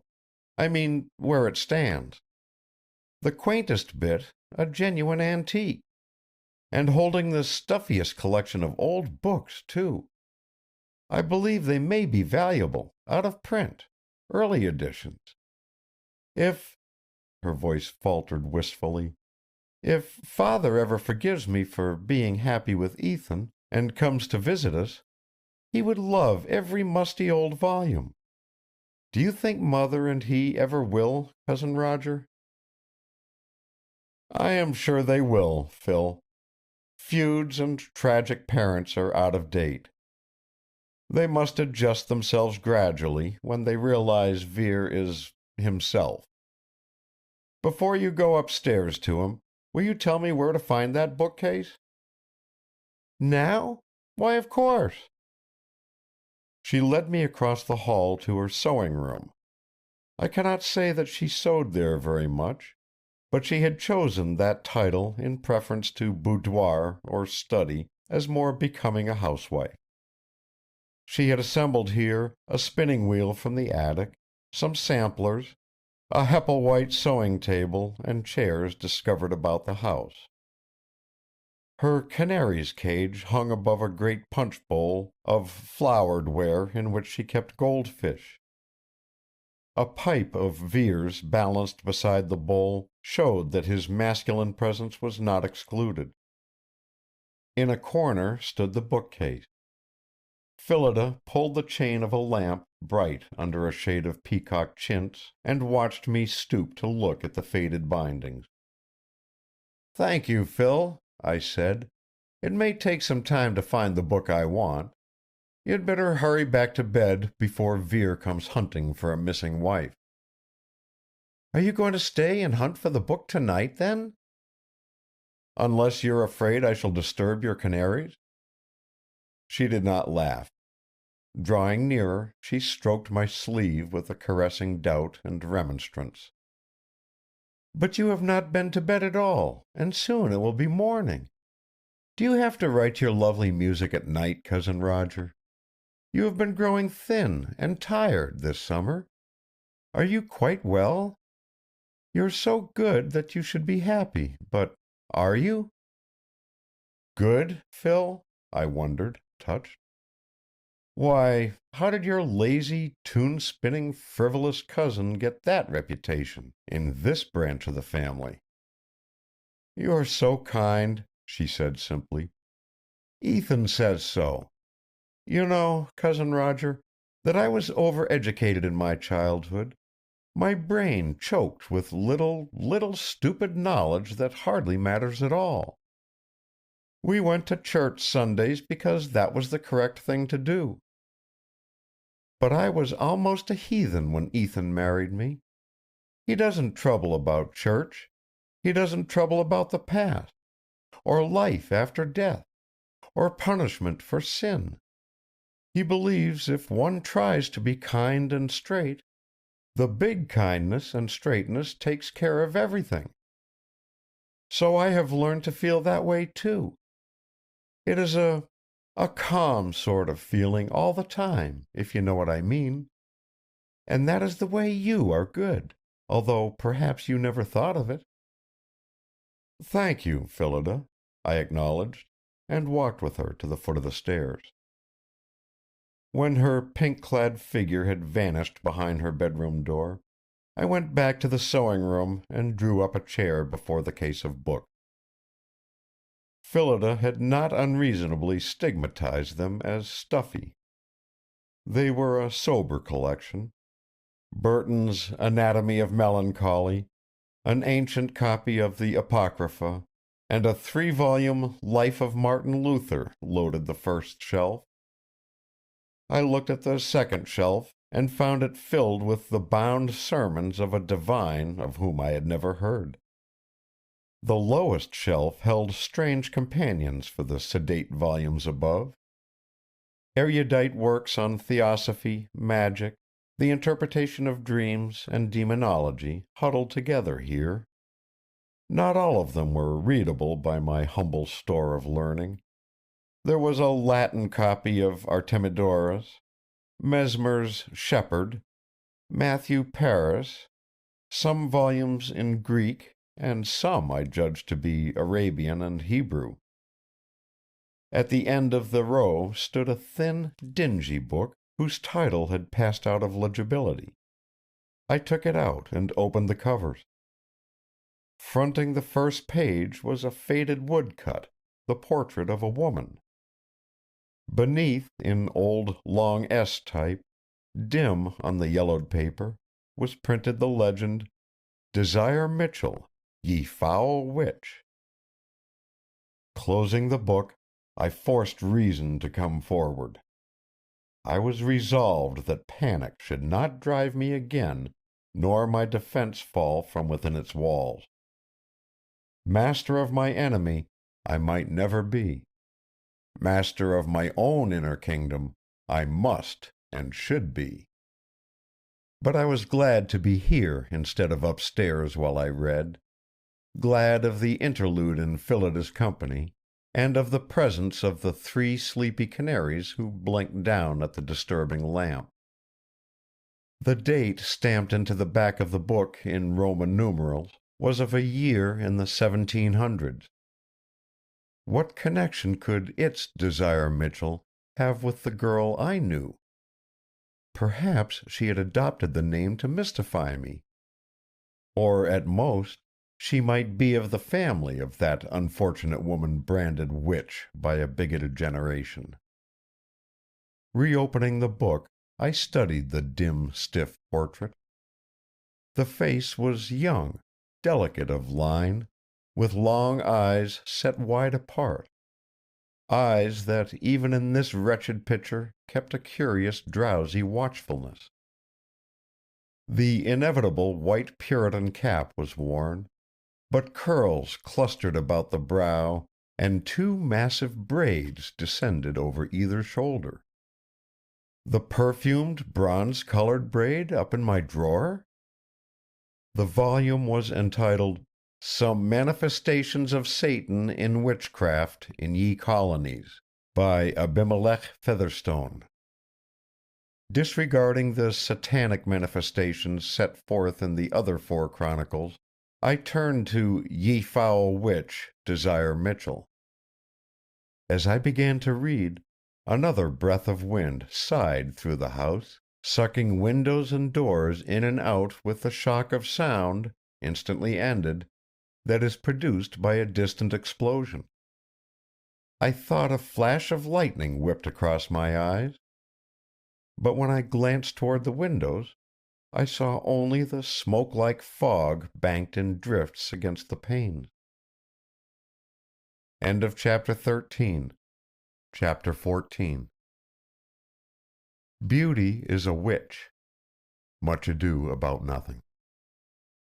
I will tear the core out of many yellow pages of diffuse writing spiced with smug moral reflections. Desire Mitchell had been no traditional old hag, hideous and malevolent. no pallid, raving epileptic to accuse herself in shrieking tales of black men and sabbats and harm done to neighbors' cattle or crops. Her father was a clergyman who brought his goods and his motherless daughter from England to the colonies and settled in Ye Pequot Marsh country. There he found a congregation, and they lived much respected. Their culture appeared to be far beyond that of their few hard-working neighbors. Young Mistress Mitchell was reputed learned in the use of simples, among other arts, and to have been of a beauty exceeding the custom among godly women, to so great degree that sorcery should have been suspected of her. However, sorcery was not suspected, not even when her fame spread among near-dwelling Indian tribes, who gave her a name signifying water on which the sun is shining. Admiration was her portion then, with all the suitors the vicinity held. But from fastidiousness or ambition, she refused every proposal made to her father for her. She walked aloof and alone, until another sort of wooer came to the gate of the minister's house. This man's full name was not given, apparently through the writer's cautious respect for place and influence. He was vaguely described as goodly in appearance, of high family, but not abundantly supplied with riches. However he chanced to come to the obscure settlement was not stated. He did come, saw Desire Mitchell, and fell as abjectly prostrate before her as any youth who never had left the village. He pressed his courtship hard and eagerly. At first he was welcome at the minister's house, but a day came when Master Mitchell forbade him to cross that door, and rumor whispered, scandalized, that Sir Austin's suit had not been honorable to the maid. Sir Austin sulked a week at the village inn. Then he broke under the torment of not seeing Desire Mitchell. Their betrothal was made public, and he rode away to prepare his home for their marriage in the spring. Travel was slow in the winter. News trickled slowly across snowbound distances. With spring came no bridegroom. Instead, word arrived of his affair with an heiress recently come to New York from England. She was rich in gold and grants of land from the crown. Her husband would be a man of weight and influence, it seemed. Sir Austin had married her. Desire Mitchell shut herself in her father's house. The clergyman did not live many months after the humiliation. Alone the girl lived. Student, wrote Abimelech Featherstone, of black and bitter arts, or as some say, having, like Bombastus de Hohenheim, a devil's bird enchained to do her will. In his distant home, Sir Austin sickened. He burned with fever, anguish consumed him. Physicians were called to the bedside of the rich man. They could not diagnose his ailment or help him. He screamed for water. When it was brought, his throat locked and he could not swallow. He raved of Desire Mitchell, beseeching her mercy. In his times of sanity, he begged and commanded his wife and servants to send for the girl. In her pardon he saw his sole hope of life. Finally he was obeyed. Messengers were sent to the village. They were not even admitted to the house they sought, or to sight of Mistress Mitchell. "Your master came himself to woo. Let him come himself to plead." That was the answer they received to carry back to the sick man. Sir Austin heard and submitted with trembling hope. Writhing in the anguish wasting him by day and night, he made the journey by coach and litter to Desire Mitchell's house. At her door-sill he implored entrance and pity. The door did not open. It never opened for him. For 3 days in succession he was borne to her threshold, calling on her in his pain and fear. His servants and physician clustered about, staring at the house which stood locked and blank of response. At night, fireshine was seen from an upper room. Some declared they heard wild, melodious laughter. On the 3rd day, Sir Austin died. A stern-faced deputation of men went to the house of the late clergyman. They found the door unlatched and open to their entrance. In the upper room they found Mistress Mitchell seated before her hearth, where a dying fire fell to embers, her hair flowing down in great beauty. "What have I to do with Sir Austin, or he with me?" she calmly asked the men who gaped upon her. "How should I have harmed him, who came not near him, as ye know? Bury him, and leave me in peace." If she had been aged and ugly, she might have been hung. Gossip ran rife through the countryside, but indignation was strong against the man who had jilted the local beauty. There existed no proof of harm done, and the matter slept for a time. New matters came. A horror grew up around the house. The girl was seen flitting across the fields at dawn, a monstrous shadow following. Her voice was heard from the room where she locked herself alone, raised in unknown speech. Strange lights moved in her windows in the deep night.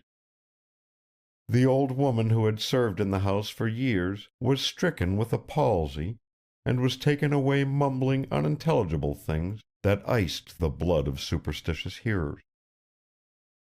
There was a young man of the neighborhood whose love for Mistress Mitchell had been long and constant. One morning he was found dead on her doorstep, his face fixed in drawn terror. Under his hand 4 words were scrawled in the snow: "Sarah, daughter of Rule." There were those who could finish that quotation. Next Sabbath the new minister took as his text, "Ye shall not suffer a witch to live," and he spoke of Sarah, the daughter of Rule, who was wed to 10 bridegrooms, each of whom was dead on the wedding eve, for she was beloved by an evil spirit that suffered none to come to her. Authority moved at last against Desire Mitchell, but when the officers came to arrest her, she was found dead in her favorite seat before the hearth. Fair and upright in her place, scented with a perfume she herself distilled of her learning in such matters, which was said to contain a rare herb of Jerusalem called lady's rose, resembling spikenard, with vervain and cedar and secret simples, in which she steeped her hair, so that wherever she abode were sweet odors. So did she escape justice, but shall not escape hell's damnation and heaven's casting out.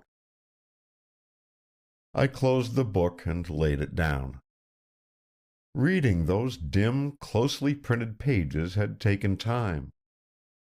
I was astonished to find the window spaces gray with dawn when I glanced that way. The night was past. Neither from desire nor from the thing without a name which had sent me to this book could I find out what I was expected to glean from the narration. My enemy had made no conditions on directing me to the book.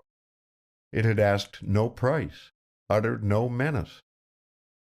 Why, then, had I so solemn a certainty that a crisis in our affair had been reached? I had come to an end. A corner had been turned. I had opened a door that could not be closed. How did I know this? Why? Why was the fog against the windows this morning so like the fog that shrouded the unearthly sea opposite the barrier? By and by, Christina came downstairs and busied herself in the kitchen. Bagheera, who had slept beside my chair all night, rose and padded out to the region of breakfast and saucers of milk. Next, the voices of Phillida and Vere drifted from above. To have Phillida find me there in her sewing room, finishing an all-night vigil, invoked too many explanations. I did an unwise thing.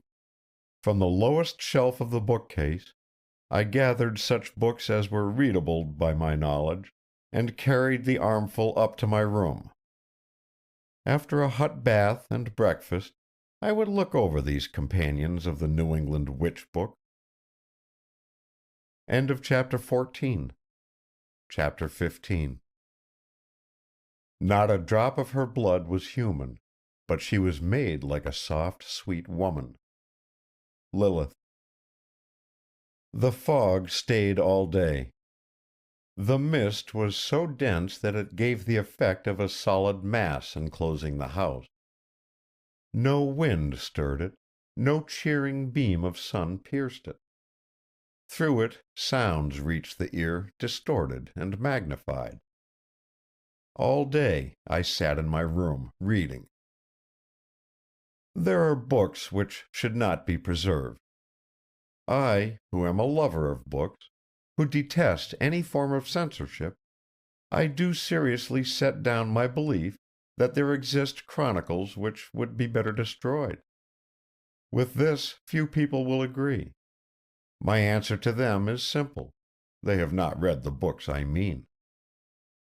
Not all the volumes from the old bookcase were of that character, of course. Nearly all of them were well known to classical students, at least by name. Obscure, fantastic, cast aside by the world they were, but harmless to a fairly steady head. But there were two that clung to the mind like pitch. I have no intention of giving their titles.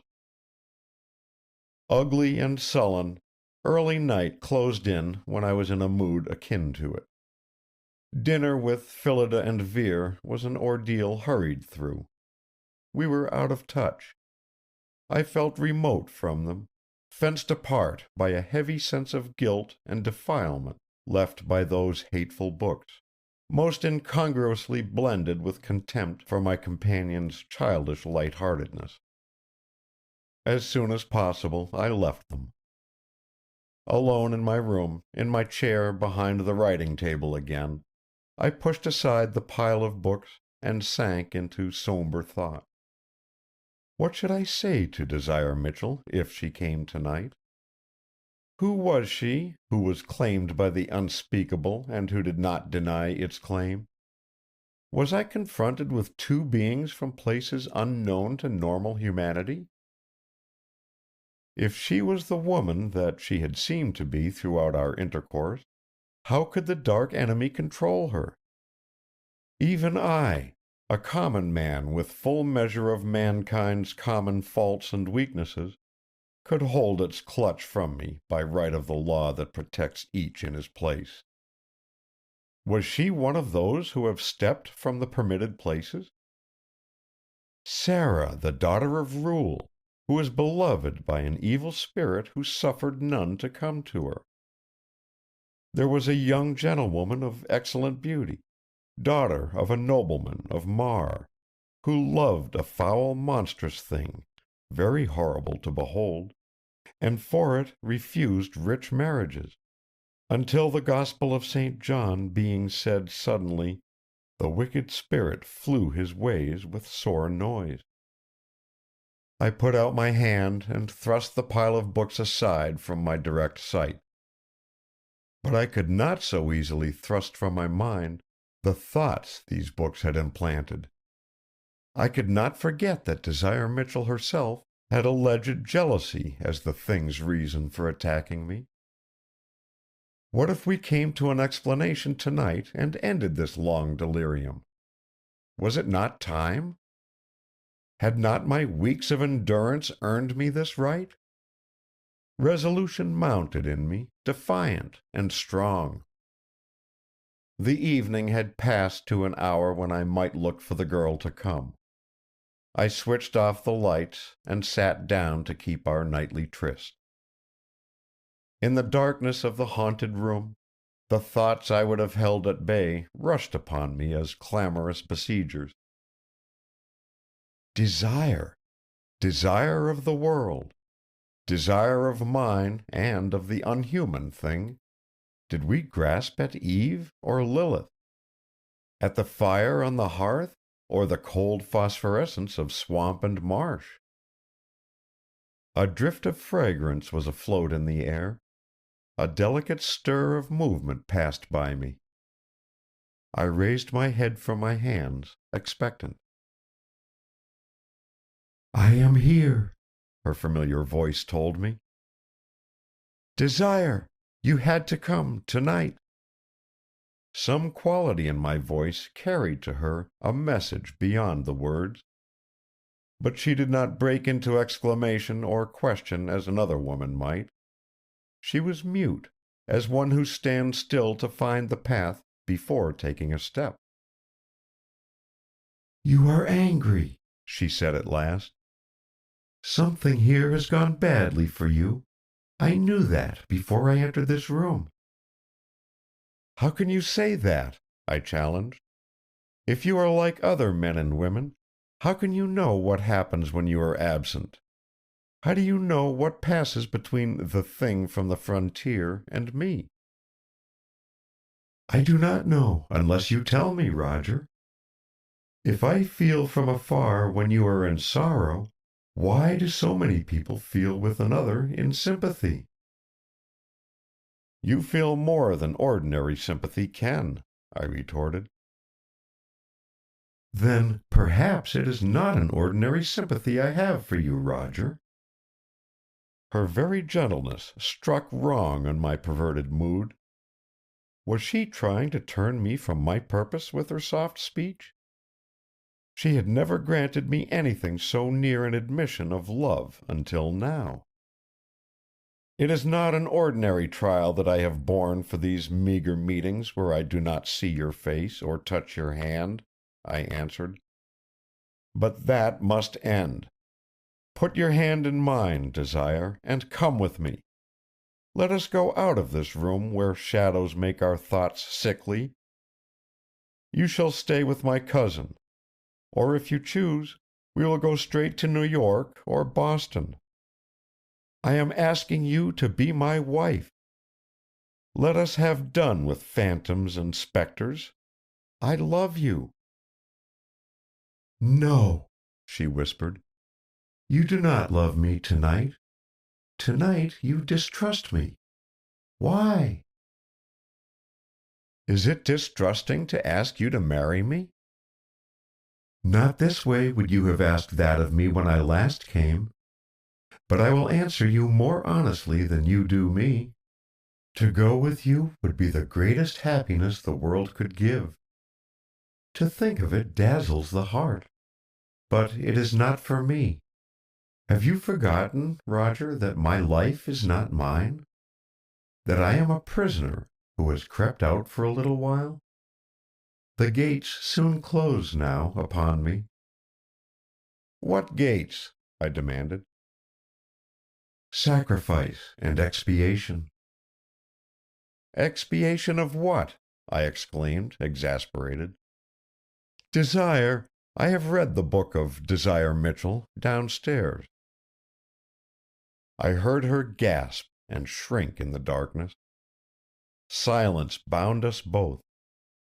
In the hush, it seemed to me that the house suddenly trembled as it had done the night before, a slight shock as from some distant explosion. In my intentness upon the woman opposite me, the tremor passed unheeded. She must answer me now, surely. Now! She spoke with a breathless difficulty, spacing her words apart. "How did you find the book?" It told me, the thing from out there, I admitted, sullenly defiant of her opinion. She cried out sharply. "You? You took its gift? You did that fatal madness, and you are here? Oh, you are lost, and the guilt mine. Yet I warned you that danger flowed from knowing me. You accepted the risk and the sorrow. Yet you have thrown down all for a bribe of knowledge. Do you not know what it means to take a gift from the dark ones of the borderland? To brave the loathsome eyes so long and fall this way at last? Yet there may be a hope, since you still live. But go, not tomorrow, not at dawn, but go now. By all that man can dread for soul or body, go now. Not without you. Me? Oh, how can I make you understand? I shall never come here again. Take with you my gratitude for our hours together, my prayers for all the years to come. There is no blame to you because you could not trust a woman on whom falls the shadow of the awful watcher that stalks behind me. I make no reproach, if only you will go. Do not linger. I do most solemnly warn you not to stay alone in this room one moment after I have gone. Desire, I exclaimed. Wait. Forgive me. I trust you. I did not mean what you believe. Do not leave me this way. Desire. I can say honestly that my next action was without intention. On my table lay, as usual, a small electric torch. Every member of our household was provided with one for use in emergencies likely to occur in a country house, the time of candles being past.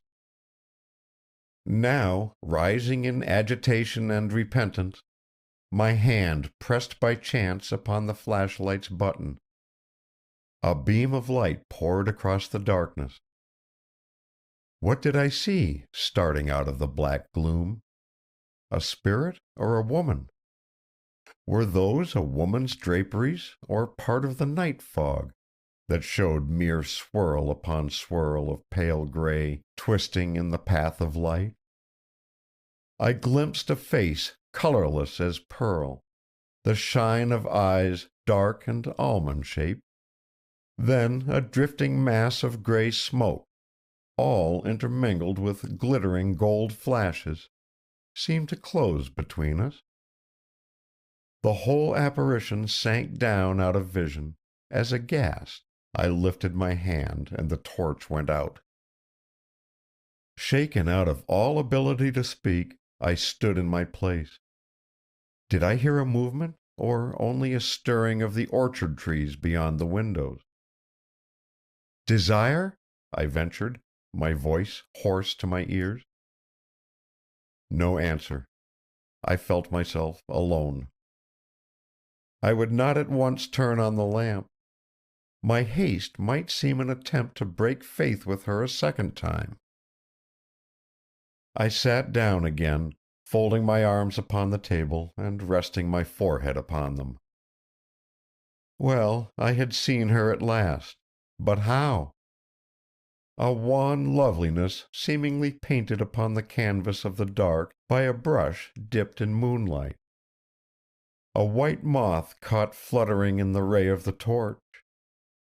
Seen at the instant of her leaving me forever, insulted by my suspicions, my love hurled coarsely at her like a command, my promise of security for her visits apparently broken. How dared I even hope for her return? Now I knew why my enemy had guided me to those books, that I might read, fill my mind with the poison of vile thoughts, and destroy the comradeship that bound me to Desire Mitchell. How should I find her? How free us both? The clock in the hall downstairs struck a single bell. With dull surprise, I realized that considerable time had passed while I sat there. Still, I did not move, weighed down by a profound discouragement. Suddenly, as a wave will run up a beach in advance of the incoming tide, impelled by some deep stir in the ocean's secret places, an icy surge rushed about my feet. Deathly cold from that current struck through my whole body. My heart shuddered and staggered in its beating from pure shock. Go! Not tomorrow, not at dawn, but now! The wave seeped back, receded away from me down its invisible beach. Desire's warning hammered at my mind, striving to burst some barred door to reach the consciousness within that had loitered too long. This was the new peril. This was what I had fled from, unknowing the source of my panic, the night before. This was death. A second surge struck me with the heavy shock of a veritable wave from some bitter ocean. This time the tide rose to my knees, boiling and hissing in its rush. Blood and nerves seemed to freeze. I felt my heart stop, then reel on like a broken thing. Flecks of crimson spattered like foam against my eyelids. The wave broke. The mass poured down the beach, tugging at me in its retreat. With the last strength ebbing away from me with that receding current, I dragged the chain of the lamp beside me. The comfort of light springing up in the room. The relief of seeing normal, pleasant surroundings. Truly, light is an elixir of courage to man. That cold had paralyzed me. I had no force to rise. Nor did I altogether wish to rise and go. I had lost desire tonight. Was I to lose my self-respect also? Was I to run a beaten man from this peril after standing against my enemy so long? Should I not rather stand on this, my ground, where I was not the lame feller? Down by the lake, the snarling cry of a terrified cat broke the night stillness. It was Bagheera's voice. The cry was followed by sounds indicating a small animal's frantic flight through the thickets of goldenrod and willow that edged the banks of the stream below the dam. The series of progressive crashes passed back of the house and continued on, dying away down the creek. As I braced my startled nerves after this outbreak of noise, the light was withdrawn from every lamp in the room. At the same moment, the electric torch rolled off my table and fell to the floor. I heard its progress across the muffling softness of the rug, across the polished wood beyond, and final stoppage at some point out of my reach. As vapor rises from some unseen source and forms in vague growing mass within the curdled air, so blackening dark the hideous bulk reared itself in the night and stared in upon me. As so many times, I felt the eyes I could not see. The pressure of a colossal hate loomed over me, poised to crush, yet withheld by a force greater than either of us. The venom of its malevolence flowed into the atmosphere about me, fouling the breath I drew. My lungs labored. "Pygmy!" its intelligence thrust against mine. "Frail and presumptuous will that has dared oppose mine, you are conquered. This is the hour foretold to you, the hour of your weakness and my strength. Weakling, feel the death surf break upon you. Fall down before me. Cower. Plead." Now, indeed, I felt a sickness of self-doubt, for the wash of the invisible sea never had come to me until tonight.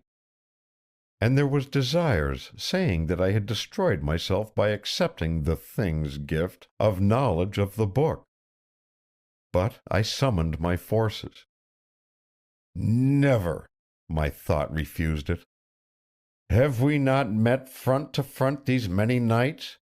And who has drawn back, breaker of the law? You return, but I live. The duel is not lost.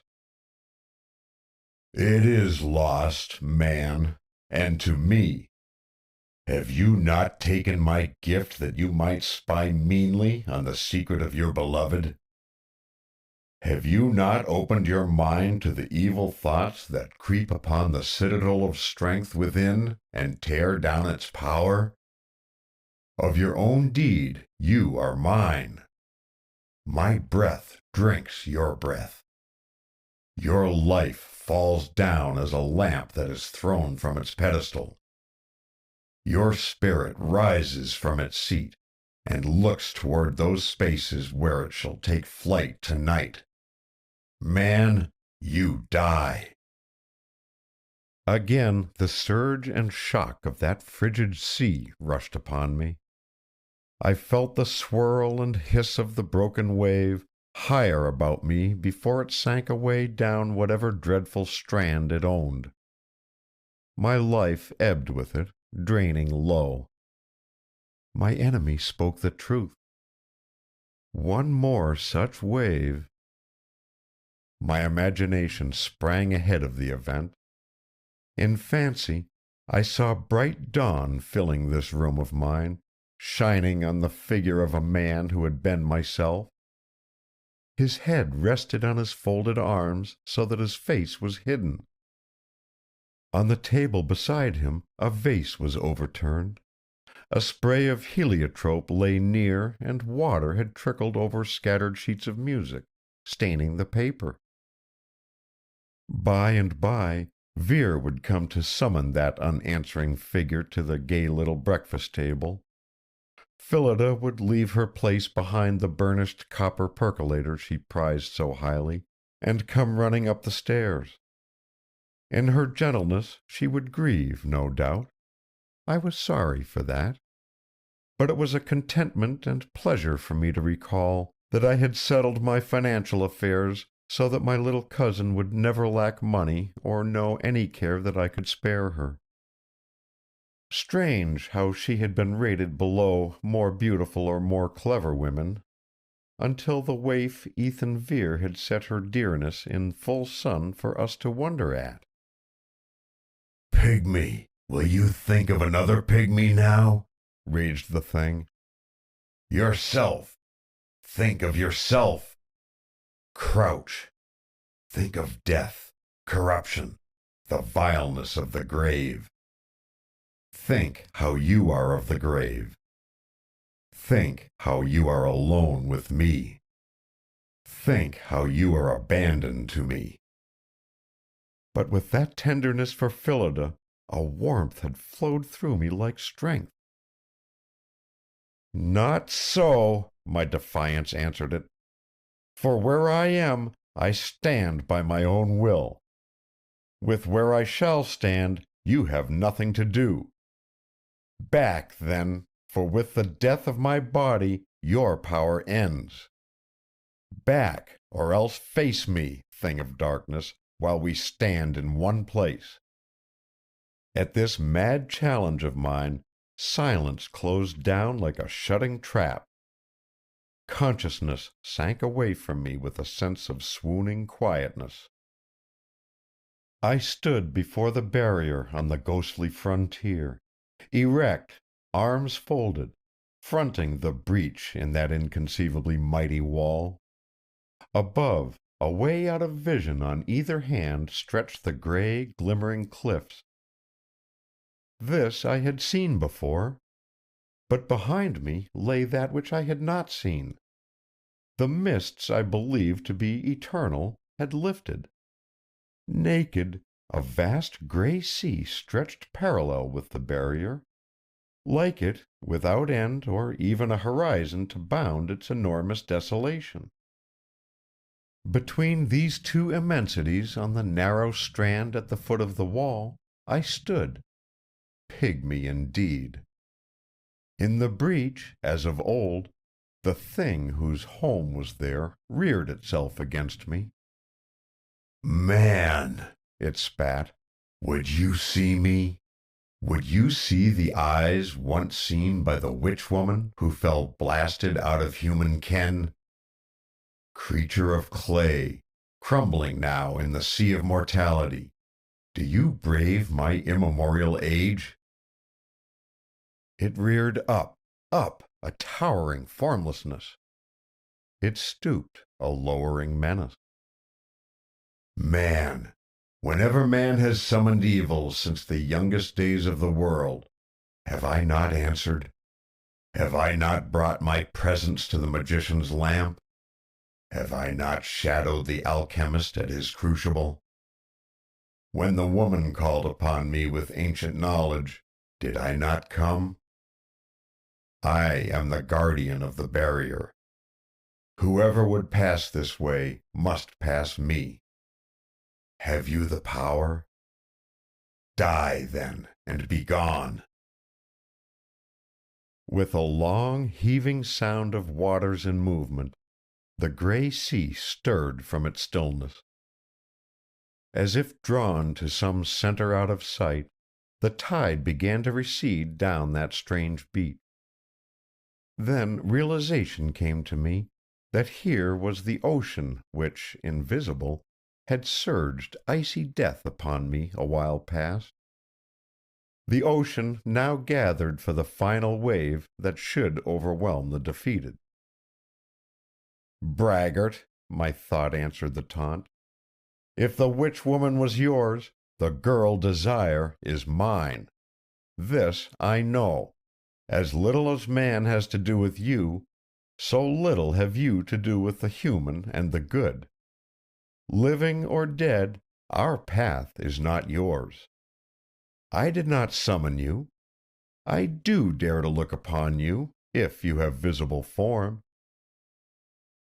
Now in the hush, a sound that I had faintly heard as a continuing thing seemed to draw nearer. A sound of light, swift footsteps hurrying, the steps of one in pitiful eagerness and haste. But I heeded this slightly. My gaze was upon that which took place within the cleft in the great wall. For there in the cold darkness was writhing and turning, visible yet obscure, as the rapids of a glassy, twisting river might look by night. And as one might glimpse beneath the smooth boil and heave of such a river the dim shape of crocodile or water monster, so in that moving dark there seemed to lie something from which the mind shrank, appalled. Now gigantic tentacles rolled about a central mass, groping out in unsatisfied greed. Now an ape-like shape seemed to stalk there, rearing up its monstrous stature until all that breach was choked with it. It fell down into vagueness, where huge coils upraised and sank their loops. But through all change steadily fixed upon me, I felt the eyes of the unseen. I stood my ground. With what pain and draining cost to my poor endurance there is no need to say. Each instant I anticipated the surge of that returning sea, whose flood should smother out the human spark upon its shore. This I had brought upon myself. Yes, and would again to help Desire Mitchell. If I had sheltered her for 1 hour— The thing halted, stooped. Man, cast off the woman, it snarled at me. Fool, evil goes with her. For her you suffer. Thrust her from your breast. I looked down. Wavering against my breast, just above my heart, glimmered a spot of light. The little hurrying steps had ceased. I thought if the bright head of Desire Mitchell were rested there against me, how I would strive to shield her from sight of the thing yonder. In the sweep of that will to protect, I drew my coat about the spot of hovering brightness. I felt her press warm against me. I heard the roar of the death wave far out in that sea. Before me, oh, horror of the frontier, what broke through the dread breach? What formed there, more inhuman from its likeness to humanity? What hand reached for me, for us? End of chapter 15. Chapter 16. I have had a dream past the wit of man to say what dream it was. Midsummer Night's Dream. Mr. Locke! Mr. Locke! I opened heavy eyes to meet the eyes of Ethan Vere, who bent over me. Phillida was there too, pale of face. But what was that just vanishing into the darkness beyond my window-sill? What malignant glare seared disappointment and grim promise across my consciousness? Had I brought with me, or did I hear now a whispered, "Pygmy again"? "Cousin, cousin, are you very ill?" Phillida was half sobbing. "Won't you drink the brandy, please? Oh, Ethan, how cold he is to touch!" "Hush, dear," Vere bade in his slow, steadfast way. "Mr. Locke, can you swallow some of this?" I became aware that his arm supported me upright in my chair while he held a glass to my lips. Mechanically, I drank some of the cordial. Vere put down the glass and said a curious thing. He asked me, "Shall I get you out of this room?" Why should he ask that, since the spectre was for me alone? Or, if he had not seen it, how did he know this room was an unsafe area? My stupefied brain puzzled over these questions, while I managed a sign of refusal. Any effort was impossible to me. The cold of the unearthly sea still numbed my body. My heart labored, staggering at each beat. Vere's support and nearness were welcome to me. His tact let me rest in the mute inaction necessary to recovery, while my body, astonished that it still lived, hesitatingly resumed the task of life. Somehow he reassured and directed Phillida. Presently she was busied with the coffee apparatus in the corner of the room. It was too much weariness even to turn my eyes aside from the expanse of the table before me. The vase was upset, I noted, as I had seemed to see it. The spray of purple heliotrope Phillida had put there the day before lay among the wet sheets of music. The book of Hermas lay open at the page I had last turned, the rosy lamplight upon the text. "Behold, I saw a great beast that he might devour a city, whose name is Hegrin. Thou hast escaped, because thou didst not fear for so terrible a beast. If, therefore, ye shall have prepared yourselves, yet may escape." What did they mean, the old, old words men have rejected? What had Hermas glimpsed in his vision? How many men are written down liars because they traveled in strange lands indeed, and explorers strove to report what they had seen? Who before me had stood at the barrier and set foot on the frontier between the worlds? The fog, still dense outside, was whitening with daybreak. A few hours while the sun ran its course once more for me, then night again, bringing completion of the menace. I recognized that this delay could not affect the end. Perhaps it would have been easier if all had finished for me tonight, easier if Vere and Phillida had not found me in time to bring me back. How had they found out my condition? Wonder stirred under my lethargy. Had I called or cried out? It did not seem that I could have done so. Certainly I had not tried. I was not quite so poor an adventurer as that. Phillida was back with a cup of steaming black coffee, tiptoeing in her anxiety and questioning Vere with her eyes. He took the cup, stooping to receive my glance of assent to the new medicine. The brandy had stimulated, but sickened me. The coffee revived me so much that I was able to take the second cup without Vere's help. When I had walked up and down the room a few times, leaning on his arm, life had taken me back, if only for a little while. The two nurses were so good in their care of me that our first words were of my gratitude to them. Then my curiosity found voice. "How did you happen to come in at this hour?" I asked. "How did you know I was ill?" "I cannot imagine what made Ethan wake up," said Phillida, with a puzzled look toward her husband. "He woke me by rushing out of the room and letting the door slam behind him. Of course I knew something must be wrong to make Drawls hurry like that. Usually he does such a tremendous lot in a day while looking positively lazy. So I came rushing after and found him in here, trying to waken you. I thought at first that you were not living, Cousin Roger. It was horrible. You were all white and cold." She shivered. Vere poured another cup of coffee. He said nothing on the subject, merely observing that the stimulant would hardly hurt me and some might be good for Phil.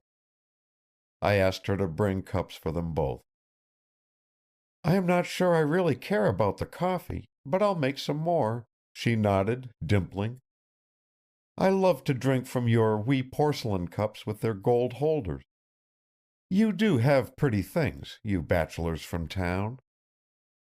When she was across the room, I asked quietly, "What was it, Vere? What sent you to me?" He answered in as subdued a tone, looking at the tinted shade of the lamp instead of at my face. "The young lady woke me, Mr. Locke. She came to the bedside, whispering that you were dying. Would be dead if I didn't get to help you in time. She was gone before Phillida roused up, so she doesn't know anything about it." My heart, so nearly stopped forever and so lethargic still, leaped in a strong beat. Desire, then, had come back to save me. For all my doubt and seemingly broken faith, she had brought her slight power to help me in my hour of danger. For my sake, she had broken through her mysterious seclusion to call Vere and send him to my rescue. Neither he nor I being unsophisticated, I understood what Vere believed, and why he looked at the lamp rather than at me. But even that matter had to yield precedence to my first eagerness. "You saw her?" I demanded. "You call her young. You saw her face, then?" "I could forget it if I had," he said dryly. "As it happened, I didn't. She was wrapped in a lot of floating thin stuff, gray, I guess. The room was pretty dark, and I was jumping out of sleep. I don't know why she seemed young, unless it was the easy, light way she moved. By the time I got what she was saying and sat up, she was gone." "Gone?" "She went out the door like a puff of smoke. I just saw a gray figure in the doorway, where the hall lamp made it brighter than in the room. When I came into the hall there wasn't a sign of anybody about, nor afterward either." I considered briefly. "I suppose I know what you are thinking, Vere. It is natural, but wrong. The lady—" "Mr. Locke," he checked me, "I'm not thinking. I guess you're as good a judge as I am about what goes on in this house. After the way you've treated us from the first, I'd be pretty dull not to know you're as choice of Phillida as I am, and she is all that matters." "Who is?" demanded Phillida, returning. "Me? I haven't the least idea what you're talking about, Drawls, but I think Cousin Roger matters a great deal more than I do, just now. Perhaps now he is able to tell us about this attack, and if he should have a doctor." I have noticed for weeks how thin and grave he has been growing to be. If only he would drink buttermilk." I looked into the candid, affectionate face she turned to me. From her I looked to her husband, whose New England steadiness had been tempered by a sailor's service in the war, and broadened by the test of his experience in a city cabaret. A new thought cleaved through my perplexities like an arrow shot from a far-off place. "How much do you both trust me?" I slowly asked. "I do not mean trust my character or my good intentions, but how much confidence have you in my sanity and common sense? Would you believe a thing because I told it to you? Or would you say, 'This is outside usual experience. He is deceiving us, or mad'?" They regarded one another, smiling with an exquisite intimacy of understanding. "Don't you see yourself one little bit, cousin?" she wondered at me. "Anything you say goes all the way with us," Vere corroborated. "Wait," I bade. "Drink your coffee while I think." "Please drink yours, Cousin Roger, all fresh and hot." I emptied the cup she urged upon me, then leaned my forehead in my hands and tried to review the situation. They obeyed like well-bred children, settling down on a cushioned seat together and taking their coffee as prettily as a pair of parakeets. They seemed almost children to me, although there was little difference in years between Vere and myself. But then I stood on the brink where years stop. With the next night, my triumphant enemy could be put off no longer. That I could not doubt. I cannot say that I was unafraid, yet fear weighed less upon me than a heavy sense of solemnity and realization of the few hours left during which I could affect the affairs of life. What remained to be done? On one of my visits to New York, I had called on my lawyer and made my will. There were a few pensioners for whom provision should continue after my death.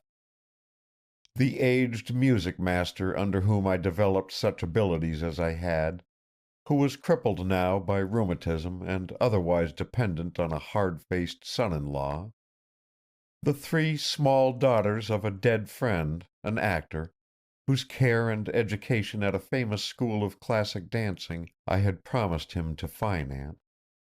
A few such obligations had been provided for, and the rest was for Phillida. But now, what of Desire Michell? She had seemed so apart from common existence that I never had thought of her possible needs any more than of the needs of a bird that darted in and out of my windows. Until tonight, when I had seen her and she had proved herself all woman by her appeal to Ethan Vere. It was not a spirit or a seeress or ye foul witch, Desire Michell, who had fled to him for help in rescuing me. It was simply a terrified girl. What was to become of this girl? Under what circumstances did she dwell? Had she a home, or did she need one? Could I care for this matter while I was here? Day was so far advanced that a clamor of birds came in to us along with a freshening air. The strangely persistent fog had not lifted, but the lamps already looked wan and faded in the new light. I switched them out before speaking to the pair who watched me. "I have a story to tell you both," I said. "The beginning of it Phillida has already heard. Perhaps— Have you told Vere about the woman who visited this room the first night I spent in the house? Who cut her hair and left the braid in my hand to escape from me?" "Yes," she nodded, wide-eyed. "Will you go to my chiffonier there in the alcove and bring a package wrapped in a white silk from the top drawer?" She did as she was asked, and laid the square of folded silk before me. I put back the covering, showing that sumptuous braid. The rich fragrance of the gold pomander wrapped with it filled the air like a vivifying elixir. Phillida gathered up the braid with a cry of envious rapture. "Oh, the gorgeous thing! How do some lucky girls have hair like that? If it was unbound, my 2 hands could not hold it all. What a pity to have cut it! Look, Ethan, how it crinkles and glitters." She held it out to him, extended across her palms. Vere refrained from touching the braid, surveying it where it lay. Being a mere bachelor, I had no idea of Phillida's emotions, until Vere's usual gravity broke in a mischievous, heart-warming smile into the brown eyes uplifted to him. "Beautiful," he agreed politely. No more. But as I saw the wistful envy pass quite away from my little cousin's plain face and leave her content, I advanced in respect for him. In the beginning, it was even harder to speak than I had anticipated. When Phillida laid the braid back in its wrapping, I left it uncovered before me, and looked at its reassuring reality rather than at my listeners. How, I wondered, could anyone be expected to credit the story I had to tell? How should I find words to embody it? Only at first. Whether there clung about me some atmosphere of that land between the worlds where I so recently had stood, or the room indeed kept, as I fancied, the melancholy chill of the unseen tide that had washed through it, I met no skepticism from the 2 who heard my tale of wild experience. They did not interrupt me. Phillida crept close to her husband, putting her hand in his, but she did not exclaim or question. Silence held us all for a while after I had finished. I had a discouraged sense of inadequacy. After all, they had received but a meager outline. The color and body of the events escaped speech. How could they feel what I had felt? How could they conceive the charm of Desire Michell, the white magic of her voice in the dark, the force of her personality that could impress her image, sight unseen, beyond all time to erase? How convey to a listener that, understanding her so little, I yet knew her so well? "I have told you all this because I need your help," I said presently. "Will you give it to me?" "Go away!" Phillida burst forth. She beat her palms together in her earnestness. "Cousin Roger, take your car and go away, far off.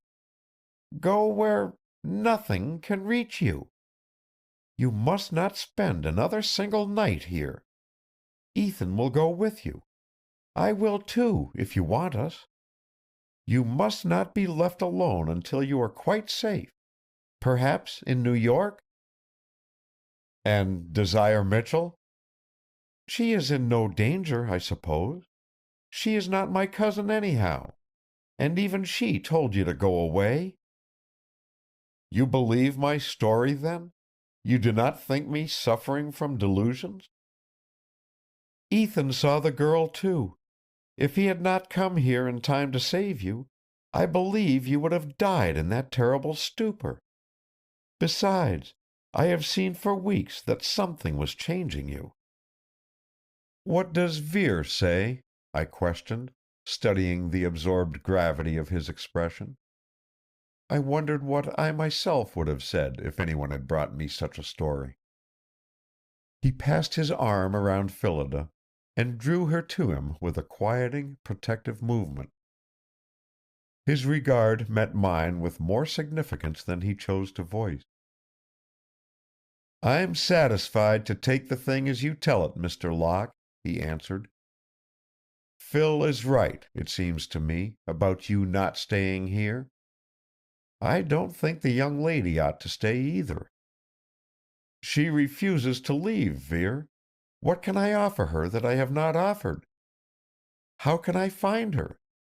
You have heard how I searched the countryside for a hint of such a girl's presence.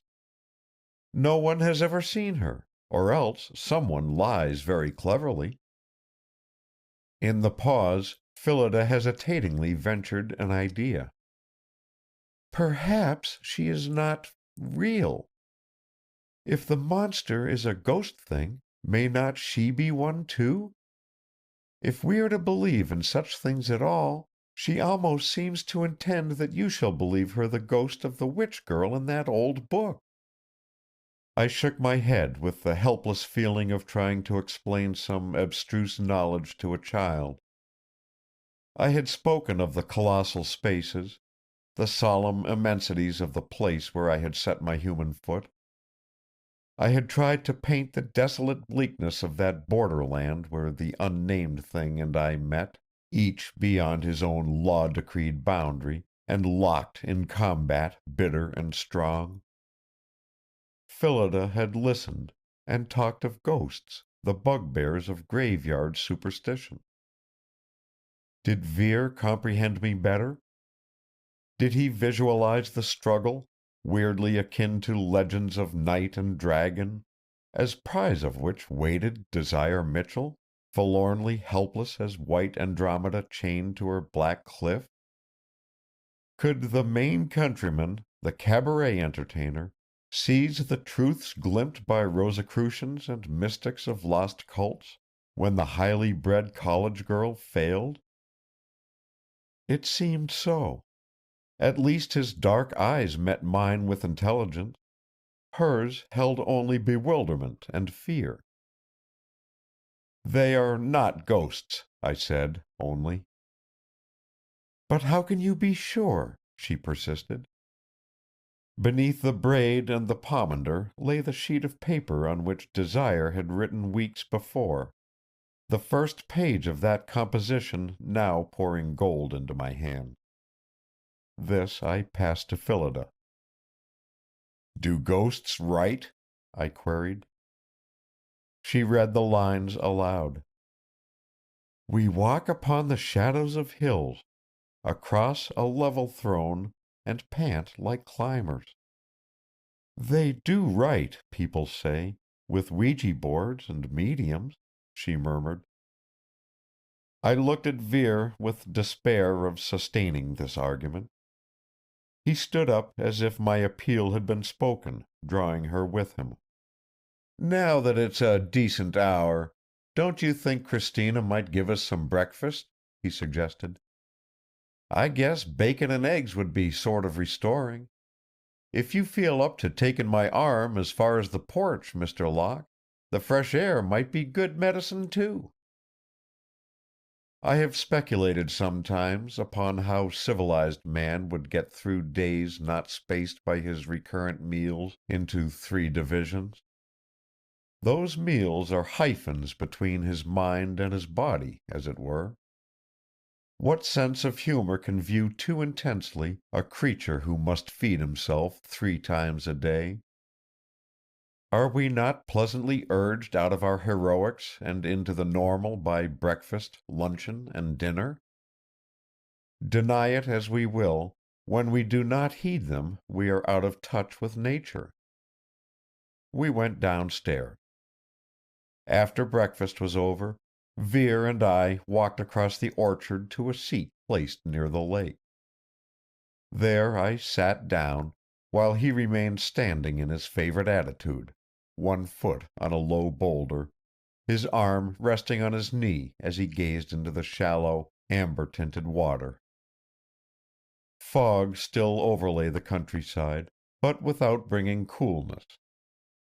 The damp heat was stifling, almost tropical as the sun mounted higher in the hidden sky. I watched my companion, waiting for him to speak. He appeared intent upon the darting movements of a group of tiny fish, but I knew his thoughts were afar. "Mr. Locke, I didn't want to speak before Phillida, because it would not do any good for her to hear what I have to say," he finally began. "It is properly the answer to what you asked upstairs. about our believing you had not imagined that story. Did anything slip out over the window sill when you were waking up?" Startled, for I had not spoken of this, I met his gaze. "Yes. Did you see—" "Nothing exactly. Something, though. Like, well, like something pouring itself along. A big, thick mass. Something sort of smooth and glistening, like black, oily molasses slipping over. Only alive somehow, drawing coils of itself out of the dark, into the dark. I can't put it very plain." "What did you think?" "The air in the room was bad and close, hard to breathe. I guessed maybe I was a little dizzy, jumping out of bed the way I did and finding you like dead almost." He paused and returned his contemplation to the fish darting in the lake. "That is what I thought," he concluded. "What I felt, well, it was the kind of scare I didn't used to know you could feel outside of bad dreams. The kind you wake up from all shaking, with your face and hands dripping sweat. That isn't all, either." This time the pause was so long that I thought he did not mean to continue. "My excuse for speaking of such matters before Phillida is that I may need a woman friend for Desire Mitchell." I reverted to the implied rebuke I acknowledged his right to give. "I wanted her help, and yours. More than ever, since you have shared my experience so far, I want your advice." "I'll be proud to give it, in a minute. First, it's only fair to say I've felt enough wrong around here to be able to understand a lot that once I might have laughed at. Nothing compared to you, but I've been working about the lake sometimes after dark, or before daylight was strong, when a kind of horror would come over me. Well, I'd feel I had to get away and into the house or go crazy. That morning when you called from your window to ask where I'd been so early, and I told you looking for turtles, that was one time. I had gone out looking for turtles, but that horror drove me in. When you hailed me, I had it so bad that I could just about make out not to run for the house like a scared cat, yelling all the way. Turning back to the lake with you was a poser, but I did, and the feeling was all gone as quick as it came. We had a nice morning's shooting. Once in a while I've felt it sort of driving me indoors when I stepped off the porch or over to the barn at night. That's a funny thing. The fear was always outside, not in the house. I thought of that while you were telling us how the thing at the window kept trying to get in at you. We haven't got a haunted house, but a haunted place." "Why have you not spoken of this before?" I asked, deeply stirred. He made a gesture, too American to be called a shrug. He said nothing, watching a large bubble rise through the pure, brown-green water, float an instant on the surface, then vanish with the abrupt completeness of a miniature explosion. I watched also, with an always fresh interest in the pretty phenomenon. Then I repeated my question, rather impatiently as I considered what a relief his companionship in experience would have afforded all these weeks. "Why not, Vere? Mr. Locke, I don't like to keep saying that you never exactly got used to me as your cousin's husband," he reluctantly replied. "But I can see it's a kind of surprise to you right along that I don't break down or break out in some fashion. Of course, I haven't known that you were meeting queer times, too. If you hadn't been through any of this, what would you have thought if I'd come to you with stories of the place being haunted by something nobody could see? You would have judged I was a liar, trying to fix up an excuse for getting away from the work here and shoving off. I don't want to go away. I don't intend to go. I can't see any need of it for Phil and me. But, and this is the advice you spoke of, I think you ought to leave, and leave now. It's little better than suicide to stay." "And abandon Desire Mitchell?" He turned his dark, observant eyes toward me. "If I said yes, you wouldn't do it. Phil and I will take care of the young lady, if she will let us. Couldn't a note be left for her, telling her to come to us?" I shook my head. "She would not come. Now, less than ever—" I broke off, shot with sharp self-reproach at the memory of how I had driven her from me last night. "You won't be any help to her if you're dead," he bluntly retorted. At that I rose and walked a few paces to knock out my post-breakfast pipe against an apple tree. I was not so sure that he was right, self-evident as his statement appeared. Ideas moved confusedly in my mind, convictions somehow impressed when that golden bronze spot of light so gently came to rest above my heart when I last stood at the barrier. The light so like the bright imagined head of Desire.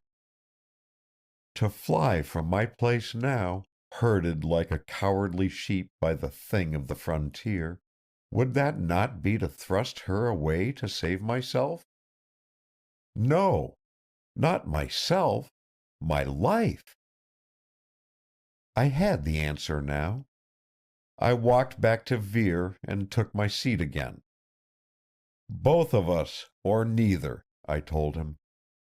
"If you can help me make it both by any ingenuity, I shall be mighty glad. It's a pleasant world, but we will not talk any more of my running for New York like a kicked pup. The question is, will you and Phillida take care of the lady who calls herself Desire Mitchell, if tomorrow morning finds her free, but alone and friendless?" "As long as we live, Mr. Locke," he answered. "But I guess there isn't any disgrace in your going to New York, running or not, if you take her with you. And that is what ought to have been done long ago." "Vere?" He nodded.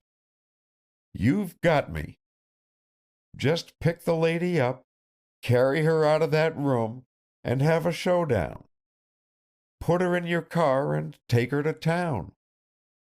I gave her my word not— People can't stand bowing to each other when the ship's afire. If she is worth dying for, she doesn't want you to die for her. The simplicity of it. And, leaping the breach of faith, the temptation. What harm could I do Desire by this plan of Vere's? What good might I not do her? Was it mere slavishness of mind on my part, not to overrule her timid will? She must pardon me when she realized my desperate case.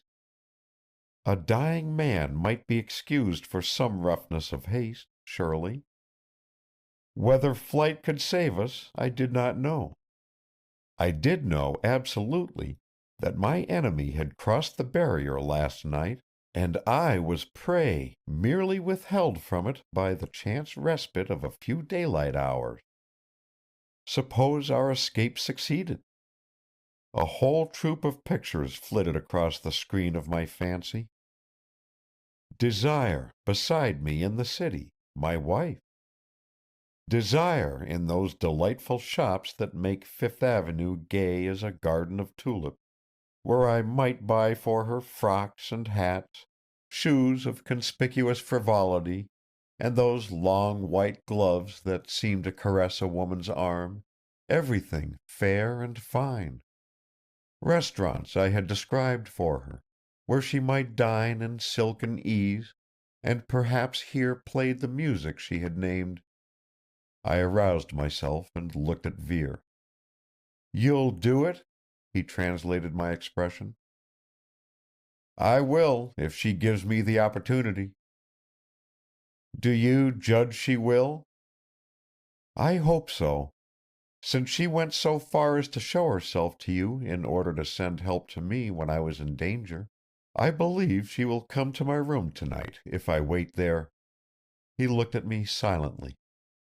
The consternation and protest in his face were speech enough. "If I wait there alone," I finished somewhat hurriedly, "if she comes in time, we will try the plan. Have the car ready. You and Phillida will be prepared, of course. We will waste no time in getting away as far as possible." "And if that thing comes before she does, Mr. Locke?" "Is there any other way?" "I guess you haven't considered that you're inviting me to stand by while you get yourself killed," he said stiffly. "I'm not an educated man. I never heard the names you mentioned this morning of people who used to study out things like this. I never heard of any worlds except Earth and Heaven and Hell. But then I couldn't explain how an electric car runs. I know the car does run, and I know you nearly died last night. If you go back and stay alone in that room, we both know what you are going to meet." I turned away from him because I sickened at the prospect he evoked. The memory of that death tide was too near and rolled too coldly across the future. If the trial had been hard when mercifully unanticipated, what would it be to meet my enemy now that I knew myself conquered? Would it not deliberately forestall Desire's coming tonight? "Mightn't you help the lady more if you went away now and came back?" he urged. The deserter's argument, time without end. Was I to fall as low as that? Phillida's voice called to Vere from the veranda, summoning him to some need of farm or household. "In a moment, pretty," he called assent. But he did not move. I guessed that he hoped much from my silence, and would not disturb me lest my decision be hindered or changed. By and by I stood up. "Vere, in your varied experiences in peace and war, did you ever chance to meet a coward?" "Once," he answered briefly. "And did you like the sight?" "No." "Then," I said, "let us not invite one another to that display. Shall we go in to Phillida?" End of chapter 16. Chapter 17. They say, what say they? Let them say. Old Scottish inscription. After luncheon, I drove over to the village with Phillida, who had some housewifely orders to give at the shops. On second thoughts, Vere and I had agreed to tell her nothing about the venture we planned for tonight. We had satisfied her by the assurance that I meant to start for New York before the dangerous hours after midnight. Reassured, she regained her usual spirits with the buoyancy of her few years and healthy nerves. I gathered her secret belief that no ghost would dare face Ethan. Which may have been quite true. On our way home, we stopped at the shop of Mrs. Hill to add to our supply of eggs, Phillida's hens having unaccountably failed to supply their quota. I went in, leaving my companion in the car. No one else was in the shop. An impulse prompted me to put a question to the little woman whose life had been spent in this neighborhood. "Mrs. Hill, did you ever hear of anyone named Desire Mitchell?" I asked. She stopped counting eggs and blinked up at me. Her sallow, wrinkled face lightened with curiosity and an absurd primness. "Now, Mr. Locke, I'd like to know where a young city feller like you got that old story from." "I have not got it. I want you to tell it to me. She was a witch? She was a hussy, said Mrs. Hill severely. I was a little girl when she ran away from her father's respectable house, 50-odd years ago. The disgrace killed him, being a clergyman. And the gossip that came back later, and pictures of her in such dresses. Dear, dear. The wicked certainly have opportunities. 50 years ago, I echoed, dazed by this intrusion of a third Desire Mitchell. Ah, nearly 70 she'd be if she was alive today, which she ain't. Why, she changed her name to one fancier that you might have heard talk of. She was— The name she gave me I shall not set down. It is enough to say it was that of a superwoman whose beauty, genius, and absolute lack of conscience set Europe ablaze for a while. A torch of womanhood, quenched at the highest burning hour of her career by a sudden and violent death. There was an older house once on your place, she added pensively. Did you know that? It stood in the hollow where your lake is now. 300 years old, folks say it was. One night it burned down in a big thunderstorm. The Mitchells then living had your house built over by the orchard then, and had a dam built across so as to cover up the old site with water. All the Mitchells lived there till the last one went missionary abroad and died in foreign parts. I mean the hussy's brother. He took up his father's work, feeling a strong call. He was only a young boy when his sister went off, but he felt it dreadful. He was a hard man on the sinner. Preached hell and damnation all his days, he did. Lean over the pulpit he would, his eyes flamin' fire and his tongue shrivelin' folks in their pews, I can tell you. He left children? I asked. No, sir. Reverend never married. He felt women a snare. Land, not much snarin' with what farm women get to wear around here.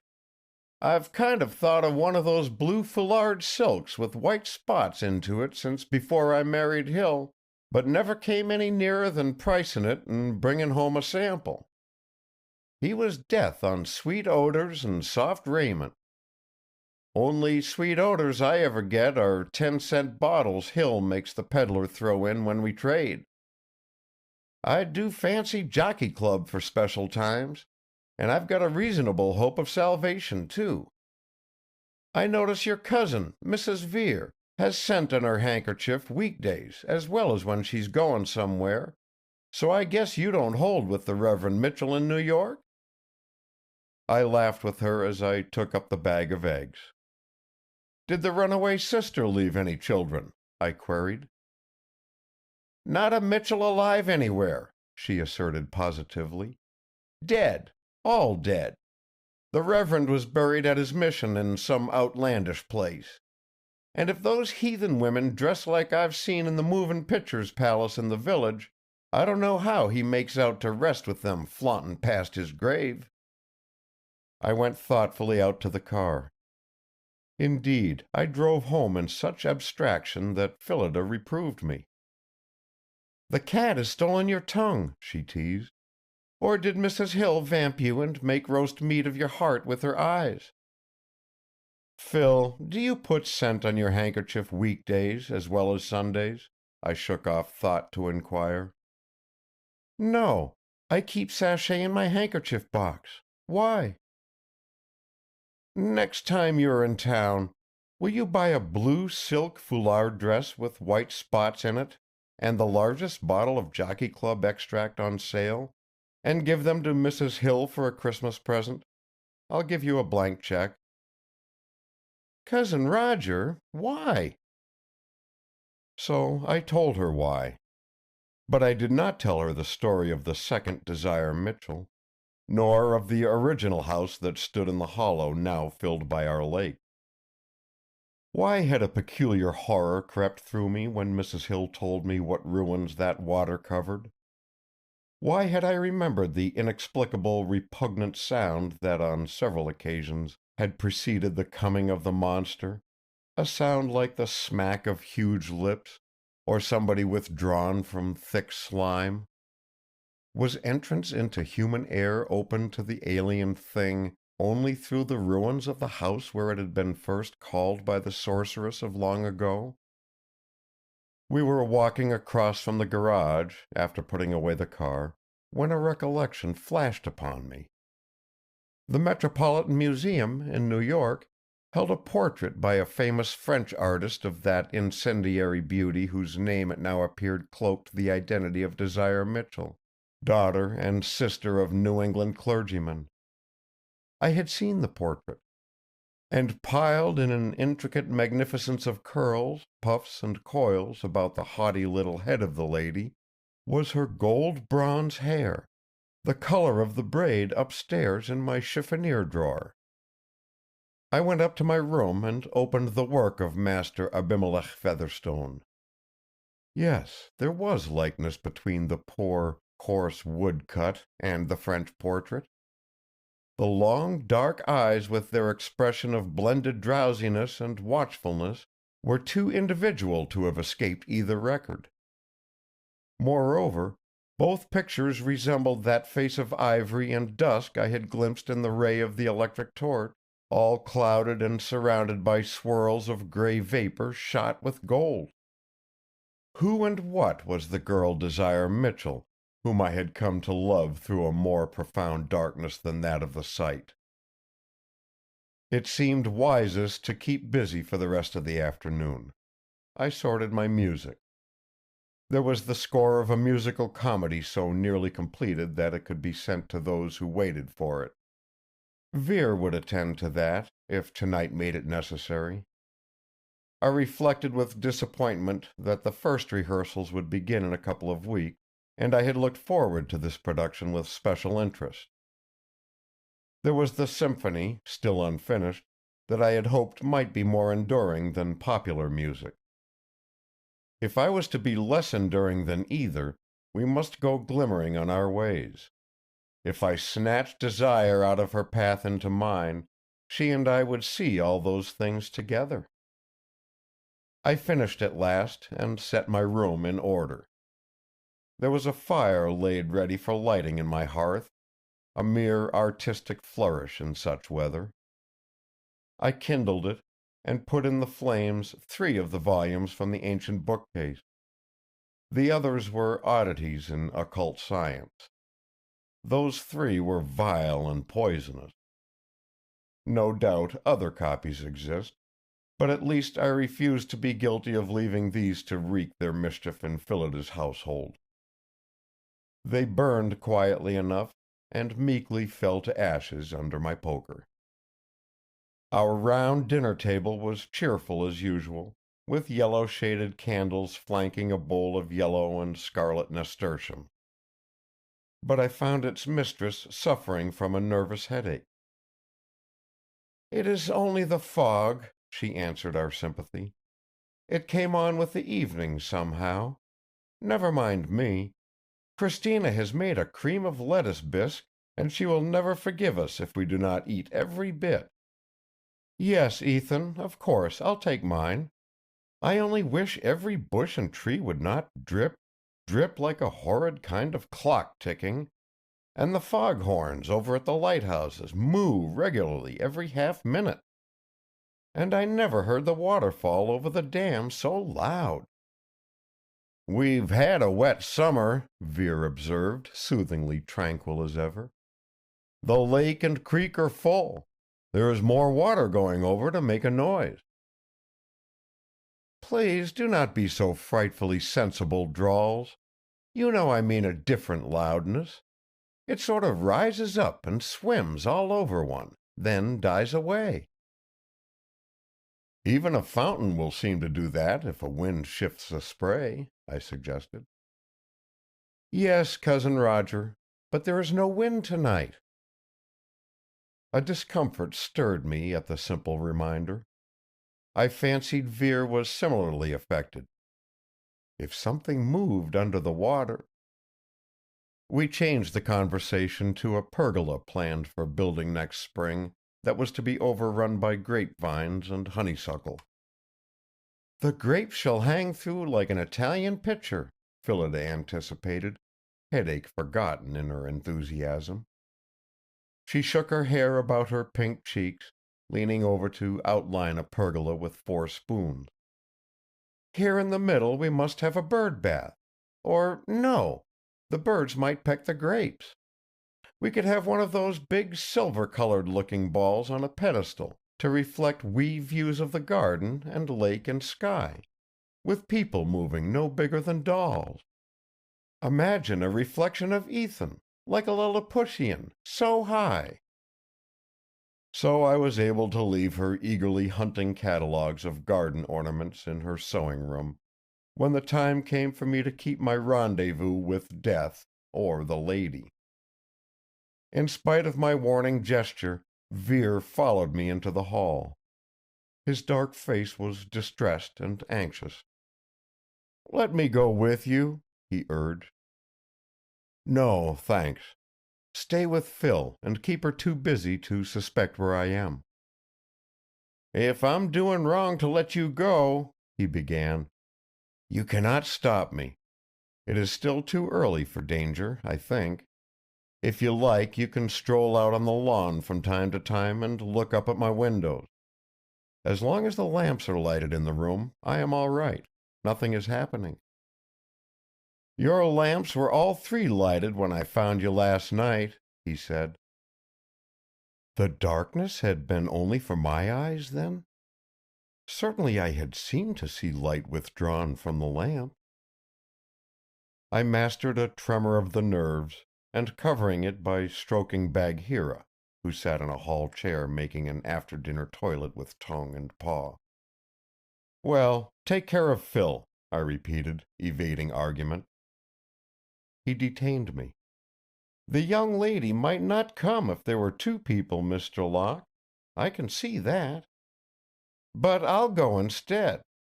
I guess I'd be safer than you with you know what I mean.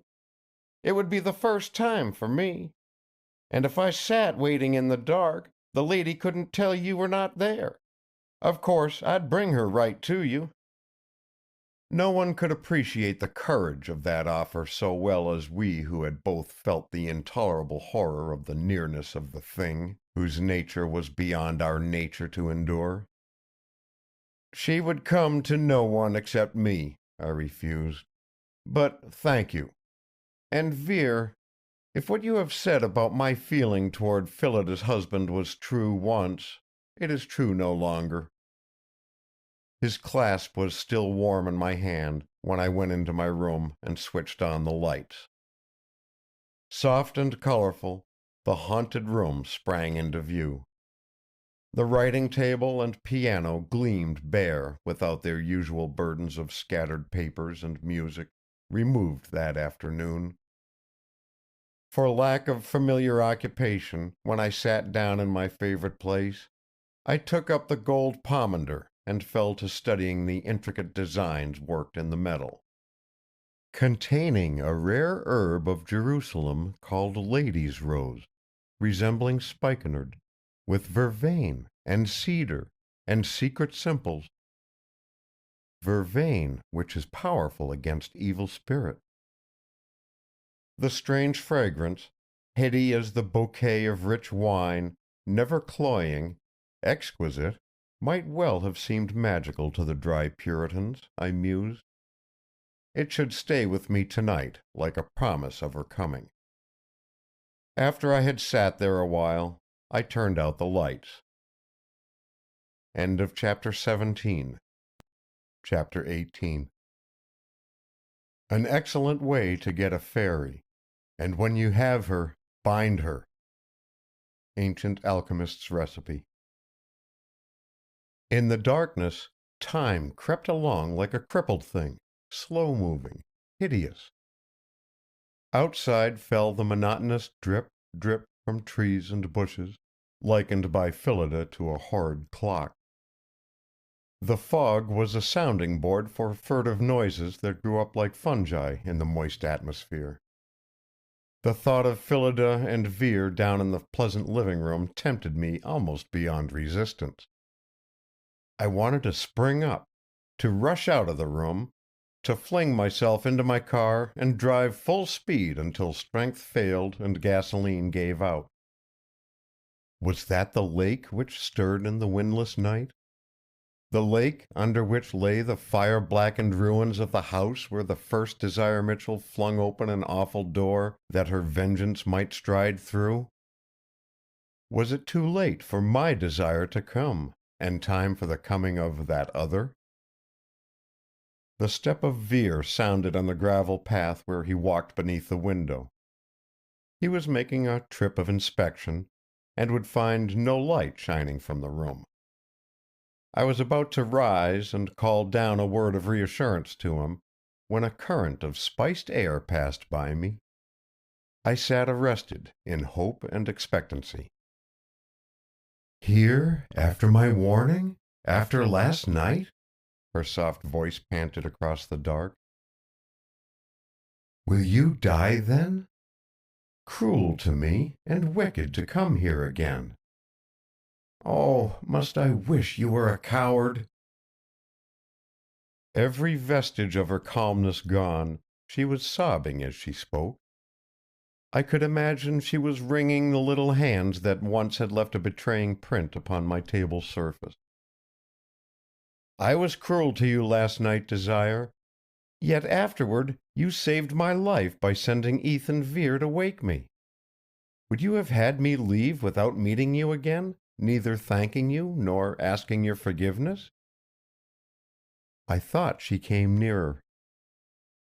"For so little you would brave the dread one in its time of triumph? O steadfast soldier, who faces the breach even in the hour of death, in all that you have done you have remembered me. Why speak of anger or forgiveness? Have I not injured you?" "Never. I love you." "Is not that an injury? Even though I hid my ill-omened face from you, reared as I was to sad knowledge of the wrath upon me, the wrong has been done. Weak as water in the test, I kept the letter of my promise and broke the intent. Yet go, keep life at least." "Desire, I do not understand you," I answered. "No matter for that now. I am content to share whatever you bring. Not roughly or in challenge as I asked you last night, but earnestly and with humility I ask you to come away with me now. If trouble comes to my wife and me, I do not doubt we can bear it. Let us not be frightened from the attempt. Come." "I, to take happiness like that?" she marveled in desolate amazement. "No. At least I will go to my own place, if tardily. Roger, be kind to me. Give me a last gift. Let me know that somewhere you are living. Out of my sight, out of my knowledge, but living in the same world with me. Each moment you stay here is a risk." In that warning she had reason. I rose. It was time to act, but action must be certain. If my groping movements missed her in the dark, there might be no second chance. "Desire, if all is as you say, and we are not to meet again as we have done, you shall let me touch you before I go," I said firmly. "No." "Yes. Why, would you have me live all the years to come in doubt whether you were a woman or a dream? Perhaps you might seem at last a phantom of my own sick brain to which faithfulness would be folly? Here across the table I stretch my arm. Lay your palm in my palm. I may die tonight." Whether she wished it also, or whether my resolve drew obedience, I do not know. But a vague figure moved through the dark toward me. A hand settled in mine, with the brushing touch of an alighting bird. I closed my hand hotly upon that one. I sprang a step aside from the table between us, found her, and drew her to me. What did I hold in my arms? Softness, fragrance, draperies beneath which beat life and warmth. As I stooped to reassure her, her breath curled against my cheek. So, with that guide, I turned my head and set my lips on the lips I had never seen. Did something uprear itself out there in the black fog? A cold air rushed across the summer heat of the fog, air foul as if issued from the open door of a vault. As once before, a tremor quivered through the house. The hanging chains of the lamps swung with a faint tinkling sound. I snatched Desire Mitchell off her feet and sprang for the door. Somehow I found and opened it at the first essay. We were out into the hall. With one hand I dragged the door shut behind us, then carried her on to the head of the stairs. There I set her down, but stood before her as a bar against any attempt at escape. A lamp shed a subdued light above us. I looked at my captive. Never again after that kiss could she deny her womanhood or pose as a phantom. So far my victory was complete. The lady might be angry, but it must be woman's anger. I knew she had not suspected my intention until I lifted her in my arms. She had struggled then, after her defenses had fallen. She was quiet now, as though the light had quelled her resistance. She stood drooped and trembling.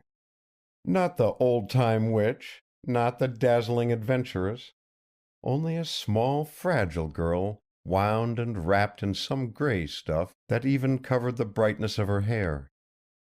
Her face was held down and showed no more color than a water lily. "I thought," she whispered just audibly, "I thought you would say good-bye." "I know," I stammered, "but I could not. That way was impossible for us." She did not contradict me. She was so very small, I saw, that her head would reach no higher than where the bright spot had rested above my heart when I had last stood at the barrier. One hand gripped the veils beneath her chin and seemed the clenched fist of a child. The crash of my door had startled the household.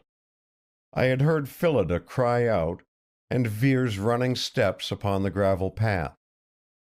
Now he came springing up the stairs. At the head of the flight he stopped, staring at us. "Desire," I spoke as naturally as I could manage, "this is Mr. Vere. Vere, my fiancée, Miss Mitchell. Shall we go down to Phillida?" And Desire Mitchell did not deny my claim. I am not very sure of how we found ourselves downstairs, nor do I remember in what words we made the two girls known to one another. Presently we were all in the living room, and Phillida had possession of Desire Mitchell, while Vere and I looked on stupidly at the proceedings. Phil had placed her in a chair beside a tall floor lamp, and gently drew off the draperies that hooded her. With little murmurs of compassion, she unbound and shook free her guest's hair. "My dear, you are all damp. This awful fog. You must have been out a long time. You shall drink some tea before we start. Drawls, will you light the alcohol lamp on the tea-table? The kettle is filled." Now I could understand how Desire had appeared amid a drift of fire-shot smoke in the beam of my electric torch the night before. Her hair was a garment of flame-bright silk flowing around her, curling and eddying in rich abundance. Over this she had worn the gray veils to smother all that color and sheen into neutral sameness with night and shadows.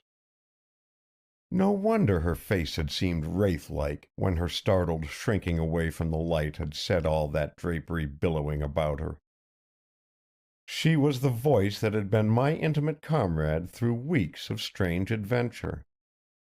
She was the woman of the faded yellow book and the painted beauty at the Metropolitan. She was all the desires of whom I had ever dreamed, and she was none of them, for she was herself. Her long dark eyes, suddenly lifted to me, were individual by that ancestral blending of drowsiness and watchfulness, yet were akin to the eyes of youth in all times by their innocence. Her mouth, too, was the soft mouth of a young girl kept apart from sordid life. But her forehead, the noble breadth between the black tracery of her eyebrows, expressed the student whose weird, lofty knowledge had so often abashed my ignorance. Only my ignorance? Now, as she looked at me across the room, all self-confidence trickled away from me. What distinguished me from 1,000 men she might meet on any city street? What had I ever said worth note in the hours we had spent together? Now she saw me in the light, plainly commonplace, and, remembering myself lame, I stood amazed at the audacity with which I had laid claim to her. She was rising from the chair, gently putting aside Phillida's detaining hands. She had not spoken one word since her faltered speech to me upstairs. Neither Vere nor Phillida had heard her voice. She had given her hand to each of them and submitted to Phil's care with a docility I failed to recognize in my companion of the dark. Her decisive movement now was more like the Desire Mitchell I knew. Only, what was she about to do? Repudiate my violence and me? Perhaps go back to her hiding place? She came straight to where I stood, not daring even to advance toward her. We might have been alone in the room. I rather think we were, to her preoccupation. "You must go away," she said. "If there is any hope, it is in that. Nothing else matters now, nothing. If you wish, take me with you. It would be wiser to leave me, but nothing really matters except that you should not stay here. I will obey you in everything if you will only go. Take your car and drive. Drive fast. Anywhere." It is impossible to convey the desperate urgency and fervor of her low voice. Phillida uttered an exclamation of fear. Vere wheeled about and left the room. The front door closed behind him. The gravel crunched under his tread on the path to the garage, and the rate at which the light he carried moved through the fog showed that he was running. He obviously accepted the warning exactly as it was given. After the briefest indecision, Phillida hurried out into the hall. For my part, I did nothing worth recording. I had made discovery of 2 places where I was not the lame feller, and if the first place was the dreary frontier, the second country was that rich land of promise in Desire Mitchell's eyes. What we said in our brief moment of solitude is not part of this account. Phillida was back promptly, her arms full of garments. With little murmurs of explanation by way of accompaniment, she proceeded to invest Desire in a motor coat and a dark blue velvet hat, rather like an artist's tam-o'-shanter. I noticed then that the girl wore a plain frock of gray stuff, long of sleeve and skirt, fastened at the base of her throat with severe intent to cover from sight all loveliness of tint and contour. Nothing farther from the fashion of the day or the figure of my cousin could be imagined. "You must wear the coat, because it is always cool motoring at night," Phillida was murmuring. "And of course you will want it at a hotel, unless you can do some shopping. I will just tie back your gorgeous, scrumptious hair with this ribbon, now. I know I haven't enough hairpins to put it up without wasting an awful lot of time, but we will buy them in the morning. We are going to take the very best care of you every minute, so you must not worry." "You are so kind to me," Desire began tremulously. "No one was ever so kind. It does not matter about me, or what people think of me, if he will only go away from here quickly." "Right away," Phillida soothed. "My husband has gone for the car. I hear him coming now." In fact, Vere was coming up the veranda steps. His hand was on the knob of the outer door, fumbling with it in a manner not usual to him. Then the knob yielded, and he was inside. "But how slow you are, Drawls!" his wife called, with an accent of wonder. Vere crossed the threshold of the room, his gaze seeking mine. He was pale, and drops of fog moisture pearled his dark face like sweat. "I am sorry, Mr. Locke," he addressed me, ignoring the others. "Perhaps you felt that shake-up a quarter-hour ago? Like a kind of earthquake, or the kick from a big explosion a long ways off. It didn't seem very strong to me. It was too strong for that old tree by the garage, though. Must have been decayed clear through inside. Willows are like that, tricky when they get old." "Ethan, what are you talking about?" cried Phillida, aghast. He continued to look at me. "I guess it must have fallen just about when you slammed your door upstairs. Seems I do remember a sort of second crash following the noise you made. I was too keen on finding out what was happening up there to pay much heed." "Well, Vere?" "Tree smashed down through the roof of the garage," he reluctantly gave his report. "Everything under the hood of the automobile is wrecked. There is no motor left, and no radiator. Just junk, mixed up with broken wood and leaves and pieces of the stucco and tiles of the garage. So there was to be no going tonight from the house beside the lake." A frustrated group, we stood amid our preparations, the two girls wearing cloaks and hats for the drive that would never be taken. Had we ever really expected to go? Already the project was fading into the realm of fantastic ideas, futile as the pretended journeys of children who are kept in their nursery. Desire lifted her hands and took off the blue velvet cap with a resignation more expressive than words. Only my practical little cousin charged valiantly at all obstacles. "We aren't ever going to give up?" she cried protest. "Cousin Roger? Ethan? You cannot mean to give up? Why, phone to the nearest garage to send us another car. If we pay them enough, they will drive anywhere. Or if they cannot take us to New York, they will take us to the railroad station where we can get a train for some place. Can't we, Drawls?" "We could," Vere admitted. "I'd admire to try it anyhow. But the telephone wire came across the place right past the garage, you know." "The tree tore the wire down, too?" "I'm afraid it snapped right in two, Phil." We might walk," she essayed.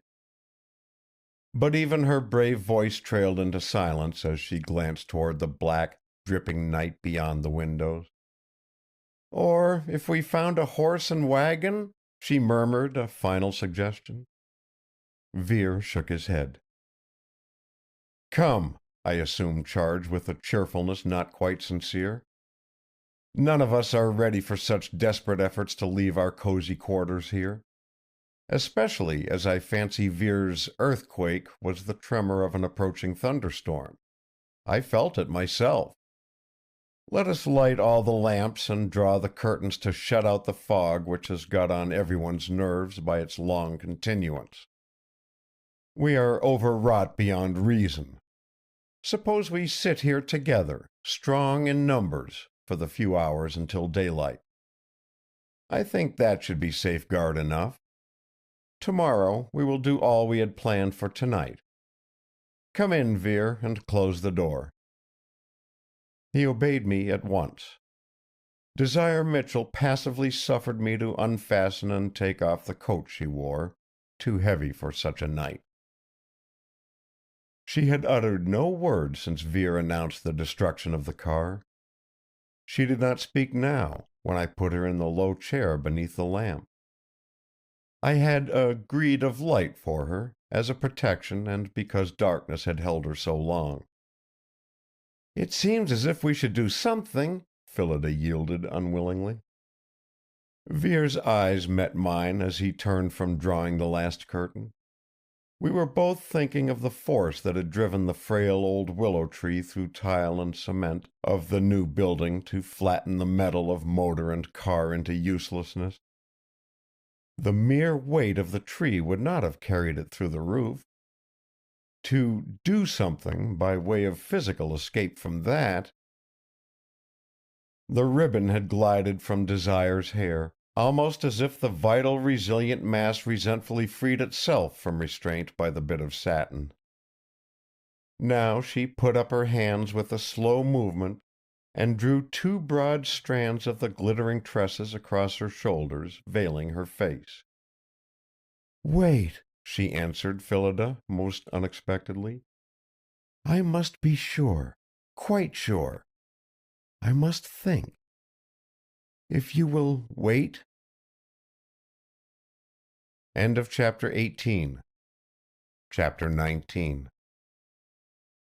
O little book, how dar'st thou put thyself in press for dread? Chaucer. We sat quietly waiting. I had drawn a chair near Desire. Phillida and Vere were together, chairs touching, her right hand curled into his left. Bagheera the cat had slipped into the room before the door was closed, and lay pressed against his mistress's stout little boot. Our small garrison was assembled, surely for as strange a defense as ever sober moderns undertook. For my part, it was wonder enough to study that captive who was at once so strange, yet so intimately well known to me. The Tiffany clock on the mantel-shelf chimed midnight. Soon after, we began to experience the first break in the heavy monotony of heat and fog that had overlaid the place for 3 days. The temperature began to fall. The fog did not lift. The flowered cretonne curtains hung straight from their rods, unstirred by any movement of air. But the atmosphere in the room steadily grew colder.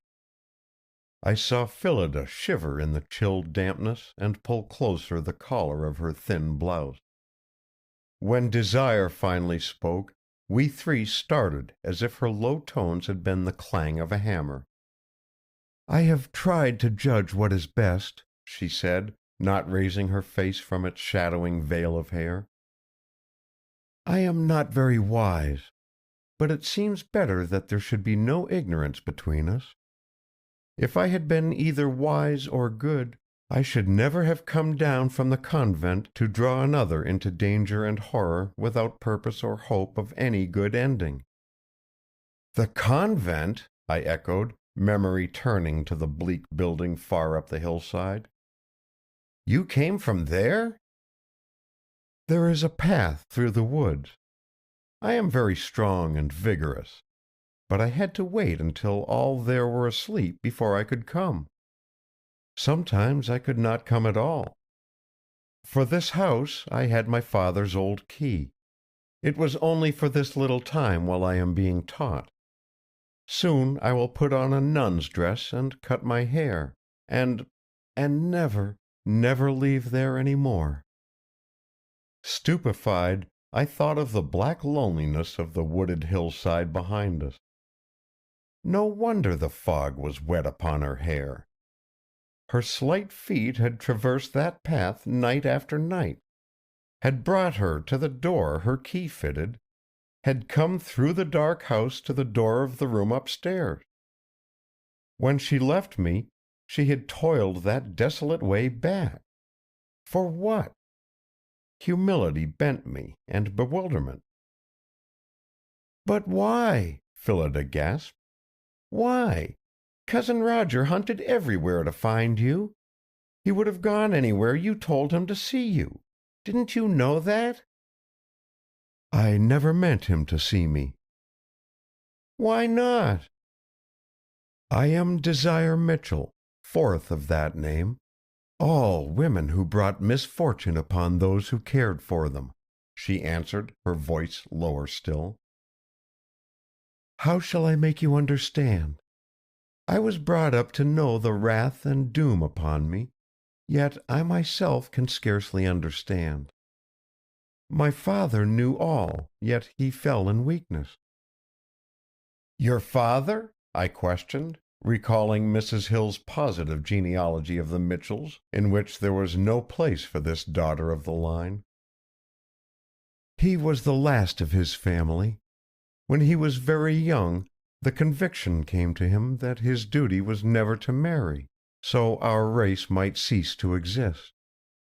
He lived here and preached against evil. He studied the ancient learning that he might be fitted to wrestle with sin.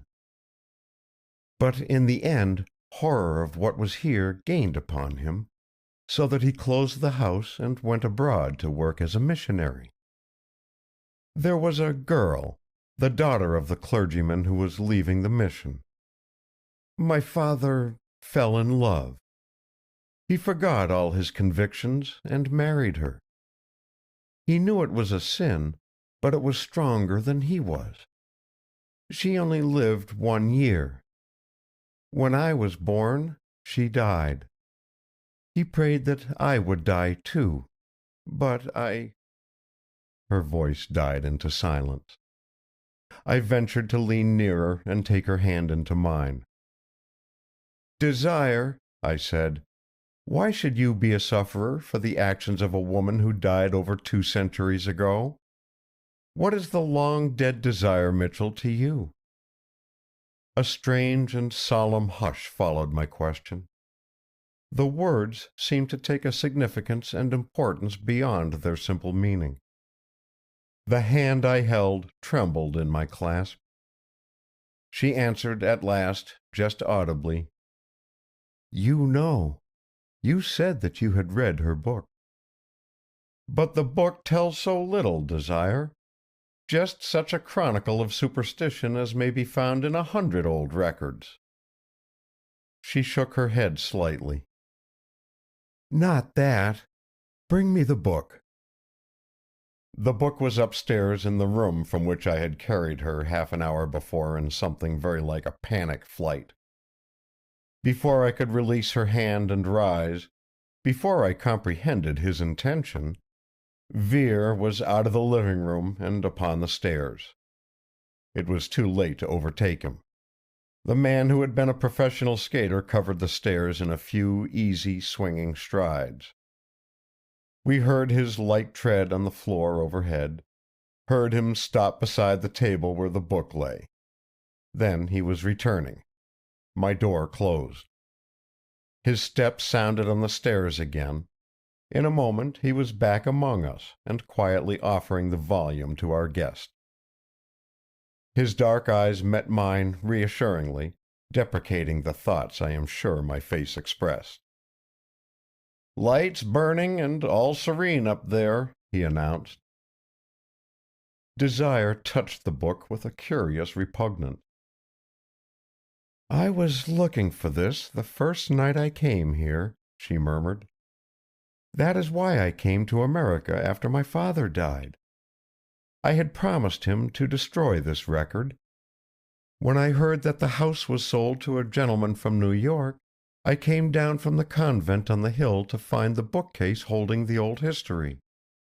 I did not know anyone was here that night until you touched my hair." I remembered the bookcase near the bed where I stood my candle and matches.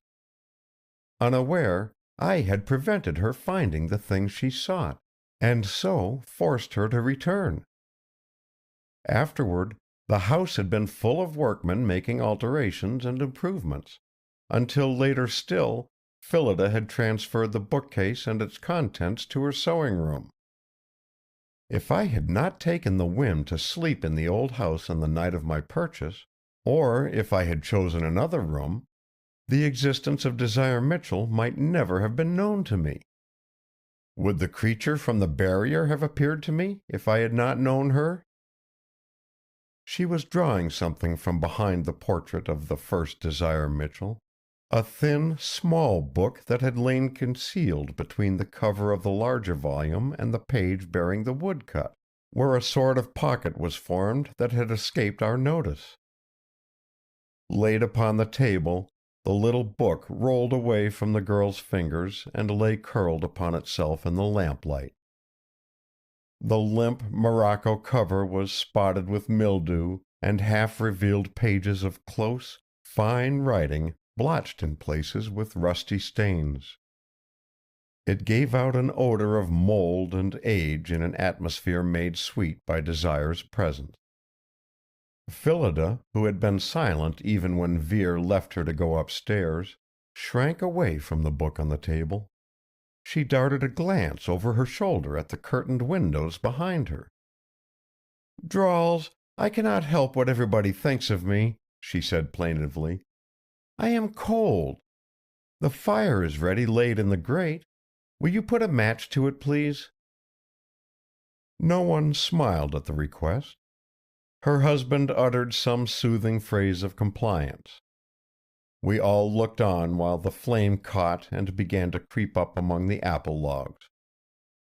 Bagheera rose and changed his position to one before the hearth.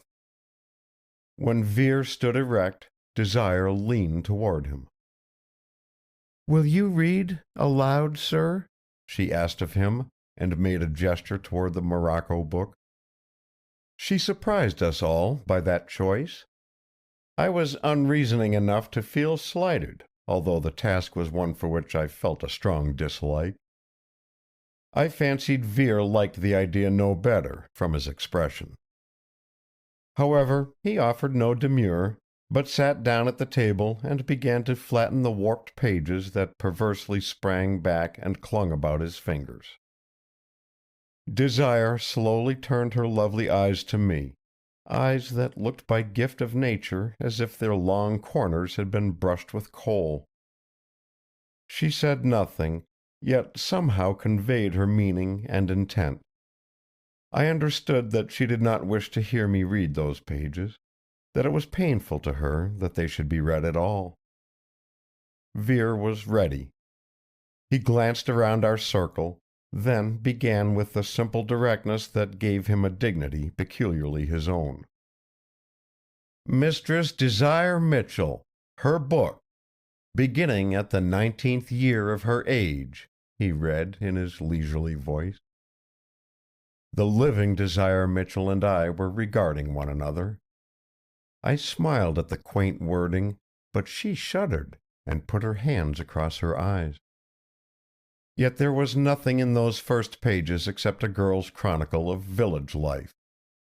This book evidently carried on a diary kept from early childhood, a diary written out of loneliness.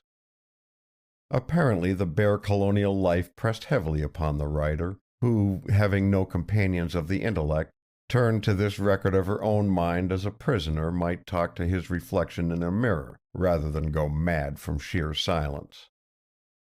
Discontent and restlessness beat through the lines like fluttering wings. She wrote of her own beauty with a cool appraisal oddly removed from vanity, almost with resentment of a possession she could not use. "Like a man who finds treasure in a desert isle, I am rich in coin that I may not spend," she wrote.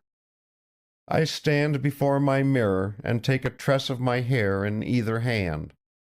I spread wide my arms full reach, yet I cannot touch the end of those tresses, nor can my two hands clasp the bulk of them.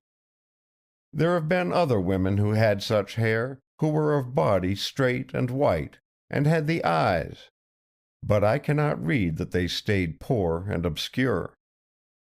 There followed some quotations from the classics, of which I was able to give but vague translations when Vere passed the book to me, both because my knowledge was scanty, and because of their daring unconventionality. There were allusions, too, to ladies of later history who had found fairness a broad staircase for ambition to mount. Of the writer's learning there could be no question, a learning amazing in one so young and so situated. The source of this became apparent. Her father was consumed with the passion of scholarship, and the girl's hungry mind fed in the pastures where he led the way. Here crept into view an anomaly of character. The austere Puritan divine, whose life was open and blank, bare and cold as a winter field, cherished a secret dissipation of the mind. He labored upon a book on the errors of magic. So laboring, he became snared by the thing he denounced. He believed in the hidden lore while he condemned it. Deeper and deeper into forbidden knowledge his eagerness for research led him, unsanctioned by any church where the books Dr. Mitchell starved his body to buy from Jews or other furtive dealers in unusual wares. The titles in his library comprehended the names of more charlatans than bishops. He could define the distinctions between necromancy, sorcery, and magic. The marvelous calculations of the Pythagoreans engaged him, and the lost mysteries of the Kabiri. From such studies he would arise on the Sabbath to preach sermons that held his dull flock agape. Bitter draughts of salvation he poured for their spiritual drinking. He scarcely saw how any man might escape hell-fire, all being so vile. Against witchcraft and tampering with Satan's agents he was eloquent. He rode 60 miles in midwinter to see a Quaker whipped and a woman hung who had been convicted as a witch. Of all this his daughter wrote with an elfin mockery. Her brilliant eye of youth saw through the inconsistency of the beliefs he strove to reconcile. She learned his lore, read his books, and discarded his doctrine. "I study with him, but I think alone," she set down her independence. Without his knowledge, she proceeded to actual experiment with rude crucible and alembic in her own chamber. She essayed some age-old recipes of blended herbs and ingredients within her reach, handled at certain hours of the night and phases of the moon. All were innocent enough, it seemed. She cured a beloved old dog of rheumatism and partial blindness. She discovered an exquisite perfume which she named Rose of Jerusalem. But the experiments were not fortunate, she made obscure complaint. The dog, cured, lived only a few weeks. The perfume, in which she reveled with a fierce, long-denied appetite, steeping her rich hair in it and her severely dull garments, awoke many whispers in a community where sweet odors were unknown and disapproved. She alluded, with a mingling of freezing scorn and triumph, to the young men who followed after her, seeking a wife who would be at their hearth as fatal a guest as that fair woman sent by an enemy to Alexander the Great, whose honey breath was deadly poison to whoso kissed there. Into this situation rode the fine gentleman from the colonial world of fashion who was to fix the fate of Desire Mitchell and his own. From this point on, the diary was a record of the same story as the history of ye foul witch Desire Mitchell. The love affair that followed Sir Austin's visit to the clergyman's house leaped hot and instant as flame from oil and fire brought together. The girl was parched with thirst for life, yet despised all around her. The man was dazzled by a beauty and mentality foreign as a bird of paradise found nested in Connecticut snow. A mad, wild passion linked them that was more than half a duel.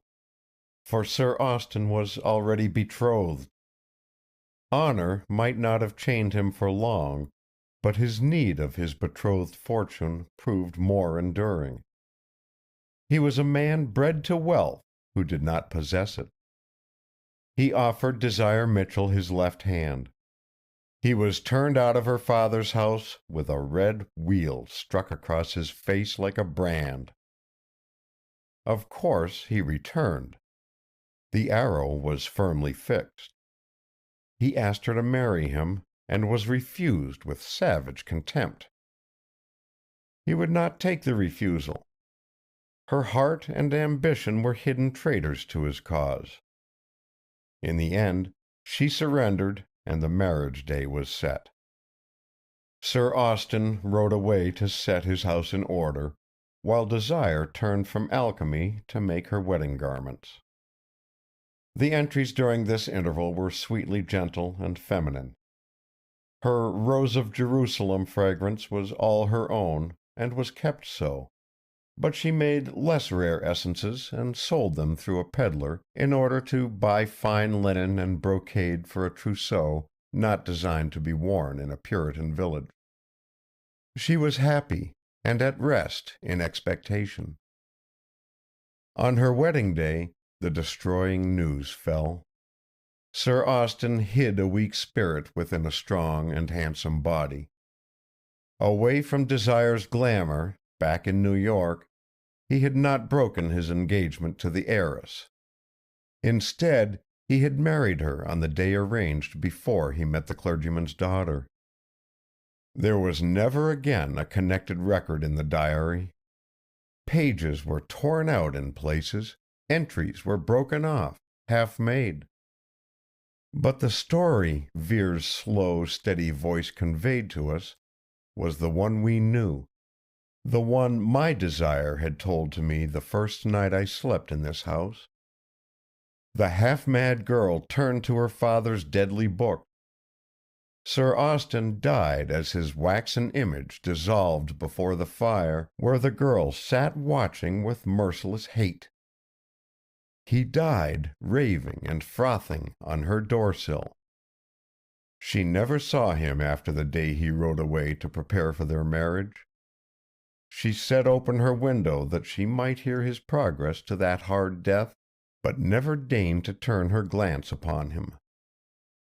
The clergyman was dead now, of shame, or perhaps of terror at the child he had reared. The girl was alone. The diary grew wilder, with gaps of weeks where there were no entries. More frequently, pages were missing and paragraphs obliterated by the reddish blotches like rust or blood. There were accounts of weird, half-told experiments ranging through the 3 degrees of magic set forth by Talmud and Kabbalah. She wrote of legions of kingdoms between earth and heaven, and the 12 unearthly worlds of Plato. She alluded to a barrier between men and other orders of beings, beyond which dwelt those whom the magicians of old glimpsed after long toil and incantation. Those of whom Vertabied, the Armenian, says, their orders differ from one another in situation and degree of glory, just as there are different ranks among men, though they are all of one nature. They cannot cross nor overthrow this wall, nor can man alone, but if they and man join together, one there beyond whispers to me of power, splendor, victory. Days later there was entered a passage of mad triumph and terror. The barrier was broken through. Out of the breach issued the one whom she had invited to her silver lamps. Colossal, formless, whose approach froze blood and spirit. Eyes of unspeakable meaning glared across the dark.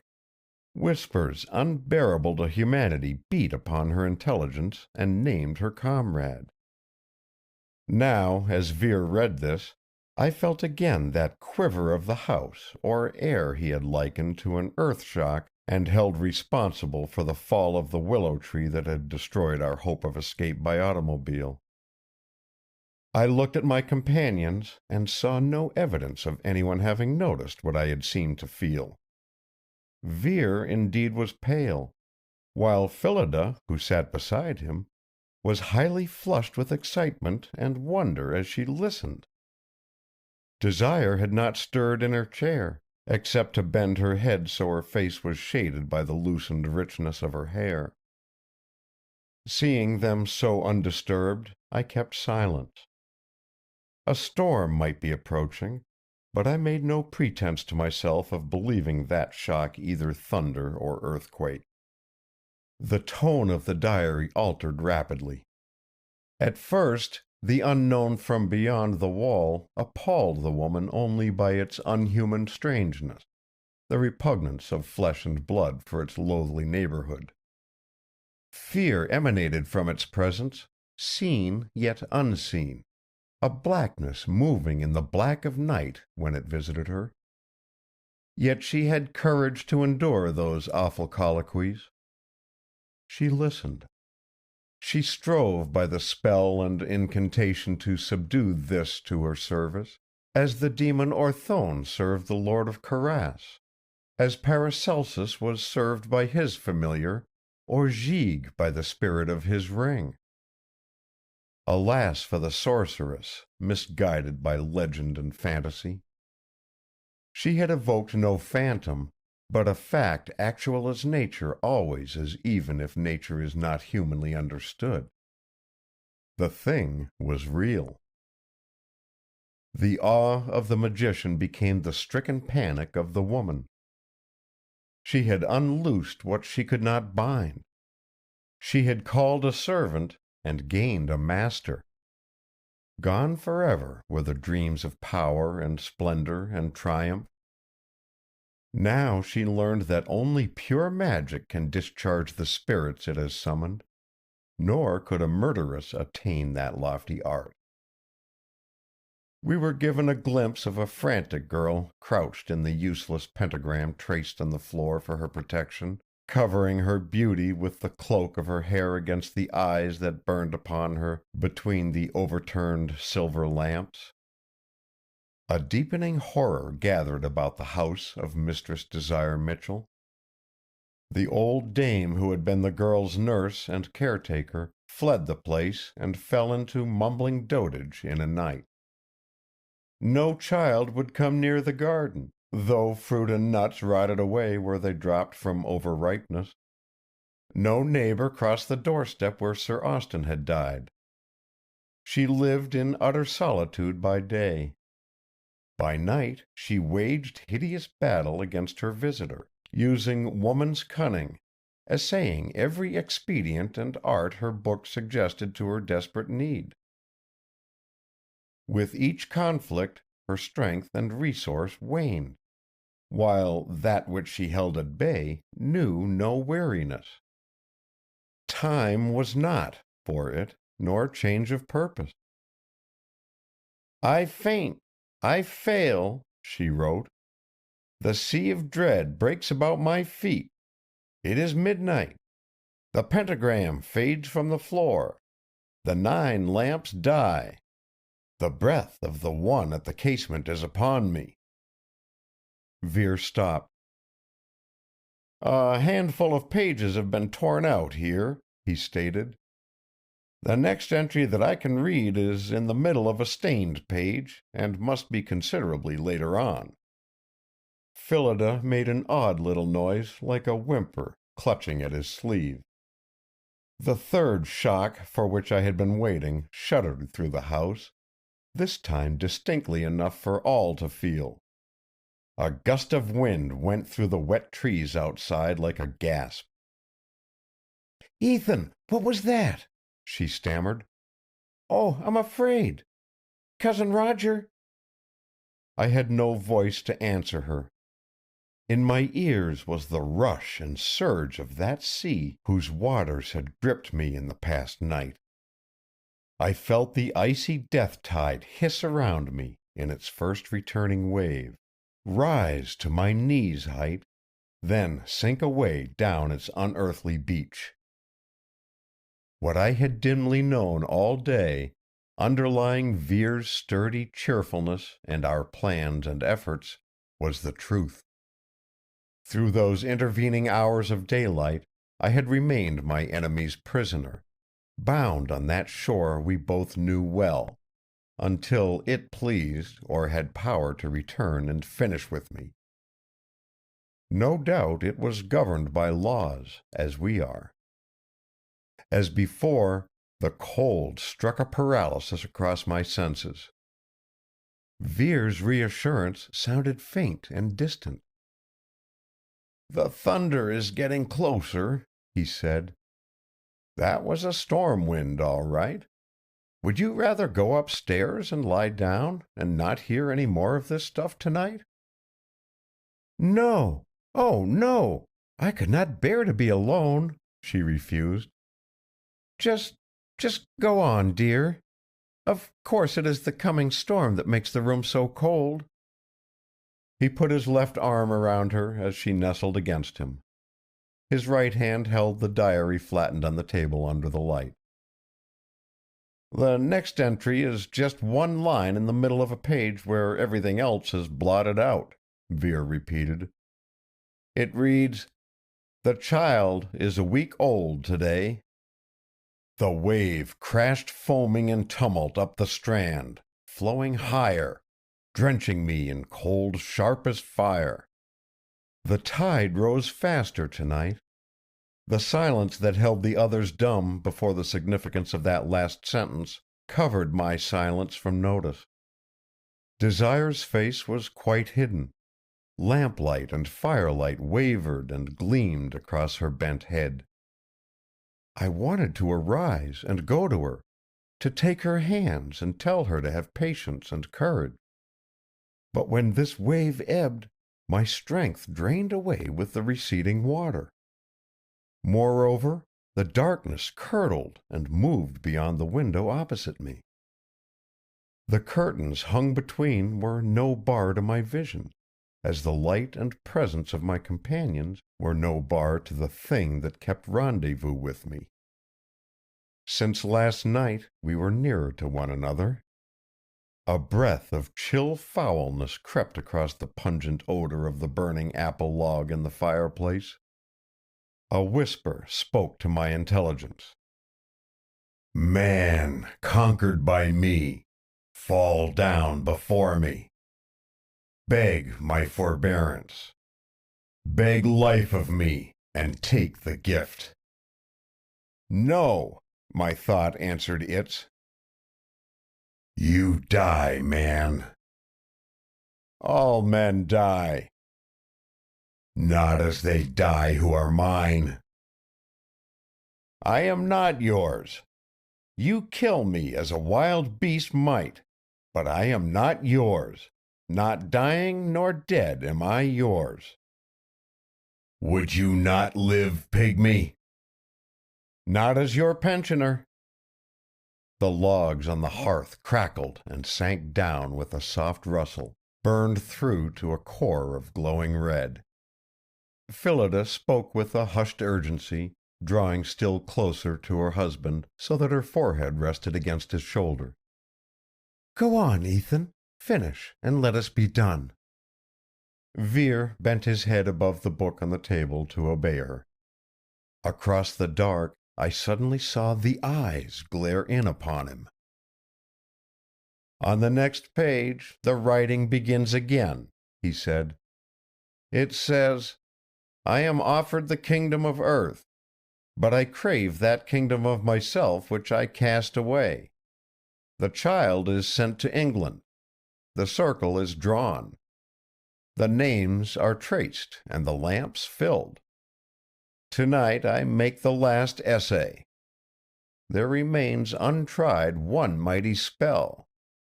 This mystery—'" A clap of thunder right over the house overwhelmed the reader's voice. Phillida screamed as a violent wind volleyed through the place with a crashing of doors and shutters, upstairs and down. The diary was ripped from beneath Vere's hand and hurled straight to the center of that nest of fire formed by the settling of the logs. A long tongue of flame leaped high in the chimney as the spread leaves of the book caught and flared, fanned by wind and draught. Vere sprang up, but Phillida's clinging arms delayed him. When he reached the fire tongs, there was nothing to rescue except a charring mass halfway toward ashes.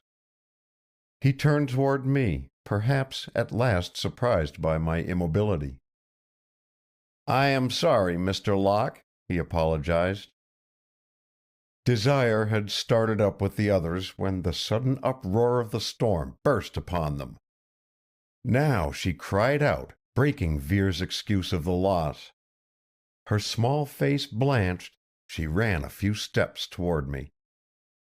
"It has come! He will die!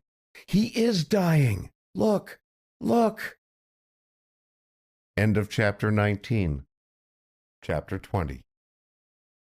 Behold, where are their abodes? Their places are not, even as though they had not been. Tomb of King Entef. Desire Mitchell was beside me, and I could not rise or answer her. She bent over me so that the Rose of Jerusalem fragrance inundated me and drove back the sickening air that was the breath of our enemy.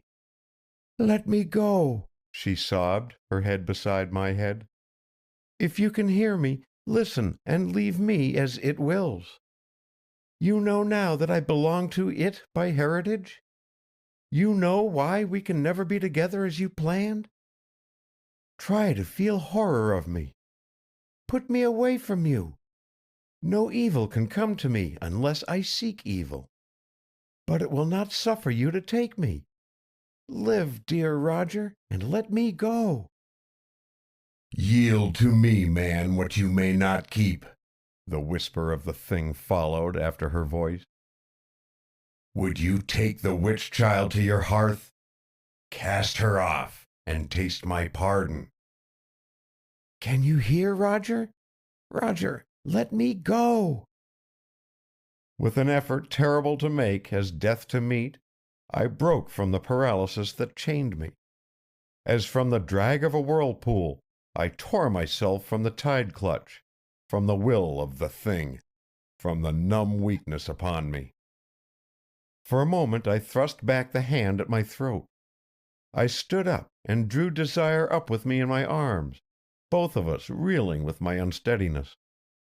"I do not give you up," I said, my speech hoarse and difficult. "I claim you, now and after, and my claim is good, because I pay." Desire exclaimed something. What, I do not know. Her voice was lost in the triumphant conviction that I was right. She was free, and the freedom was my gift to her. I was not vanquished, but victor. The life I paid was not a penalty, but a price. Her face was uplifted to mine as she clung to me.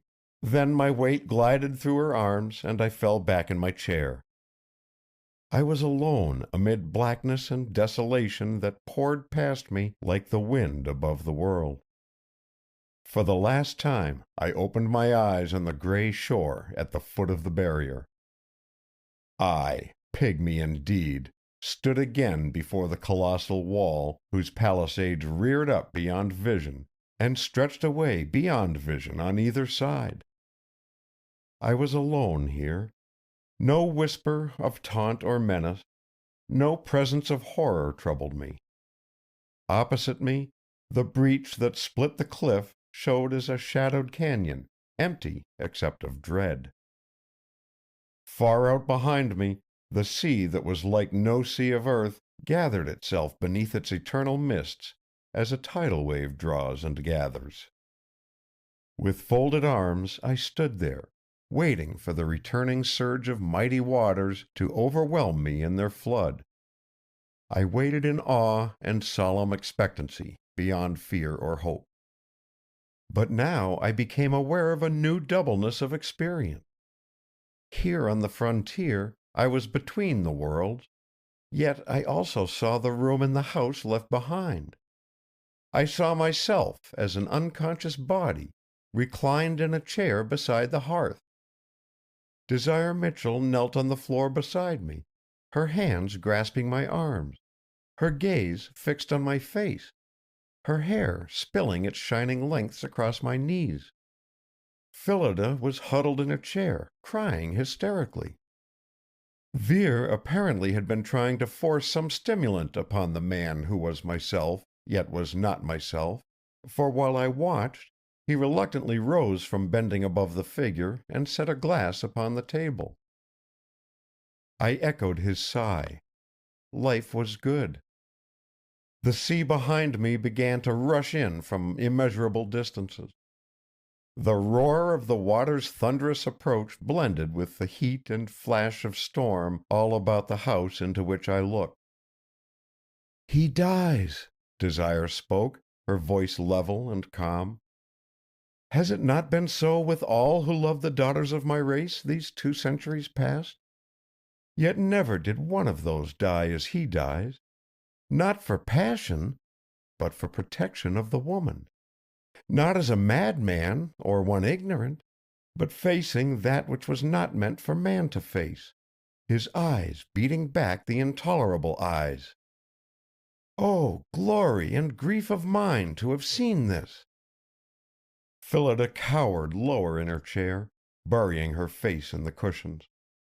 But Vere abruptly stood erect, his fine dark face lifted and set, just so some ancestors of his might have risen in a bleak New England meeting-house when moved powerfully to wrestle with evil in prayer. But it is doubtful if any Maine deacon ever addressed his deity as Vere appealed to his. "Almighty, we're in places we don't understand," he spoke simply as to a friend within the room, his earnest, drawling speech entirely natural. "But you know them as you do us. If things have got to go this way, why, we'll make out the best we can. But if they don't, and we're just blundering into trouble, please save Roger Locke and this poor girl. Because we know you can. Amen."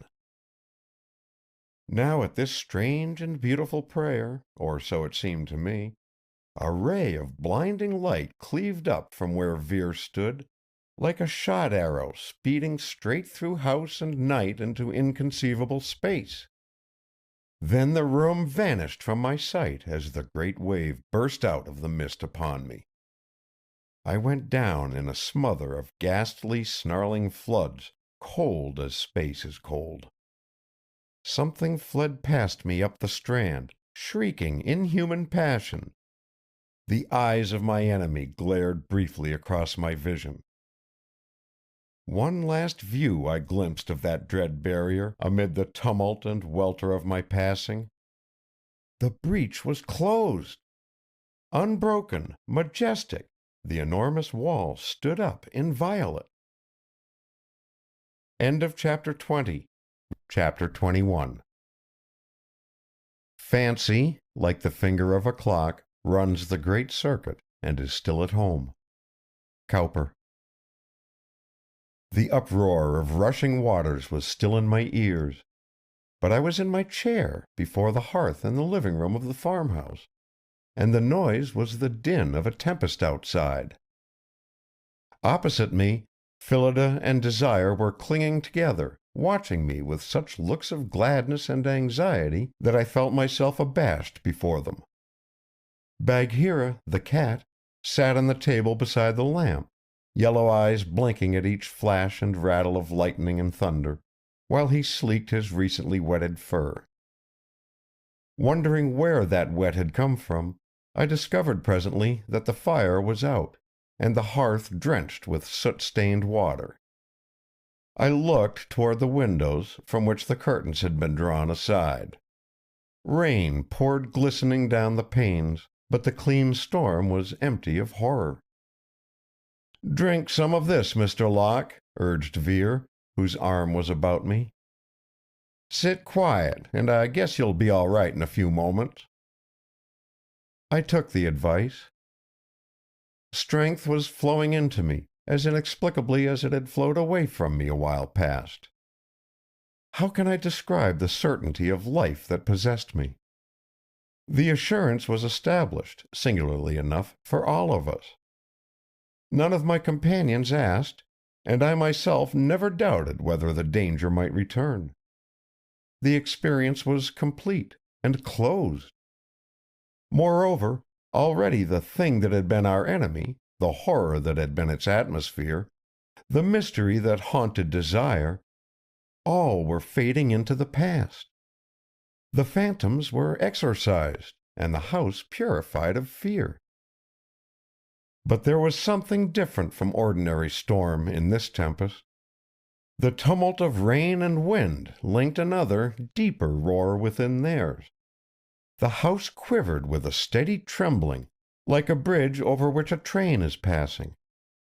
Pulling myself together, I turned to Vere. "What is happening outdoors?" I asked. "The cloudburst was too much for the dam," he answered regretfully. "It went off with a noise like a big gun a while back. I expect the lake is flooding the whole place and messing up everything from our cellar to the chicken house. Daylight is due pretty soon now, and the storm is dying down. We'll be able to add up the damage after a bit." "The water came down the chimney and drowned Bagheera," Phillida bravely tried to summon nonchalance. "Isn't it lucky you and Desire could not get started in the car after all? Fancy being out in that." Desire Mitchell steadied her soft lips and gave her quota to the shelter of commonplace speech we raised between ourselves and emotions too recently felt. "It was like the tropical storms in Papua, where I lived until this year," she said. "Once, one blew down the mission house." Vere's weather prediction proved quite right. In an hour, the storm had exhausted itself, or passed away to other places. Sunrise came with a veritable glory of crimson and gold, blazing through air washed limpidly pure by the rain. The east held a troop of small clouds, red as flamingos, flying against a shining sky, last traces of our tempest. We stood on the porch together to survey an unfamiliar scene in the rosy light.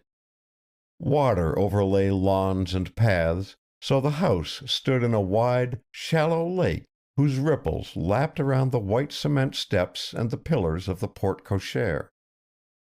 Phillida's Pekin ducks floated and fed on this new waterway as contentedly as upon their accustomed pastures. Small objects sailed on the flood here and there. Bagheera's milk pan from the rear veranda bobbed amidst a fleet of apples shaken down in the orchard, while some wooden garden tools nudged a silk canoe cushion. In contrast to all this aquatic prospect, where the real lake had been, there now lay some acres of ugly, oozing marsh, its expanse dotted with the bodies of dead water creatures, and such of Vere's young trout as had not been swept away by the outpouring flood. The dam was a mere pile of debris through which trickled a stream bearing no resemblance to the sparkling waterfall of yesterday. Already the sun's rays were drawing a rank, unwholesome vapor from the long submerged surface. We contemplated the ruin for a while, without words. "Poor Drawls!" Phillida sighed at length. "All your work just rubbed out." "Never mind, Vere," I exclaimed impulsively. "We will put it all back in the same shape as it was." But even as I spoke, I felt an odd shock of uneasiness and recoil from my own proposition. I did not want the lake to be there again, or to hear the unaccountable sounds to which it gave birth, and the varying fall of the cataract over the dam. Did the others share my repugnance? I seemed to divine that they did. Even the impetuous Phil did not break out in welcome of my offer. Desire, who had smoothed her sober gray dress in some feminine fashion, and stood like Marguerite or Melisande with a great braid over either shoulder, moved as if to speak, then changed her intention. A faint distress troubled her expression. As usual, Vere himself quietly lifted us out of unrest. "I'm not sure that couldn't be bettered, Mr. Locke," he demurred. "That is, if you liked, of course." That marsh could be cleaned up and drained into pretty rich land, I guess. And down there beyond the barn, on the other side where the creek naturally widens out into a kind of basin, I should think might be the spot for a smaller, cleaner lake." "Does it seem to you, Ethan," I said, "that we have progressed rather past the Mr. Locke stage?" A little later, when Desire and I were alone on the porch, we walked to the end nearest the vanished lake. Or rather, I led her to a swinging couch there and sat down beside her. "Point out the path down the hill by which you used to come," I asked of her. She shook her head. There are no words to paint how she looked in the clear morning, except that she seemed its sister. "It is only the end of a path that matters," she said. "Look instead at the marsh. Do you see nothing there stranger than a path through the woods, even when trodden by a willful woman?" Following her lifted finger, I saw a series of long mounds out there in the muddy floor not far from the dam. Not high, 2 or 3 feet at most. The mounds formed an irregular square of considerable area. "The old house!" I exclaimed. "It was set on fire by the second Desire Mitchell one night deep in winter. Her father built this house of yours and put in the dam that covered the ruins with water. I think he hoped to wash away the horror upon the place. I know so little of your history." "You can imagine it." She turned her head from me. "The first child came back from England when it was a man grown, and claimed the house and name of the first Desire. He settled and married here. For 2 generations, only sons were born to the Mitchells. I do not know if the Dark One came to them. I believe it did, but they were hard, austere men who beat off evil. Then a daughter was born. She looked like the first Desire, and she was not good. She was a scandal to the family. She listened to it. The tradition is that she set fire to the house after a terrible quarrel with her people, but herself perished by some miscalculation. There were no more girls born for another while after that, not until my father's time. He had a sister who resembled the 2 Desires of the past. My grandfather brought her up in harshness and austerity, holding always before her the wickedness to which she was born. Yet it was no use. She fled from his house with a man no one knew, and died in Paris after a life of great splendor and heartlessness. Everyone who loved the Desires suffered. That is why I covered myself from you." I took her hand, so small a thing to hold and feel flutter in mine. "But what of me, Desire? The darkness covered no beauty in me, but a defect. You never saw me until last night, and now in the morning. Now that you know, you can bear with a man who limps? You, so perfect?" She turned toward me. Her coal dark eyes, vivid as a summer noon, opened to my anxious scrutiny. "But I have seen you often," she said, the heat of confession bright on cheek and lip.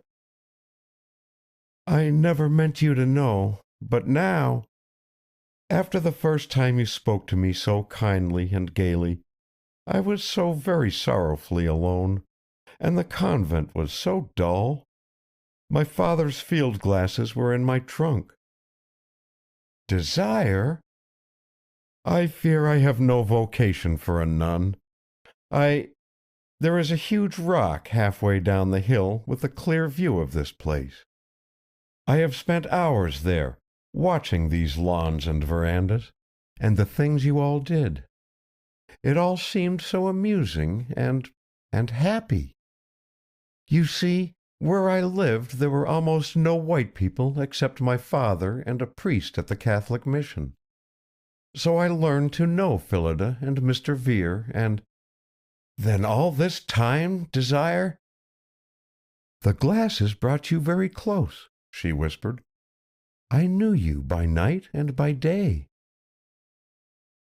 End of chapter 21. Chapter 22. Life hath its term, the assembly is dispersed, and we have not described thee from the first. Gulistan. I have come to the end of this narrative, and with the end I come to what people of practical mind may call its explanation.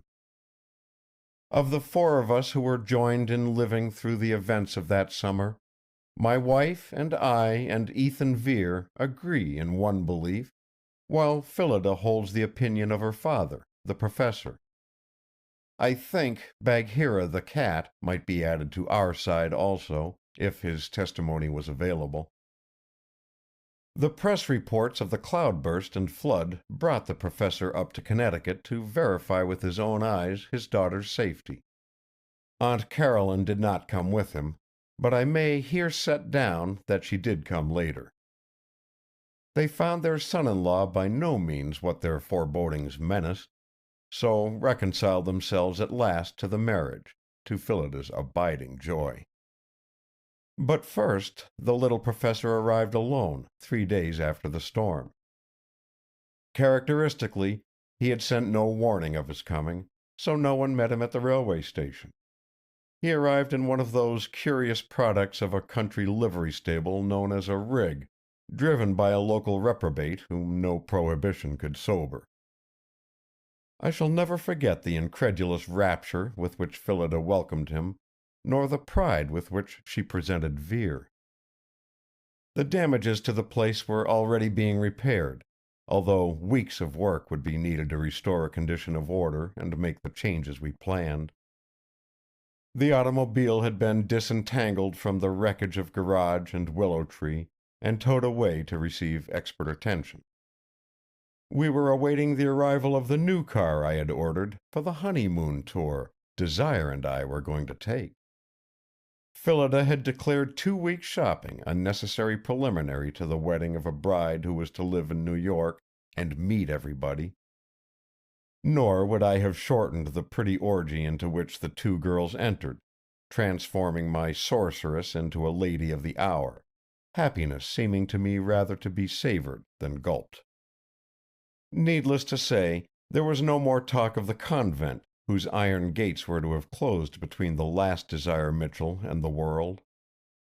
She had been directed there by the priest whose island mission was near her father's. In her solitude and ignorance of life, the sisterhood seemed to offer a refuge in which to keep her promise to her father. But she had to learn the principles of the church she was about to adopt, and during that period of delay I had come to the old house. On the second day of his visit, we told all the story to the professor. We could not have told Aunt Caroline, but we told him. "It is perfectly simple," he pronounced at the end. "Interesting, even unique in points, but simple of explanation."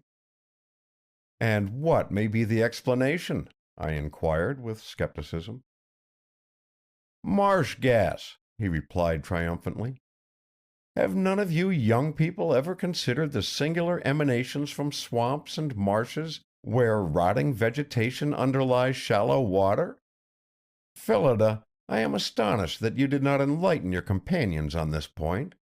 You, at least, have been carefully educated, not in the light froth of modern music and art, but in the rudiments of science.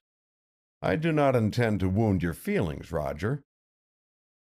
"I am not wounded, sir," I retorted, "just incredulous." "Ah?" said the professor, with the bland superiority of his tribe.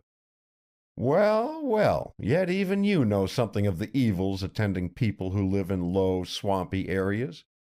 Malaria, ague, fever. In the tropics, these take the form of virulent maladies that sweep a man from earth in a few hours. Your lake was haunted, so was the house that once stood in its basin, as some vague instinct strove to warn the generations of Mitchells as well as you. haunted by emanations of some powerful form of marsh gas, given forth more plentifully at night, which lowered the heart action and impeded the breathing of one drawing the poison into his lungs through hours of sleep, producing nightmare. Science has by no means analyzed all the possibilities of such phenomena. Nightmare, I cried. Do you mean to account by nightmare for the wide and repeated experiences that twice brought me to the verge of death? And desire? What of her knowledge of that same nightmare? What of the legend of her family so exactly coinciding with all I felt? And why did not Phillida and Ethan suffer the nightmare with me? He held up a lean hand. Gently, gently, Roger. Consider that of all the household, you alone slept in the side of the house toward the lake. I know that you always have your windows open day and night, a habit that used to cause great annoyance to your Aunt Caroline when you were a boy. Thus you were exposed to the full effect of the water gases. That you did not feel the effects every night, I attribute to differences in the wind, that from some directions would blow the fumes away from the house, thus relieving you. I gather from your account that the phenomena were most produced in close, foggy weather, when the poisonous air was atmospherically held down to the earth. You have spoken of miasmic mists that hung below the level of the treetops. When Mr. Vere experienced a similar unease and depression, he was on the shore of the lake at dawn after precisely such a close, foggy night as I have described as most dangerous. The symptoms confirm this theory. You say you awakened on each occasion with a sense of suffocation. Your heart labored, your limbs were cold, and mind unnaturally depressed, owing to slow circulation of the blood. You were a man asphyxiated. After each attack, you were more sensitive to the next, as a malaria patient grows worse if he remains in the swamp districts. It is remarkable that you did not guess the truth from the smell of decaying vegetation and stagnant damp which you admit accompanied the seizures. However, you did not. And in your condition the last 3 days of continuous fog brought on 2 attacks that nearly proved fatal. Now, as to the character of your hallucinations, and their agreement with the young lady's ideas. That is a trifle more involved discussion, yet simple, simple. He put the tips of his fingers together and surveyed us with the benign condescension of one instructing a class of small children. The first night that you passed in your newly purchased house, Roger, you accidentally encountered Miss Mitchell, or she did you. He smiled humorously. While your feelings were excited by the unusual episode, the strange surroundings, and the dark, she related to you a wild legend of witchcraft and monsters. Later, when you suffered your first attack of marsh gas poisoning, your consequent hallucination took form from the story you had just heard. Later conversations with your mysterious lady fixed the idea into an obsession. Recurrent dreams are a common phenomenon even in healthy persons. In this case, no doubt the exact repetition of the physical sensation of miasmic poisoning tended to reproduce in your mind the same sequence of ideas or semi-delirious imaginings. These were, of course, varied or distorted somewhat on each occasion, influenced by what you had been hearing or reading in advance of them. This mental condition became more and more confirmed as you steeped yourself more deeply in legendary lore, and also, pardon me, in the morbid fancies of the young lady, whose ghostly visits in the dark and whose increasing interest for you put a further bias upon your thought. What were the noises I heard from the lake, and the shocks we all felt? I demanded. He nodded amiably toward Vere. Mr. Vere has mentioned the large bubbles which formed and burst on the surface of the lake. That is a common manifestation of ordinary marsh gas. Possibly the singular and unknown emanation that took place at night came to the surface in the form of a bubble or bubbles huge enough to produce, in bursting, the smacking sound of which you speak. But I am inclined to another theory, after a walk I took about your place this morning. When you put up your cement dam, instead of the old log affair that held back only a part of the stream, you made a greater depth and bulk of water in the swamp basin than it has contained these many years, if ever. As a result, I believe the sloping mud basin began to slip toward the dam. Oh, very gradually, probably not stirring for weeks at a time.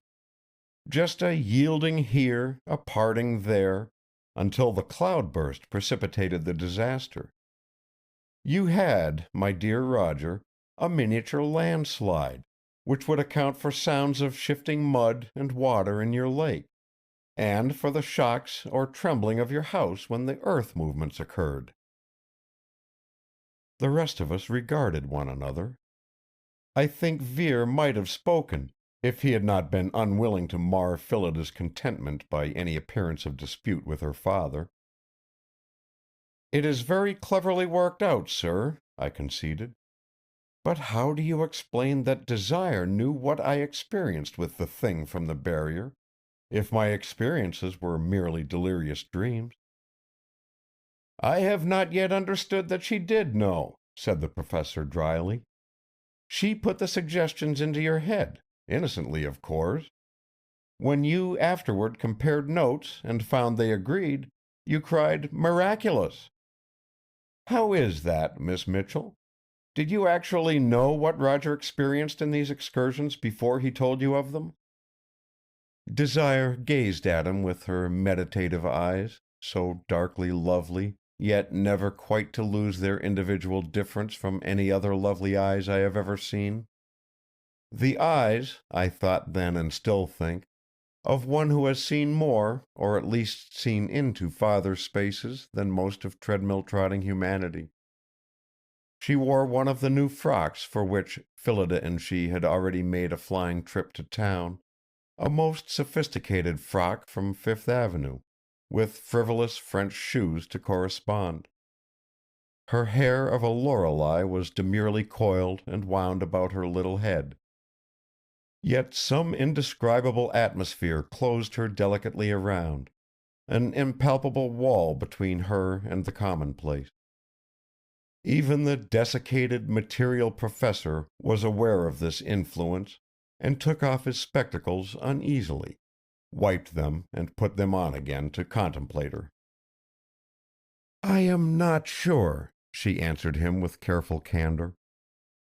"I believe that I could always tell when the Dark One had been with him. I could feel that, here," she touched her breast. "I knew what its visits were like, because I was brought up to know by my father, and was told the history of the three Desire Mitchells. My father had studied deeply and taught me. I shall not tell anyone all he taught me. I do not want to think of those things. Some of them I have told to Roger. Some of them are quite harmless and pleasant, like the secret formula for making the Rose of Jerusalem perfume, which has virtues not common, as Roger can say who has felt it revive him from faintness. But there are places into which we should not thrust ourselves. It is like suicide. One's mind must be perverted before certain things can be done. And that is the true sin, to debase one's soul. All men discover and learn of science, and the universe by honest duty and effort is good, is lofty, and leads up. Nothing is forbidden to us. But if we turn aside to the low door which only opens to crime and evil purpose, we step outside. I am unskilful. I do not express myself well." "Very well, young lady," the professor condescended.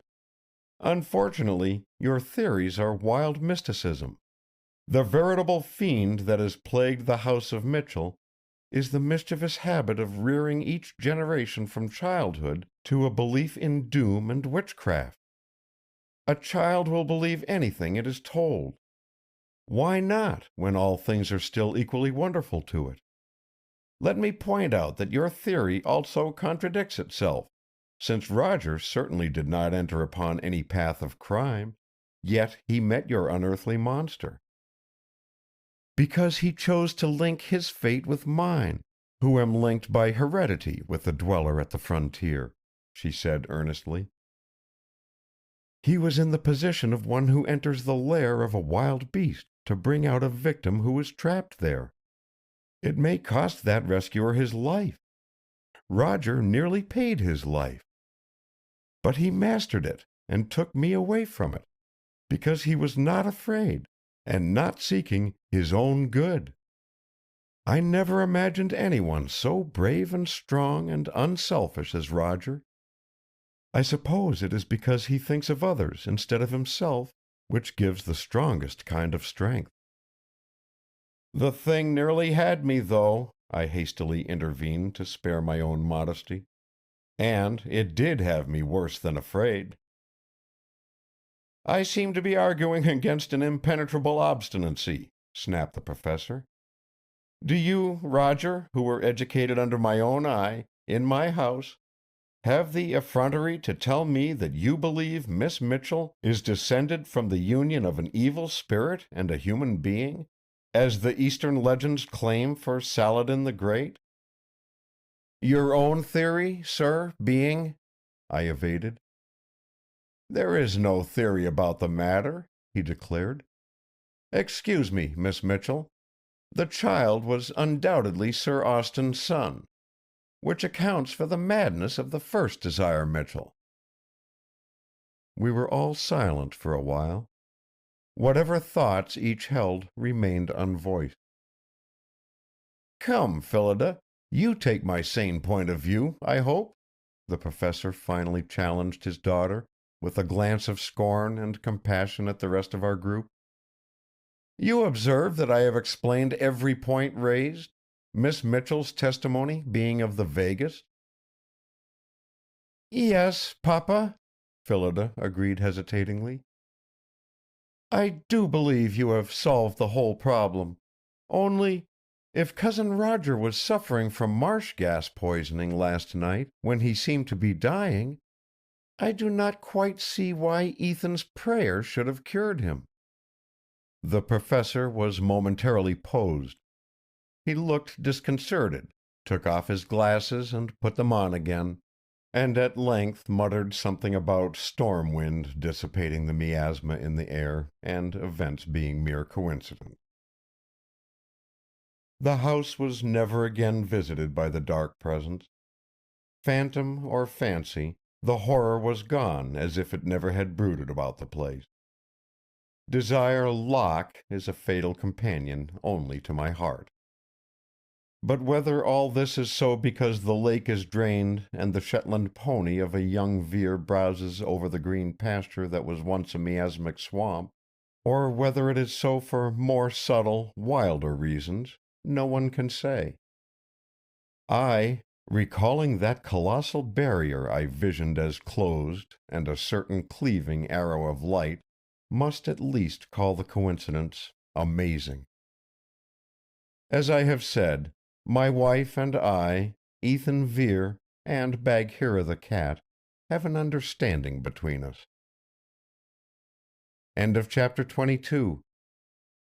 End of The Thing from the Lake